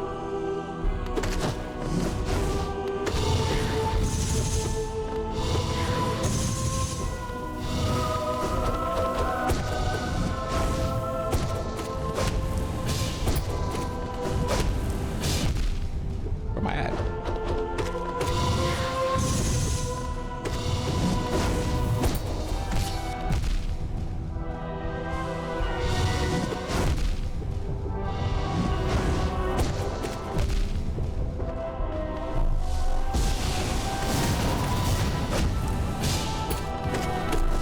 Oh my god. Oh my god. Oh my god.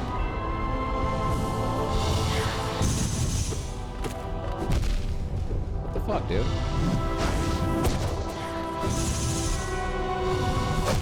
Dead. Greedy here, fuck. Can never be greedy with a fucking heal.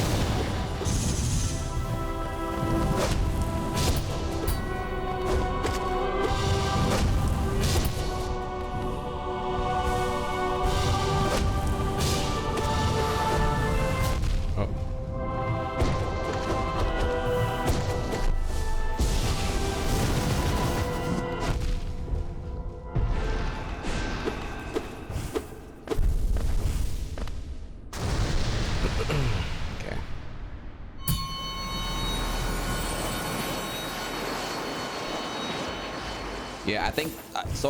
When I was doing VOD review yesterday to figure out like what the fuck am I doing wrong here, I think it definitely was the shadow dash just not being refilled enough. But I still need to like look at. I'm not doing a good job. I need to do it again. I gotta keep tabs on that because I'm still getting hit by shit. And I'm like, is it all because of that?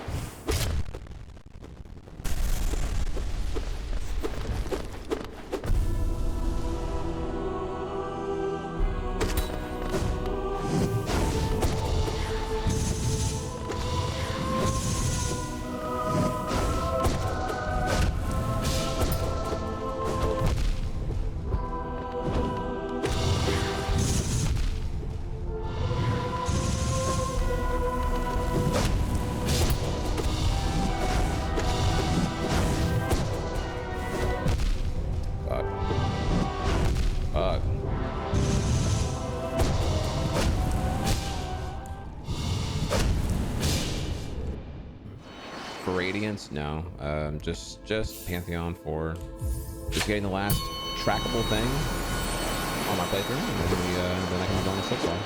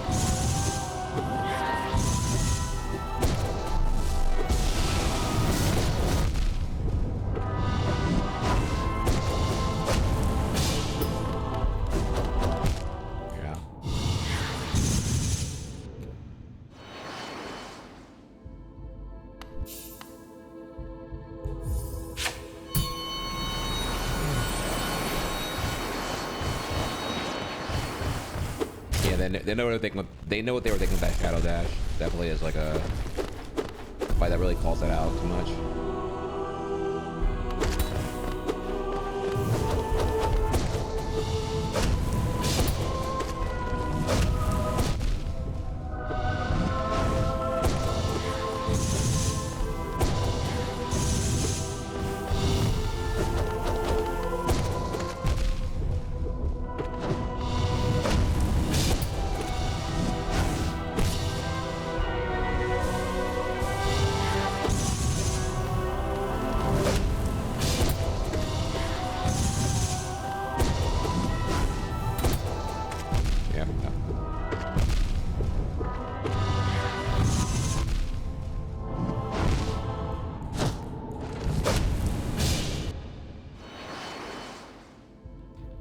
Yeah, I'm getting more aware of it though.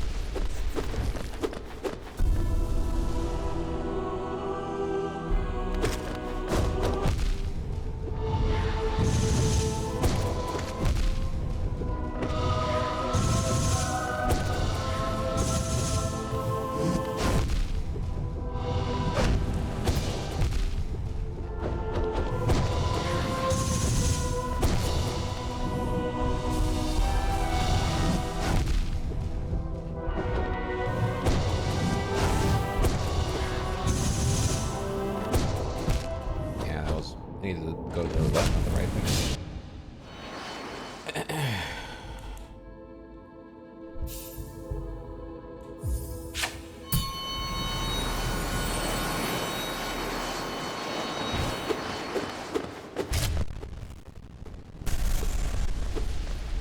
Spin is a gamble. That is not wrong. But if I have dash refresh, I'm not really worried about it. I think it's worth. That would be me.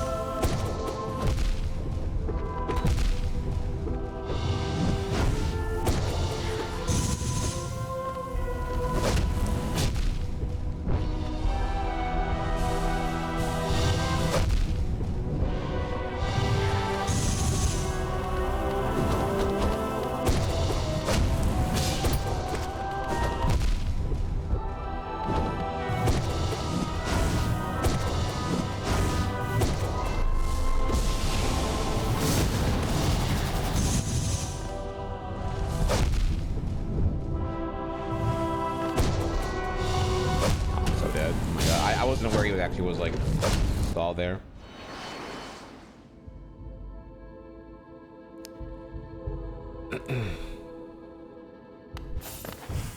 Alright, let's do the ultimate grind. Okay, I'm not gonna reply to Pantheon 5 comments because I feel like it's an unwinnable battle. My command is a sassy, passive aggressive, snappy quip. So I'll just leave it at that.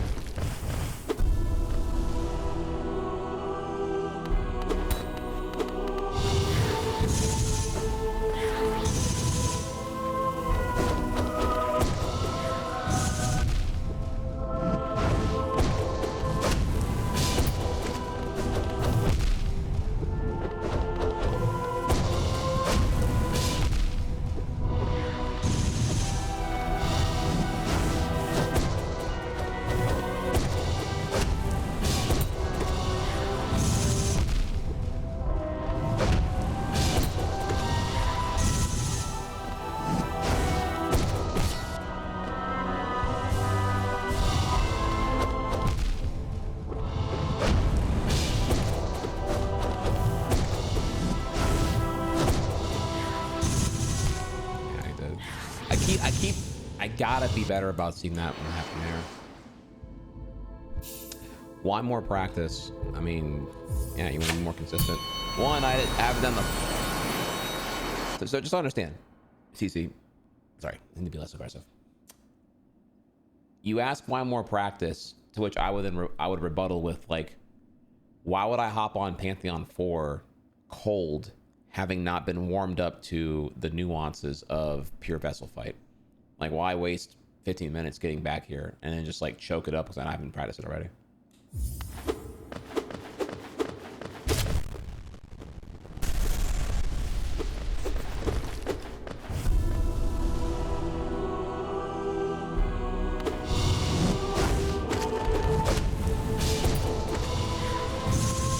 Got here. Use your Twitch rewind. You're a tier 3 sub.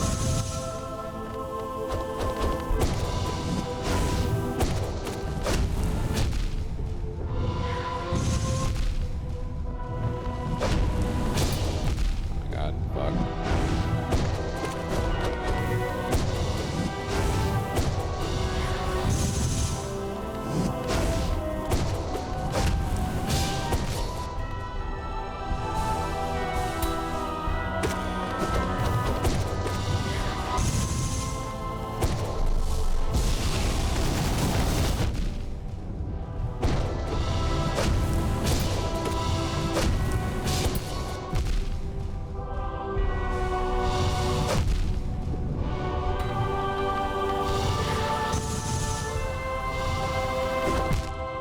Too early.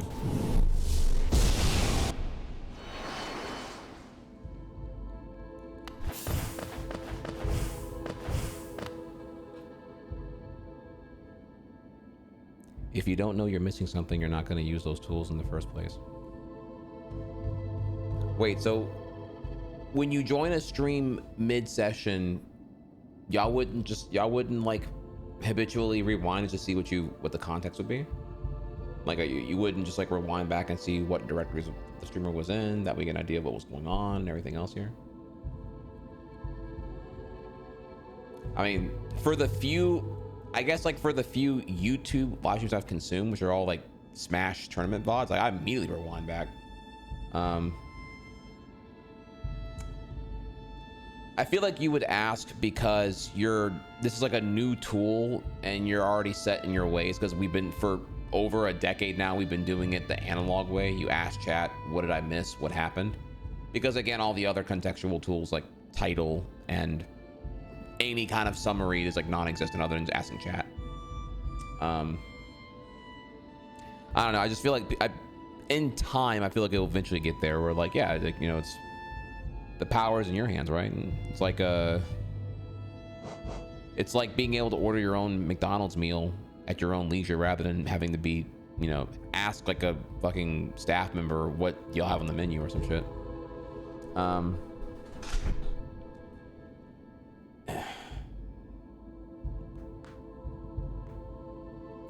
Well, you're not watching the VOD. It's not watch the VOD. It's getting context. It's what I'm saying here is I skim.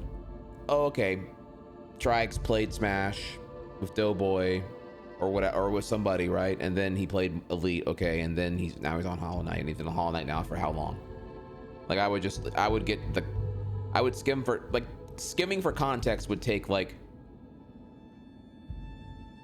it would take maybe 1 minute to do this, maybe even 30 seconds honestly here, versus like asking chat, which is like way a bigger commitment and takes way longer. I don't know, maybe y'all are actually very social and y'all just love the camaraderie in the chat. I don't know. Me, I'm just like, okay, yeah, this is a tool I can now just facilitate I can be in the context sooner.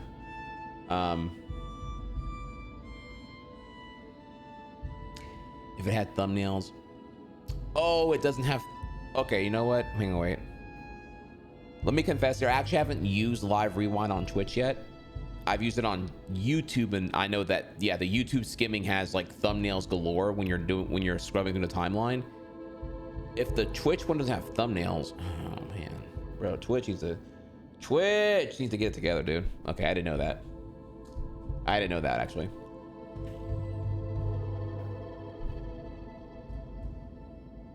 Yeah, I guess small indie company, give them 5 years for their feature that's free on YouTube but paywalled on Twitch. Okay, yeah, you're right.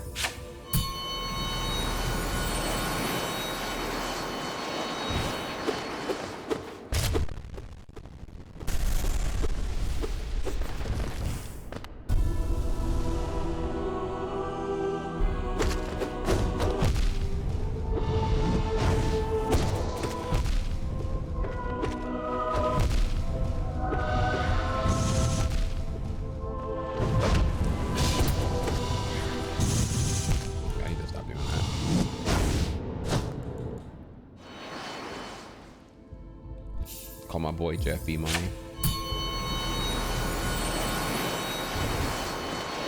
Jeff B Money would happily rather you make under $15 an hour so he can buy his like 100th yacht.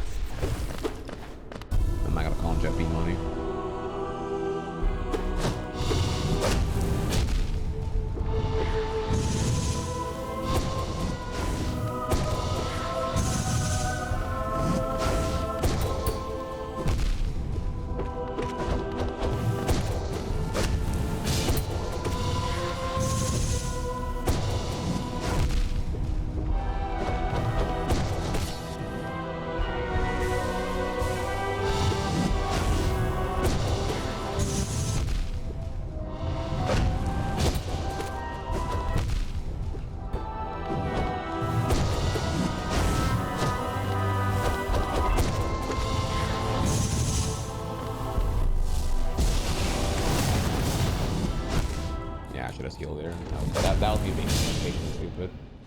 I was upset that I was already at 2 at that point.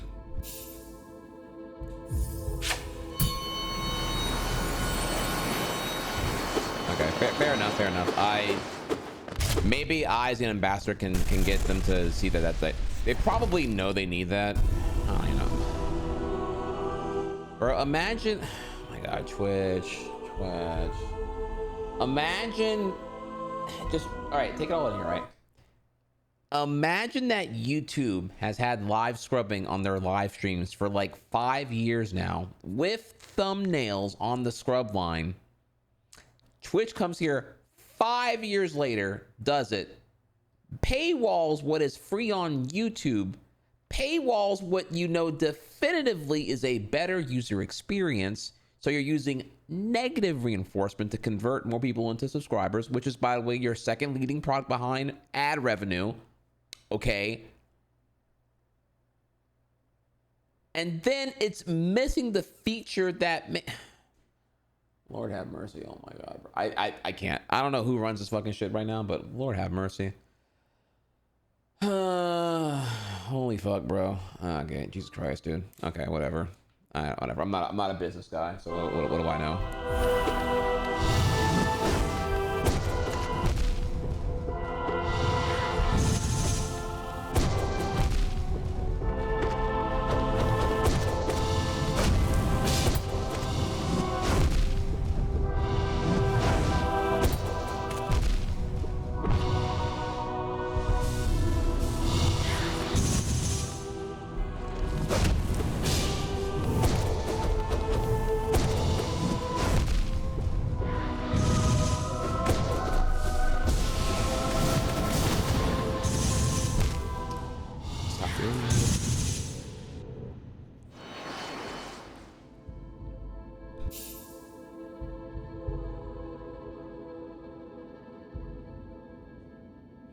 A 30-second rewind for free users would go a long way. I don't know about what would a 30-second rewind do? Almost, it's just been negative reinforcement is what I'm really getting at here. The pre-roll ad, negative reinforcement. The live scrubbing, negative reinforcement because it's being paywall now. Like, share your experience if you don't give us money. Let me think what else here. I don't know. It's like there hasn't been much to. There has been so little on Twitch's end to like really. I don't know, dude. I don't know.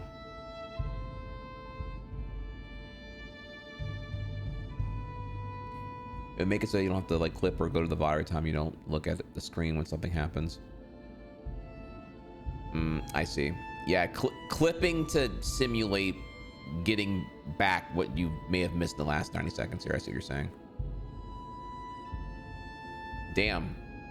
I feel like, yeah, I don't even like that because that's just like reaffirming here that the negative reinforcement is a shitty thing to do anyway. And you should just make the product better because a more positive user experience will lead to more power users.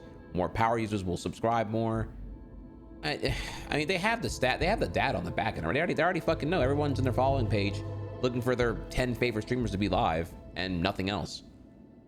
Bro, like, yeah, I hate this one more because it's acknowledging the shortcomings of Twitch's ideas right now and just like ham fisting some like duct tape and glue sticks together for a solution rather than just fixing the problem. You feel? So what it do, Vox? What it do, bro? Just talking about running the live streaming empire of Twitch.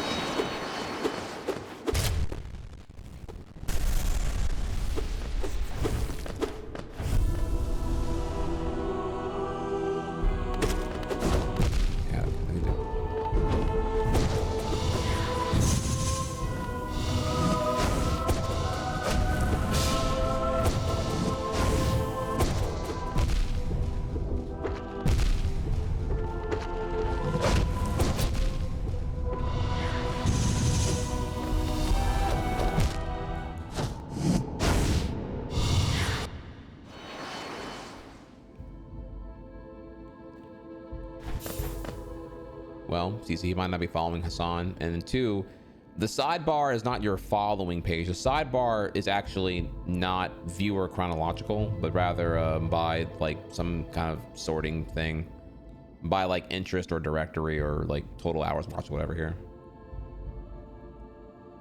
It's a joke. You know, okay, so you did Pepe Law. This is true. You threw emoji in there, but like, I would argue that Pepe Law gets used as like a matter-of-fact emoji of choice to reinforce the harsh truth of a shortcoming, as opposed to like it being a sarcastic quippy emote. So you did use an emote, this is true, but the emote you used was like easily to be interpreted as like incorrect or whatever. Am I wrong? Where was I wrong here? Is that not when y'all use Pepe Law? Do words and emotes not mean things?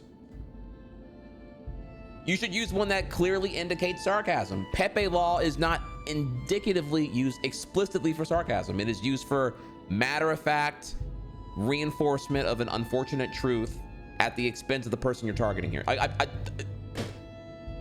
That is like what, like Pepe Law is a low-res shitty derivative of like Pepe Laugh, which is bro, like bro,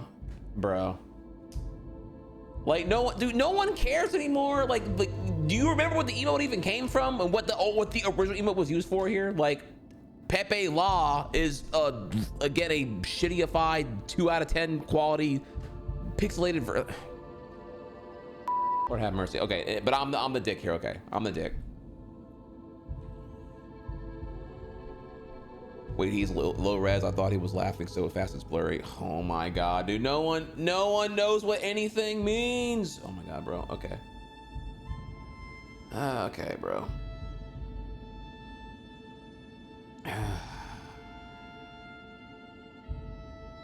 We're at a point now where 7TV has taken the emotes. I don't even know what do I even say about this here, brother.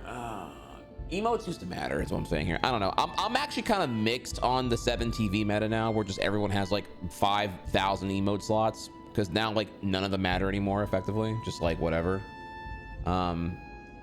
Like before 7TV like just totally wrecked the emote economy, it used to be that like every emote actually mattered, and you really you felt very valued whenever you were using like whoever had like some sick ass emotes or whatever else here.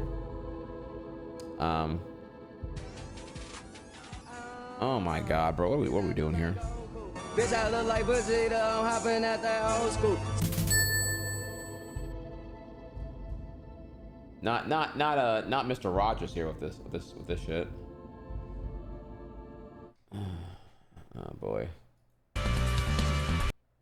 Okay, Kona.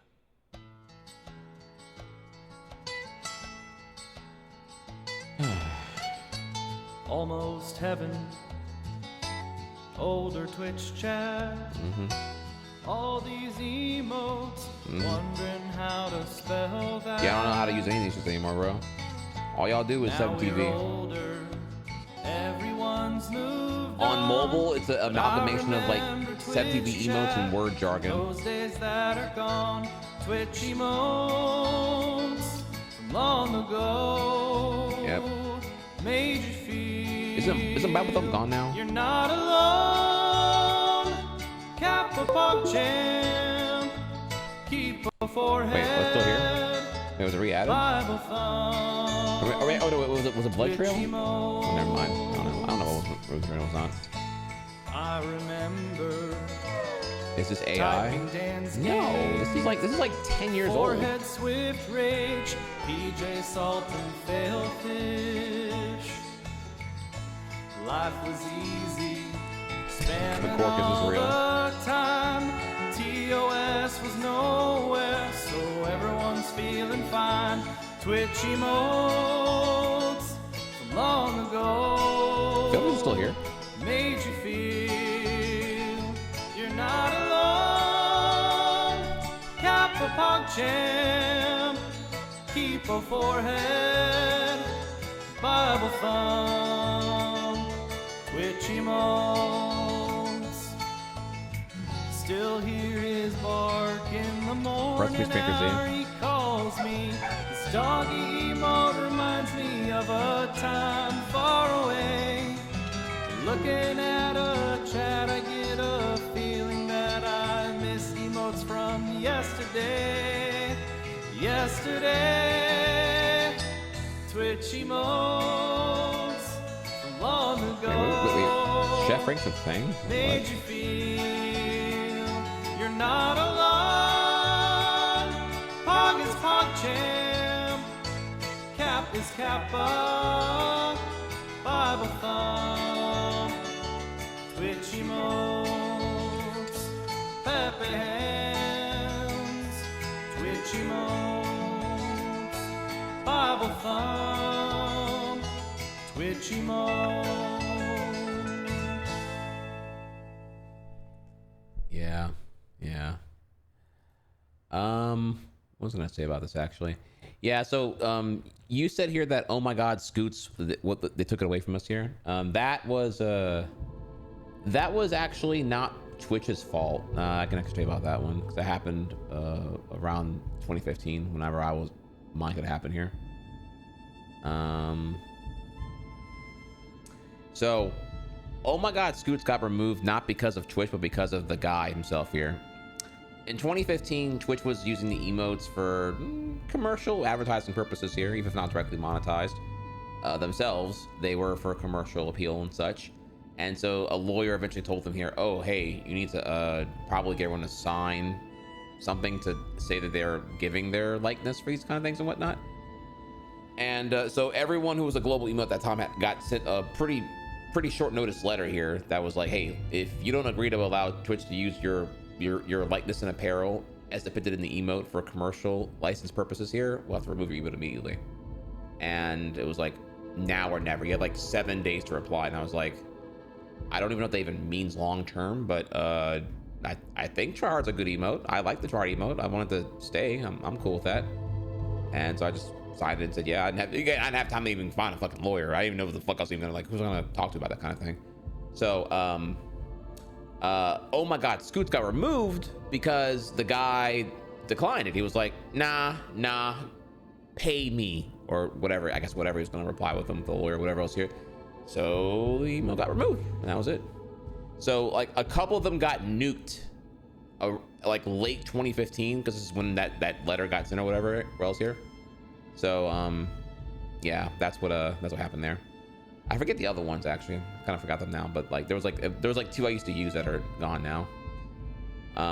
But you know, we're at a point now where like global emotes are more for like just another marketing gimmick. Right now it's all just commercial shit. Like I don't know, I haven't seen like a I mean outside of I guess TwitchCon, I mean you have really though, right? Like there are some that I think are pretty good that are coming from the community, I would say. But like but for the most part, what's pitching the barrier here? Well, it's obviously it's, you know, it's all the sponsor shit now.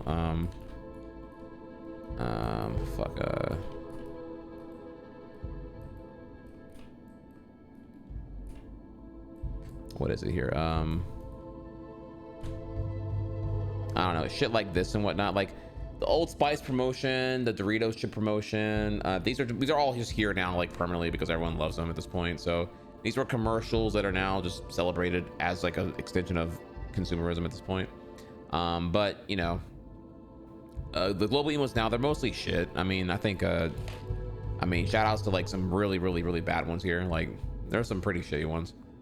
But yeah, global emotes I mean, it's usually more garbage than anything else here. The last good ones I like are probably like I like Shush. The football ones are kind of funny because some of them are fucking terrible. Like I can't even fucking tell what the hell this even is actually. Penalty flag challenge. This looks like it looks like a Genjo from Banjo-Kazooie being tied in a hostage plastic bag cover. I don't know what the fuck it even is, honestly. But yeah, there's, you know, yeah, shit, you know, I like this one here actually. Wait, no, not that. I meant fuck. Shit. Hang on, wait, that was the wrong one. Fuck. Shit. My bad, chat. I don't know what I put there. All right. Bro, you got the we got the cringe. Okay. All right. Do you have any other thoughts about this? Oh, and I love the PogChamp. I love that like PogChamp was like remember for like a week it was a different Pog every day. There was like a rotation of streamers that was starting with. PogChamp was going to become like a different thing every day, and then I don't want to blame names here, but I know who it was. It was fucking Ludwig's community that like rigged the poll or whatever, voted the poll, and then like, would it be a dank meme if we just like had 2 Komodos? Bro, and dude, I'm like, bro, this shit is so ass, bro. Like, yeah, dude, I don't have proof to show you right now, but I didn't say Ludwig. His community, there was it was a Discord meme that then they all hopped in and did it, and then that was enough for it to like win the poll. The poll also was like not very well advertised and was like a day-long poll. Like you'd argue for something as important as this, it would have been like a longer than a day. Oh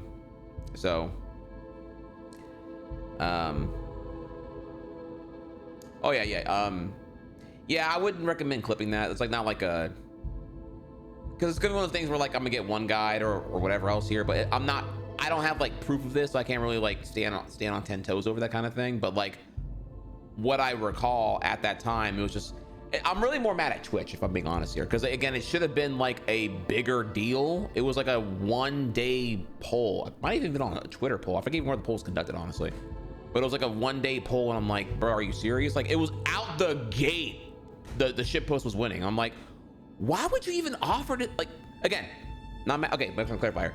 I'm not mad at Ludwig. I'm mad at Twitch, because why the fuck would you even offer the shitpost idea? Like, keep it like you let the shitters. They're gonna self-destruct. They're. Oh my god, bro.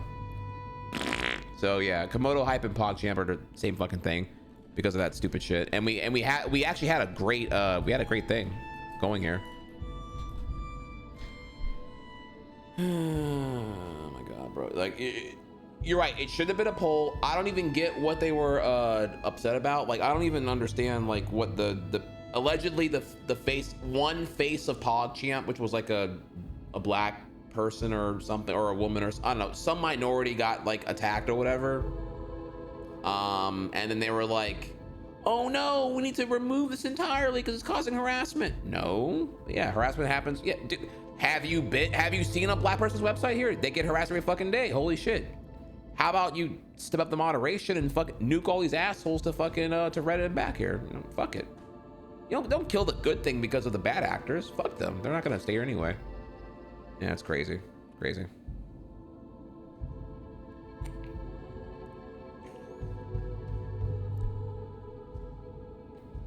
Anyway, so this is so not important. Okay. All right. I don't even know where I'm right now. Okay, let's lock in here because I need to actually get this shit beat today. Bruh.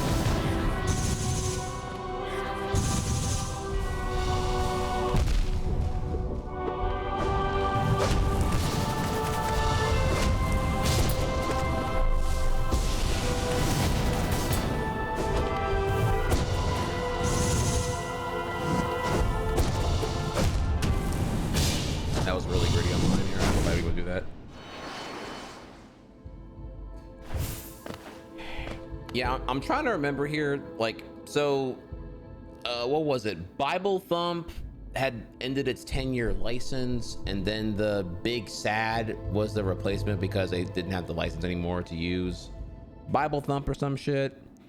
Which, and then like the guy who made whatever the fuck, like then was like, oh, like I, you know, what was it from Binding of Isaac, right?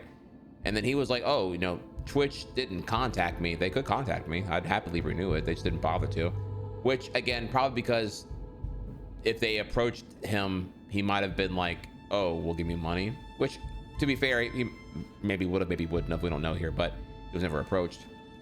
So presumably, Twitch approaching him would have been leverage assisted to him, because if they went to him asking for money, it'd be a bad look on Twitch, because like, okay, Twitch, you don't want to offer me anything for this commercial license for a Bible Thump that you want to keep going here.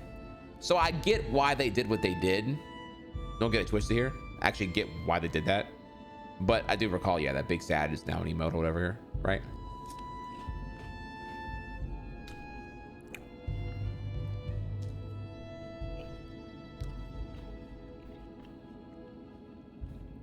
What happened to Bless RNG? Bless RNG, like PogChamp, are both like consequences of the person IRL. PogChamp because Gootecks was going waist deep on. Effectively, Gootecks endorsed the January 6th insurrection, like publicly on Twitter, like very very unambiguously. He's kind of down a rabbit hole of like conspiracy shit at this point, so I don't know, like anti-vax and some other dumb shit. I hope he gets over that kind of stuff, but he's pretty lost in there. So that led to Twitch the next day getting rid of PogChamp, which then resulted in the whole project thing. As far as Bless RNG goes, not my story to tell, but I do know why Twitch removed it, which is not saying what happened, but allegedly he at a TwitchCon touched someone inappropriately without consent in a hotel room that he was sharing rooms with. And this got reported back to however, and they removed his emote. So, yada yada yada, cancel culture, etc.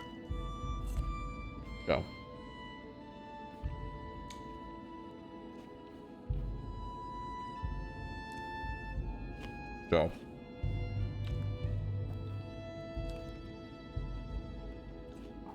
there you go.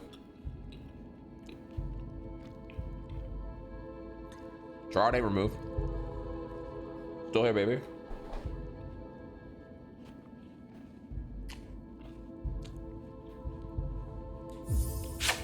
You're the most banned emote. I'm still here. What's good, bitches?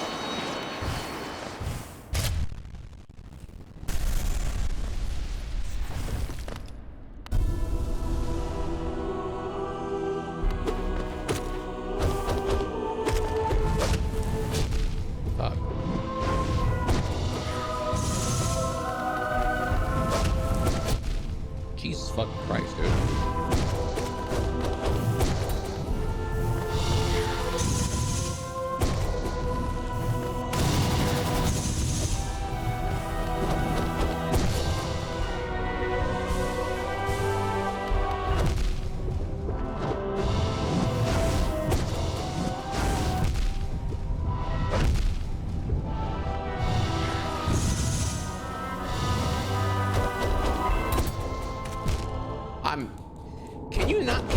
Counter? Can you not like shadow dash through the counter? Maybe I was just too laggy, I don't know. Jesus fucking Christ, dude.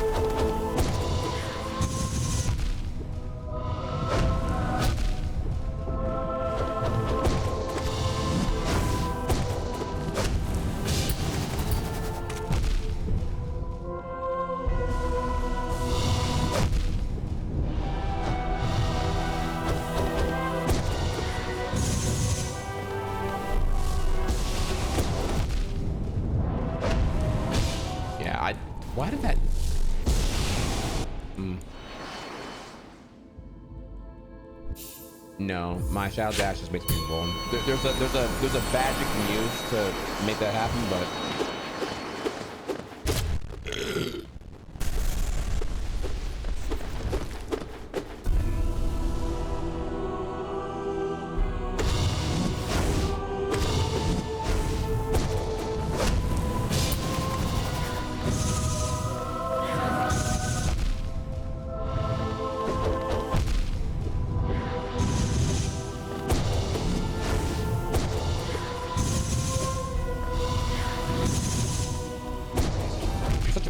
Dude, fight me, fuck.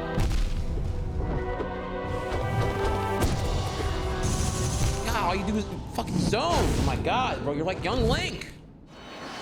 Bro, it was like fucking 6 shots.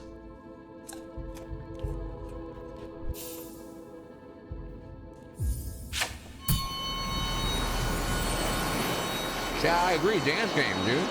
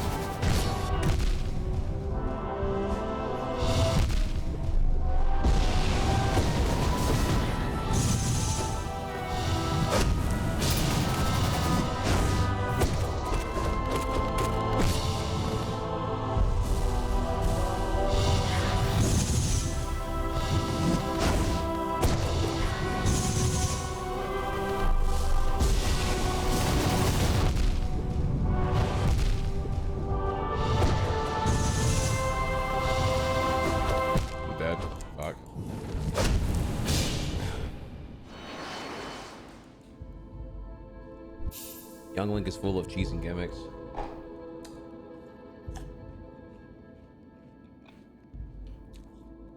Where's the gimmick? Where's the cheese?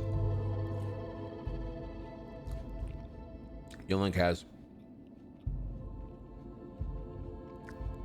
Yeah, fuck you. Your sarcasm is, you can't use Pepe Law as sarcasm. That's not how that fucking works. Young Link has no magic. Young Link has no super armor.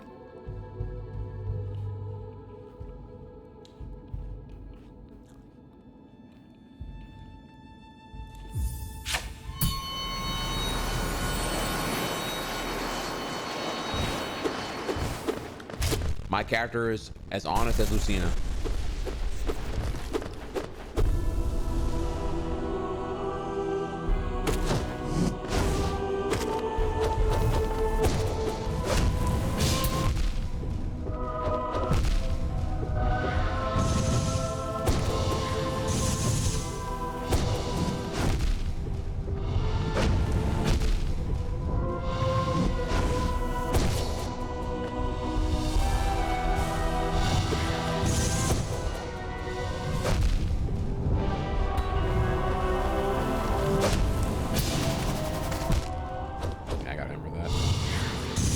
Do that like sooner if I want to do that.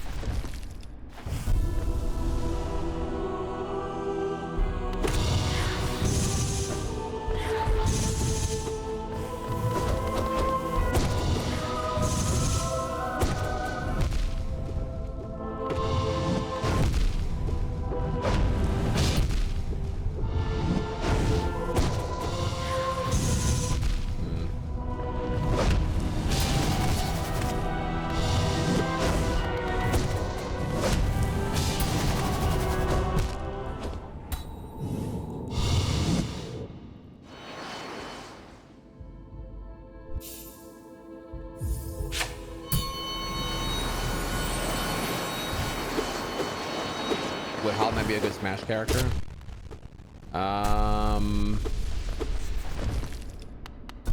See, the problem is, like, when you say good can mean different things here, right?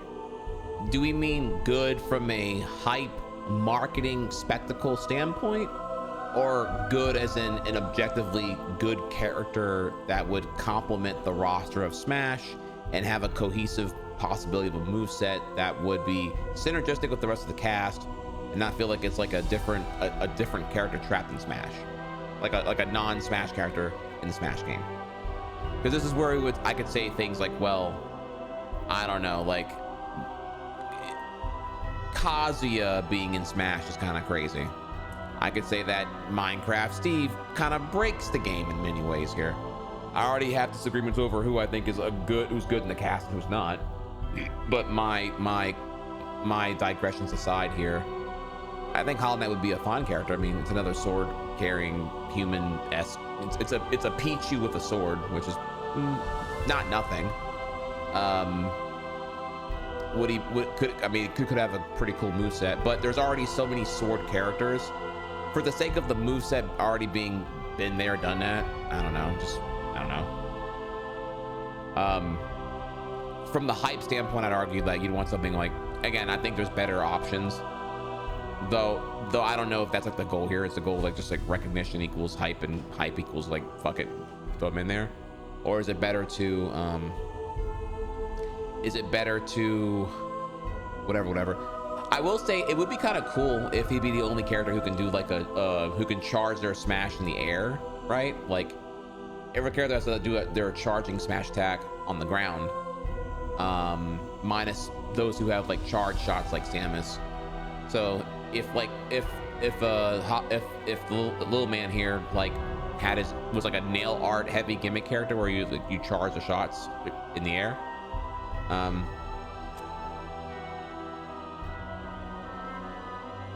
so I mean, again, I'm biased though, so like whatever, my opinion doesn't mean shit anyway, but you know, I still think here that like I think that on a moveset basis, Beautiful Joe, Amaterasu, and Katamari would be like amazing in the cast, because they're all like very, very different compared to like anyone else who's already in the game. But you know,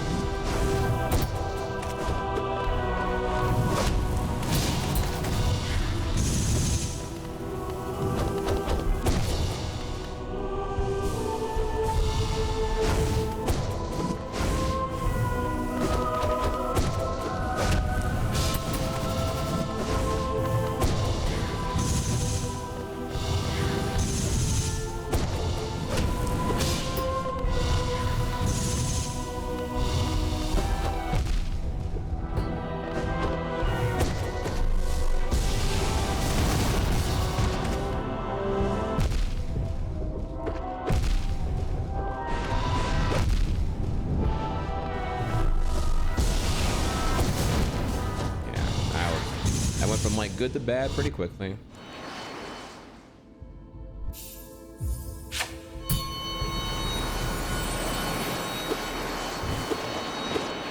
My next sex talk like this. Oh, what, arguing about Smash hypotheticals? No, it's boring as hell.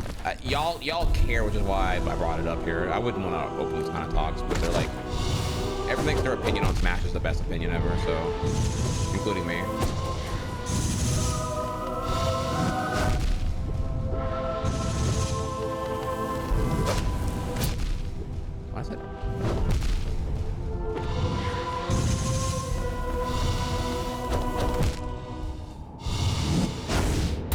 So like, you know, I can elaborate further on like my roster advocation and like my take on like marketing versus character moveset diversity, blah blah blah. But like, whatever, who cares? Like, my take is just another idiot's take, honestly.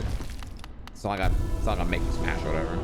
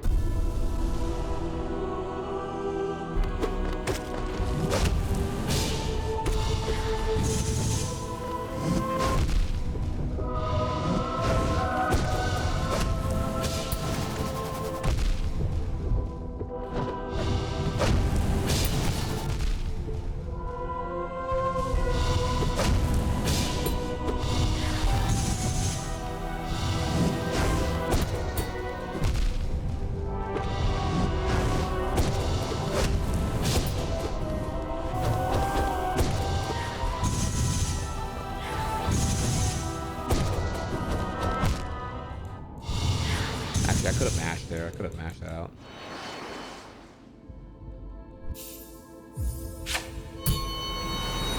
No, you can take your strat. I mean, I can play more patient. I can play better. I enjoy how I'm playing it right now. I don't know. It's just like.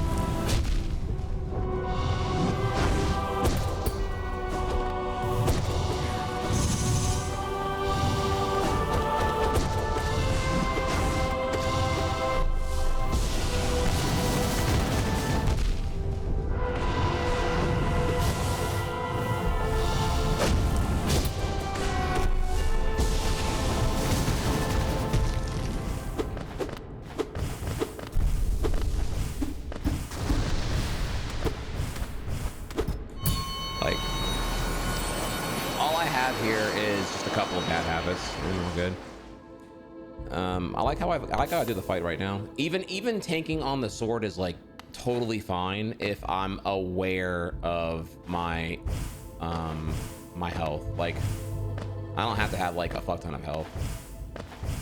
But of course, will I make that call whenever I do it though? I don't know. We'll see. Let's go ahead and start doing some stuff here. Let's see what we can do now. We'll see. You know, I can practice right now, but in the end here, we'll see how I feel about doing all that dumb shit whenever we get back to the fight.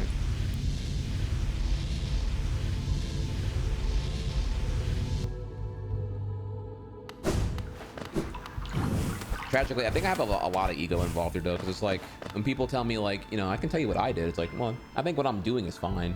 And when people tell me what they did, it's more like, it comes off to me like, oh, what you're doing is bad and dumb, and what I did was great and awesome, and you should do what I did. And it's like, well, I mean, I'm gonna get it done. I just, you know, I don't even know how fast people beat it compared to me or whatever, but like, I don't know. It's just kind of, I have like nothing to really compare to other than like my own shit. So I take a lot of that. I unfortunately process it as like, oh, I'm not beating it fast enough for you. Okay. Which is not what you said, but it's like how I take it.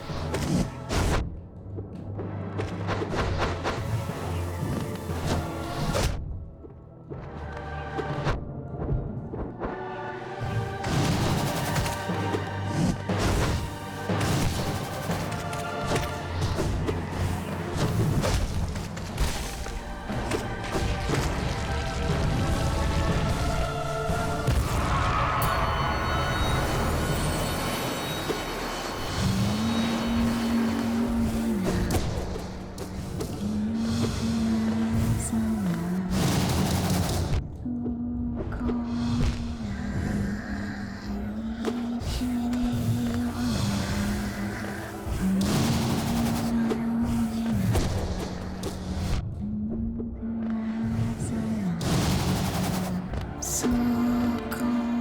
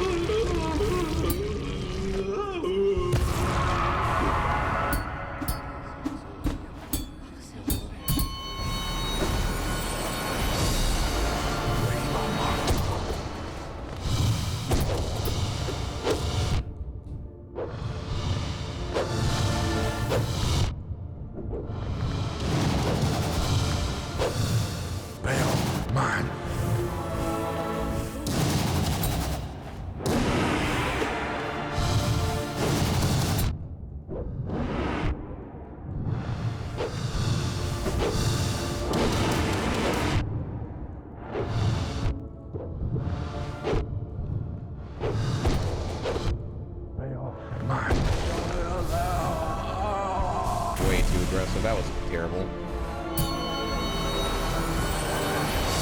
But this fight's pretty sick.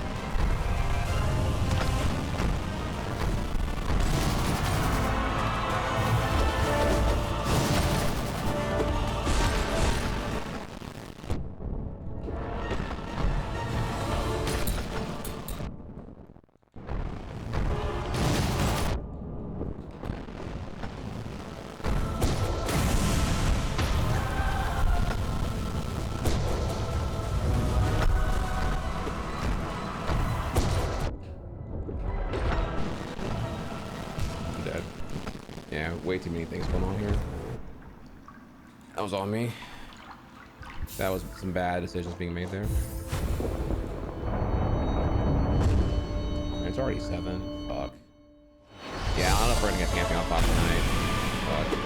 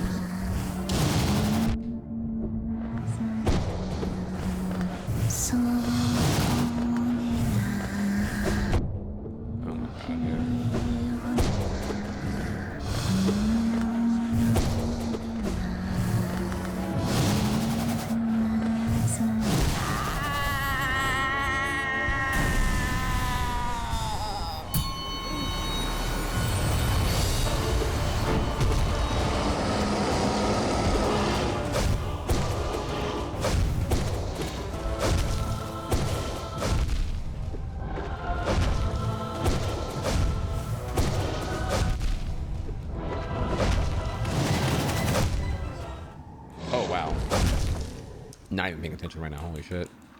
That was pretty cringe. But ain't paying attention. Fuck.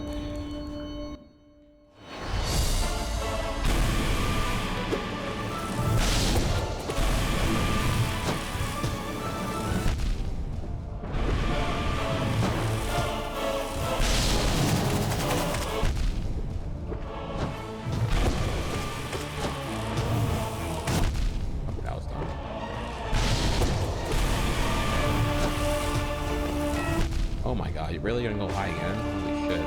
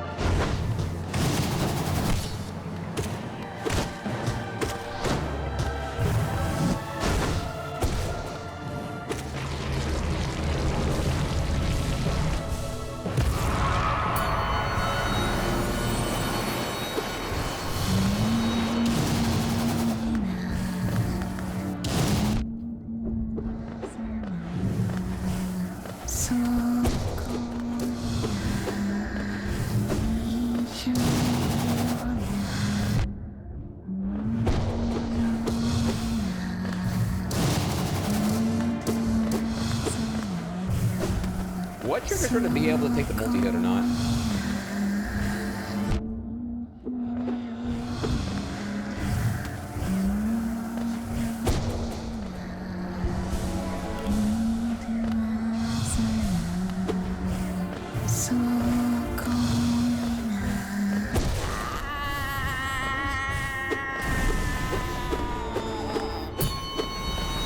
Contact damage?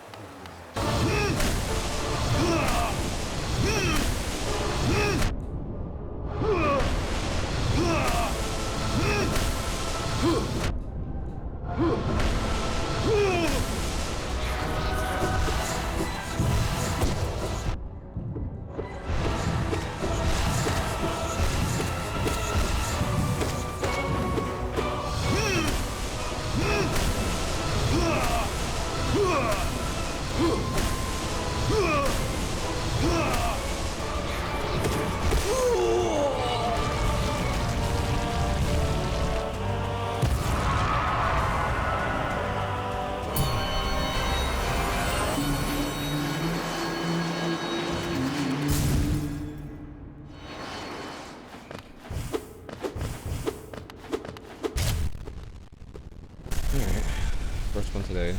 See what we can do.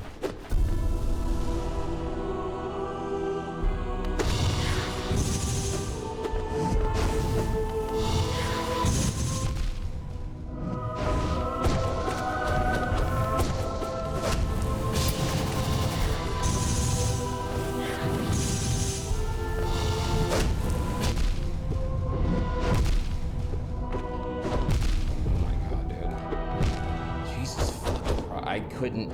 Oh my god, that was so bad. Oh my god, dude. Okay, I gotta say out loud all the bad habits. Stop jumping when he does the fucking 5 nails, and for fuck's sake, god damn, I couldn't tell what side he was ending on. Smash Brothers. I'm like, are you on the left of me or the right of me right now? Where am I dashing away from? I could not tell, and I just ended up eating so much right there. Jesus fucking Christ, dude. Alright, I'm gonna give it one more shot, but I need to go to bed though. I'm DDR today. I'm fucking tired as fuck right now. I'm tired, and that was really, really deflating. That was so bad.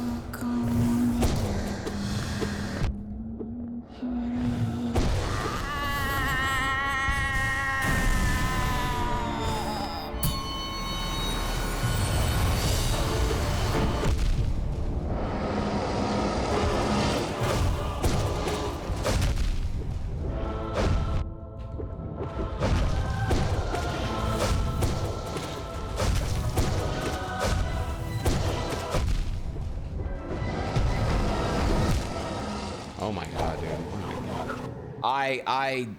I knew I got hit. I didn't check the health though quickly enough. I was like, ooh, I need to like do something quick here. Oh my god.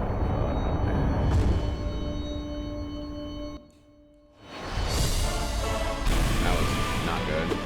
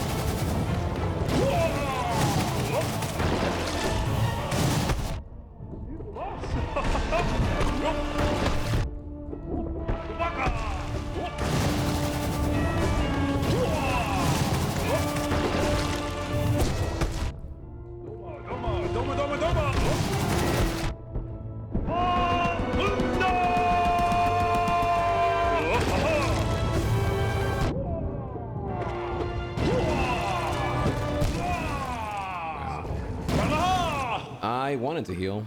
I didn't see the opportunity to do it. Fuck.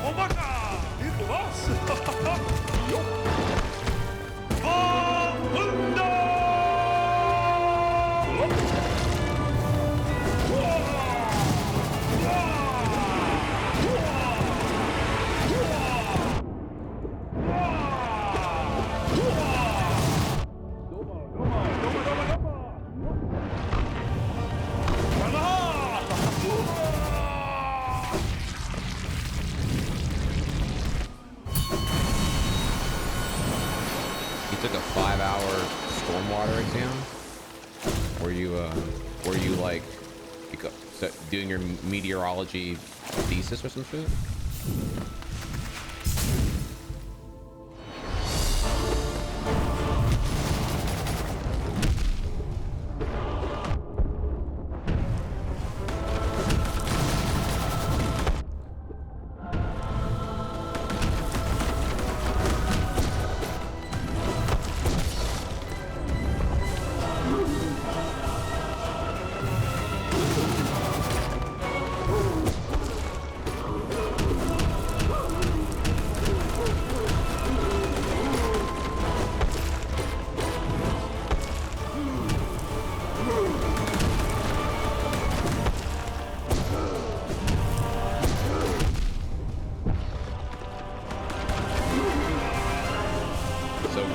twice.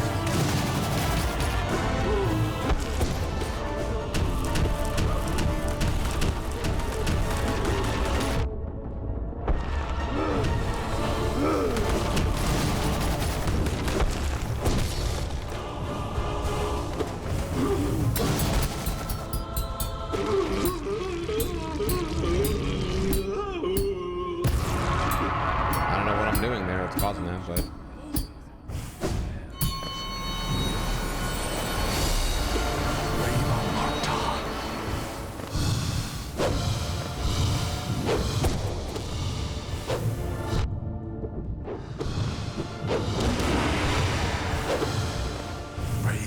Sorrow.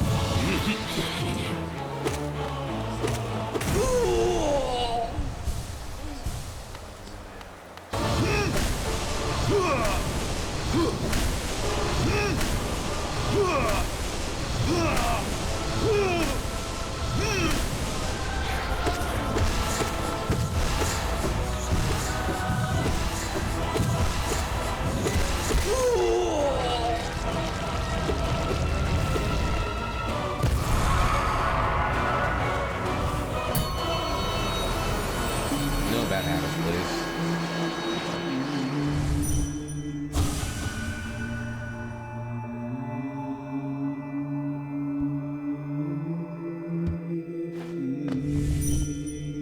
Now tell me what you really feel, bitch.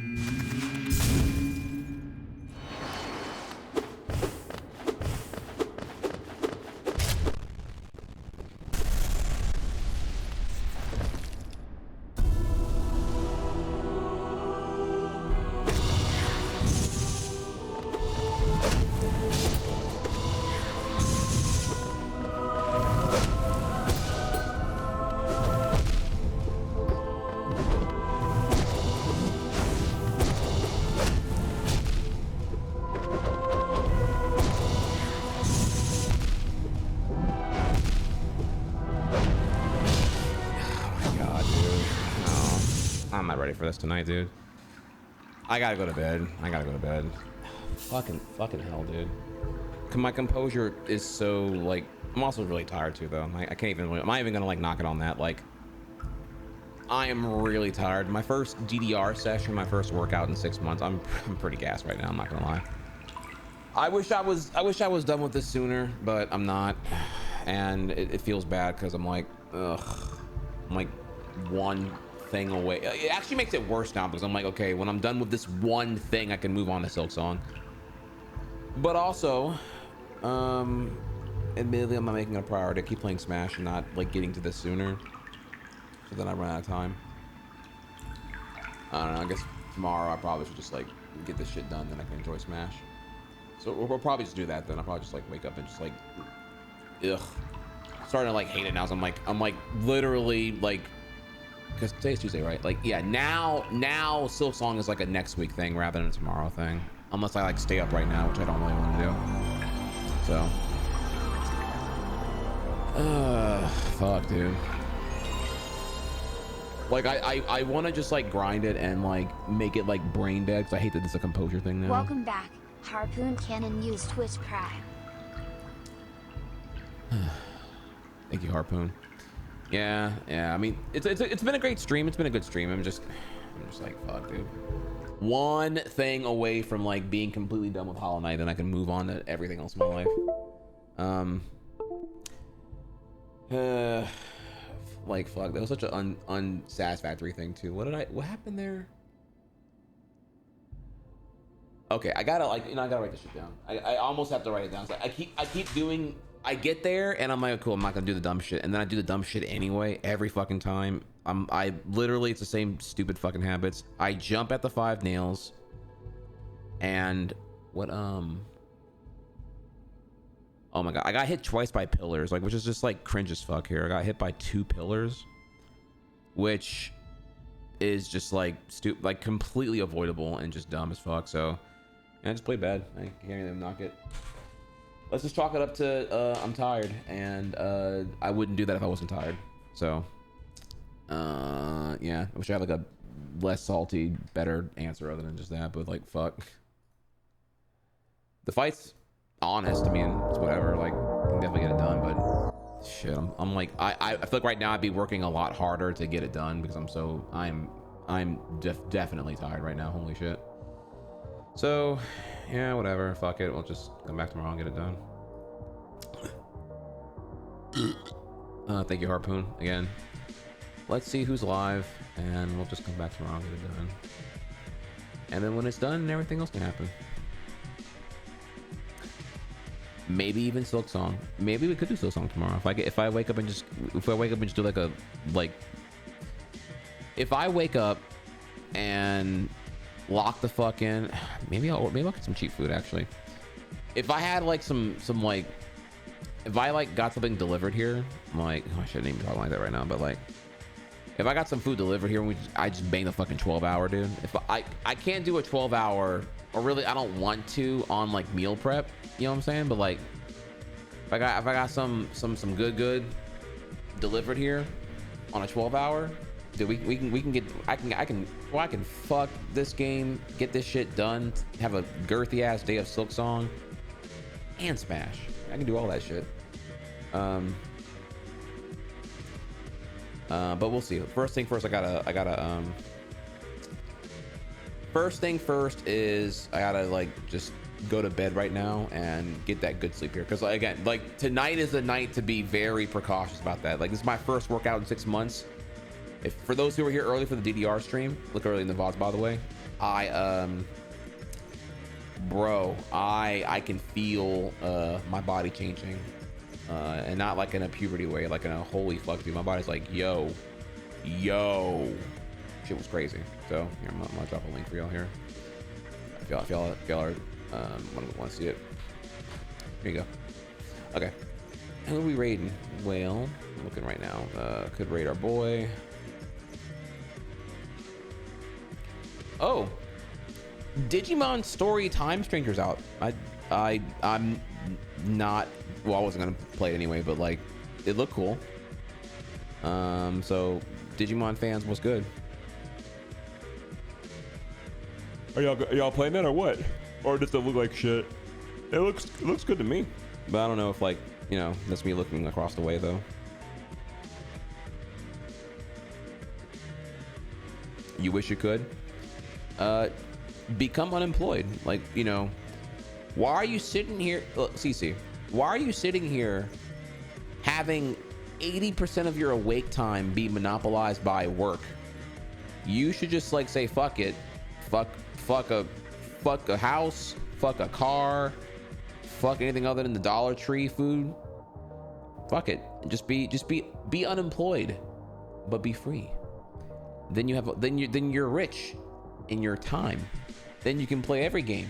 Then you can fap to every hentai. Then you can watch every, did I say anime already? Play every game, watch every anime, consume all of the hentai, and then what? Then you'll be so busy consuming things, you won't even be worried about girlfriends, job, ambition, money, disposable income. You don't need all these things.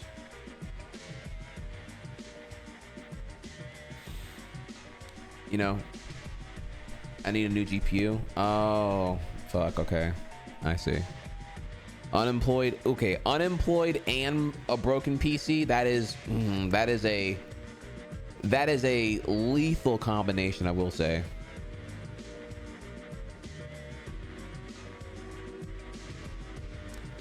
Man, can I bring up a okay, before we go here, dude, dude, this is crazy to see here.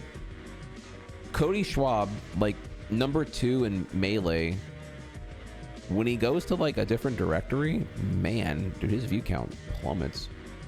It's not me attacking him. I'm just more like I'm like shocked at how like maybe 2x KO is just a shitty game though. I don't fucking know, but I mean, he definitely would have a couple hundred viewers playing Melee, like #2 in the world, and then goes to 2x KO, and it's just like, damn. It sucks to even apply to jobs. Oh no! Oh yeah, no.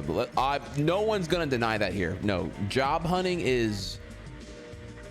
Not only is it like awful, it is soul crushing. It is like morale deflating. It is, dude. It's brother. It's like I don't even know.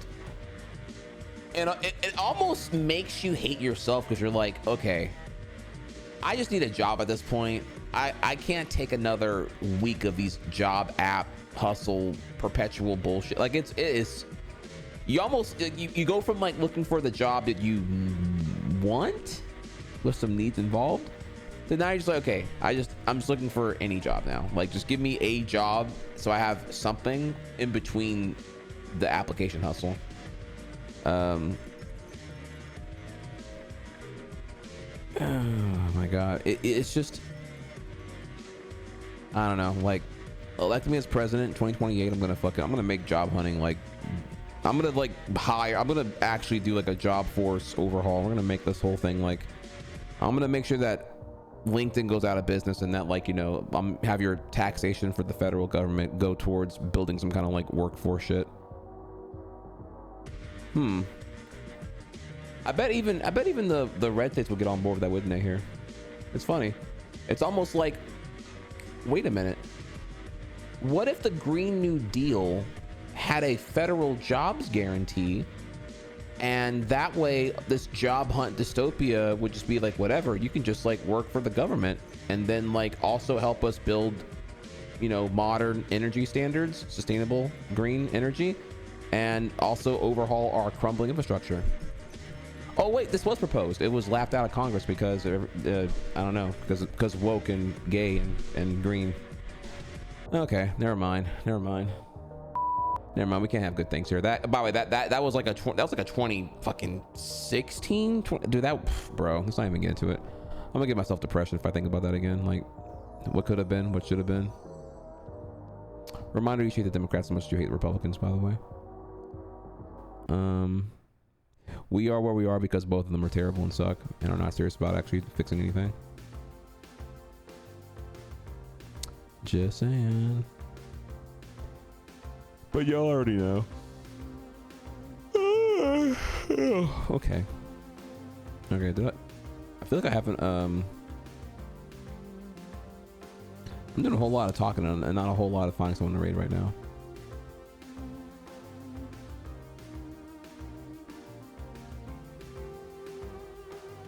Okay, all right, we're gonna rate this person. Is 2x KO good? Everyone's playing it. I thought this game was like dead on arrival. Maybe it wasn't.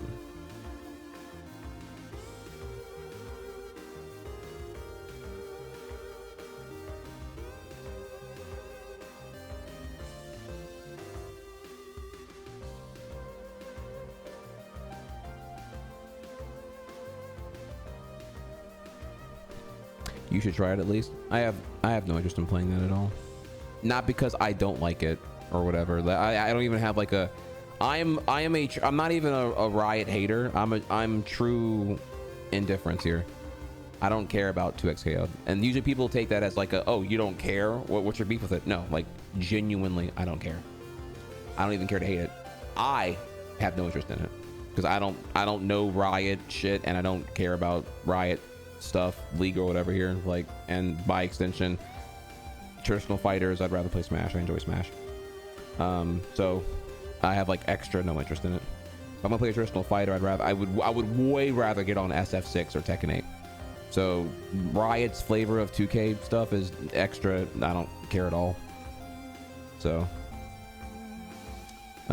there's no need to convince me. Because what I'm bringing up is just that like I'm from the consensus I read online, people were like, this game is DOA. Not that I, you know, care about it or whatever. Okay, who the fuck? Okay, all right. We have raid targets there. Let me just pick one real quick.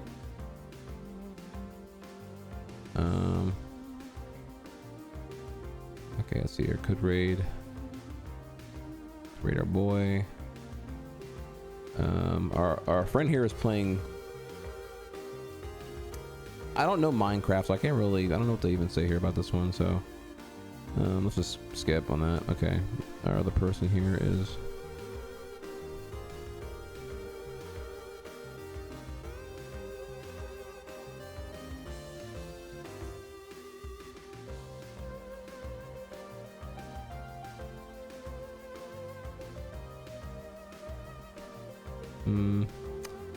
I don't know what this game is. I don't really care about this one either. So no. Okay. And Digimon I would raid, but I have no clue. Like, okay, I kind of want to raid here actually. I don't know where he is. I don't know if he's like actually like doing shit. He's just like farming for shit right now. You know what? Fuck it. We're gonna. Fuck it. I don't even care. I don't even. Fuck it, dude. We're gonna raid this person here. All right. So. All right. Slash raid. I haven't. I don't even remember why I followed Biscuits in the first place here, but we're raiding Biscuits. Biscuits is playing. He's playing Digimon Story, and all right. So. Digimon Story looked lit from the reveal. Is this gas or what?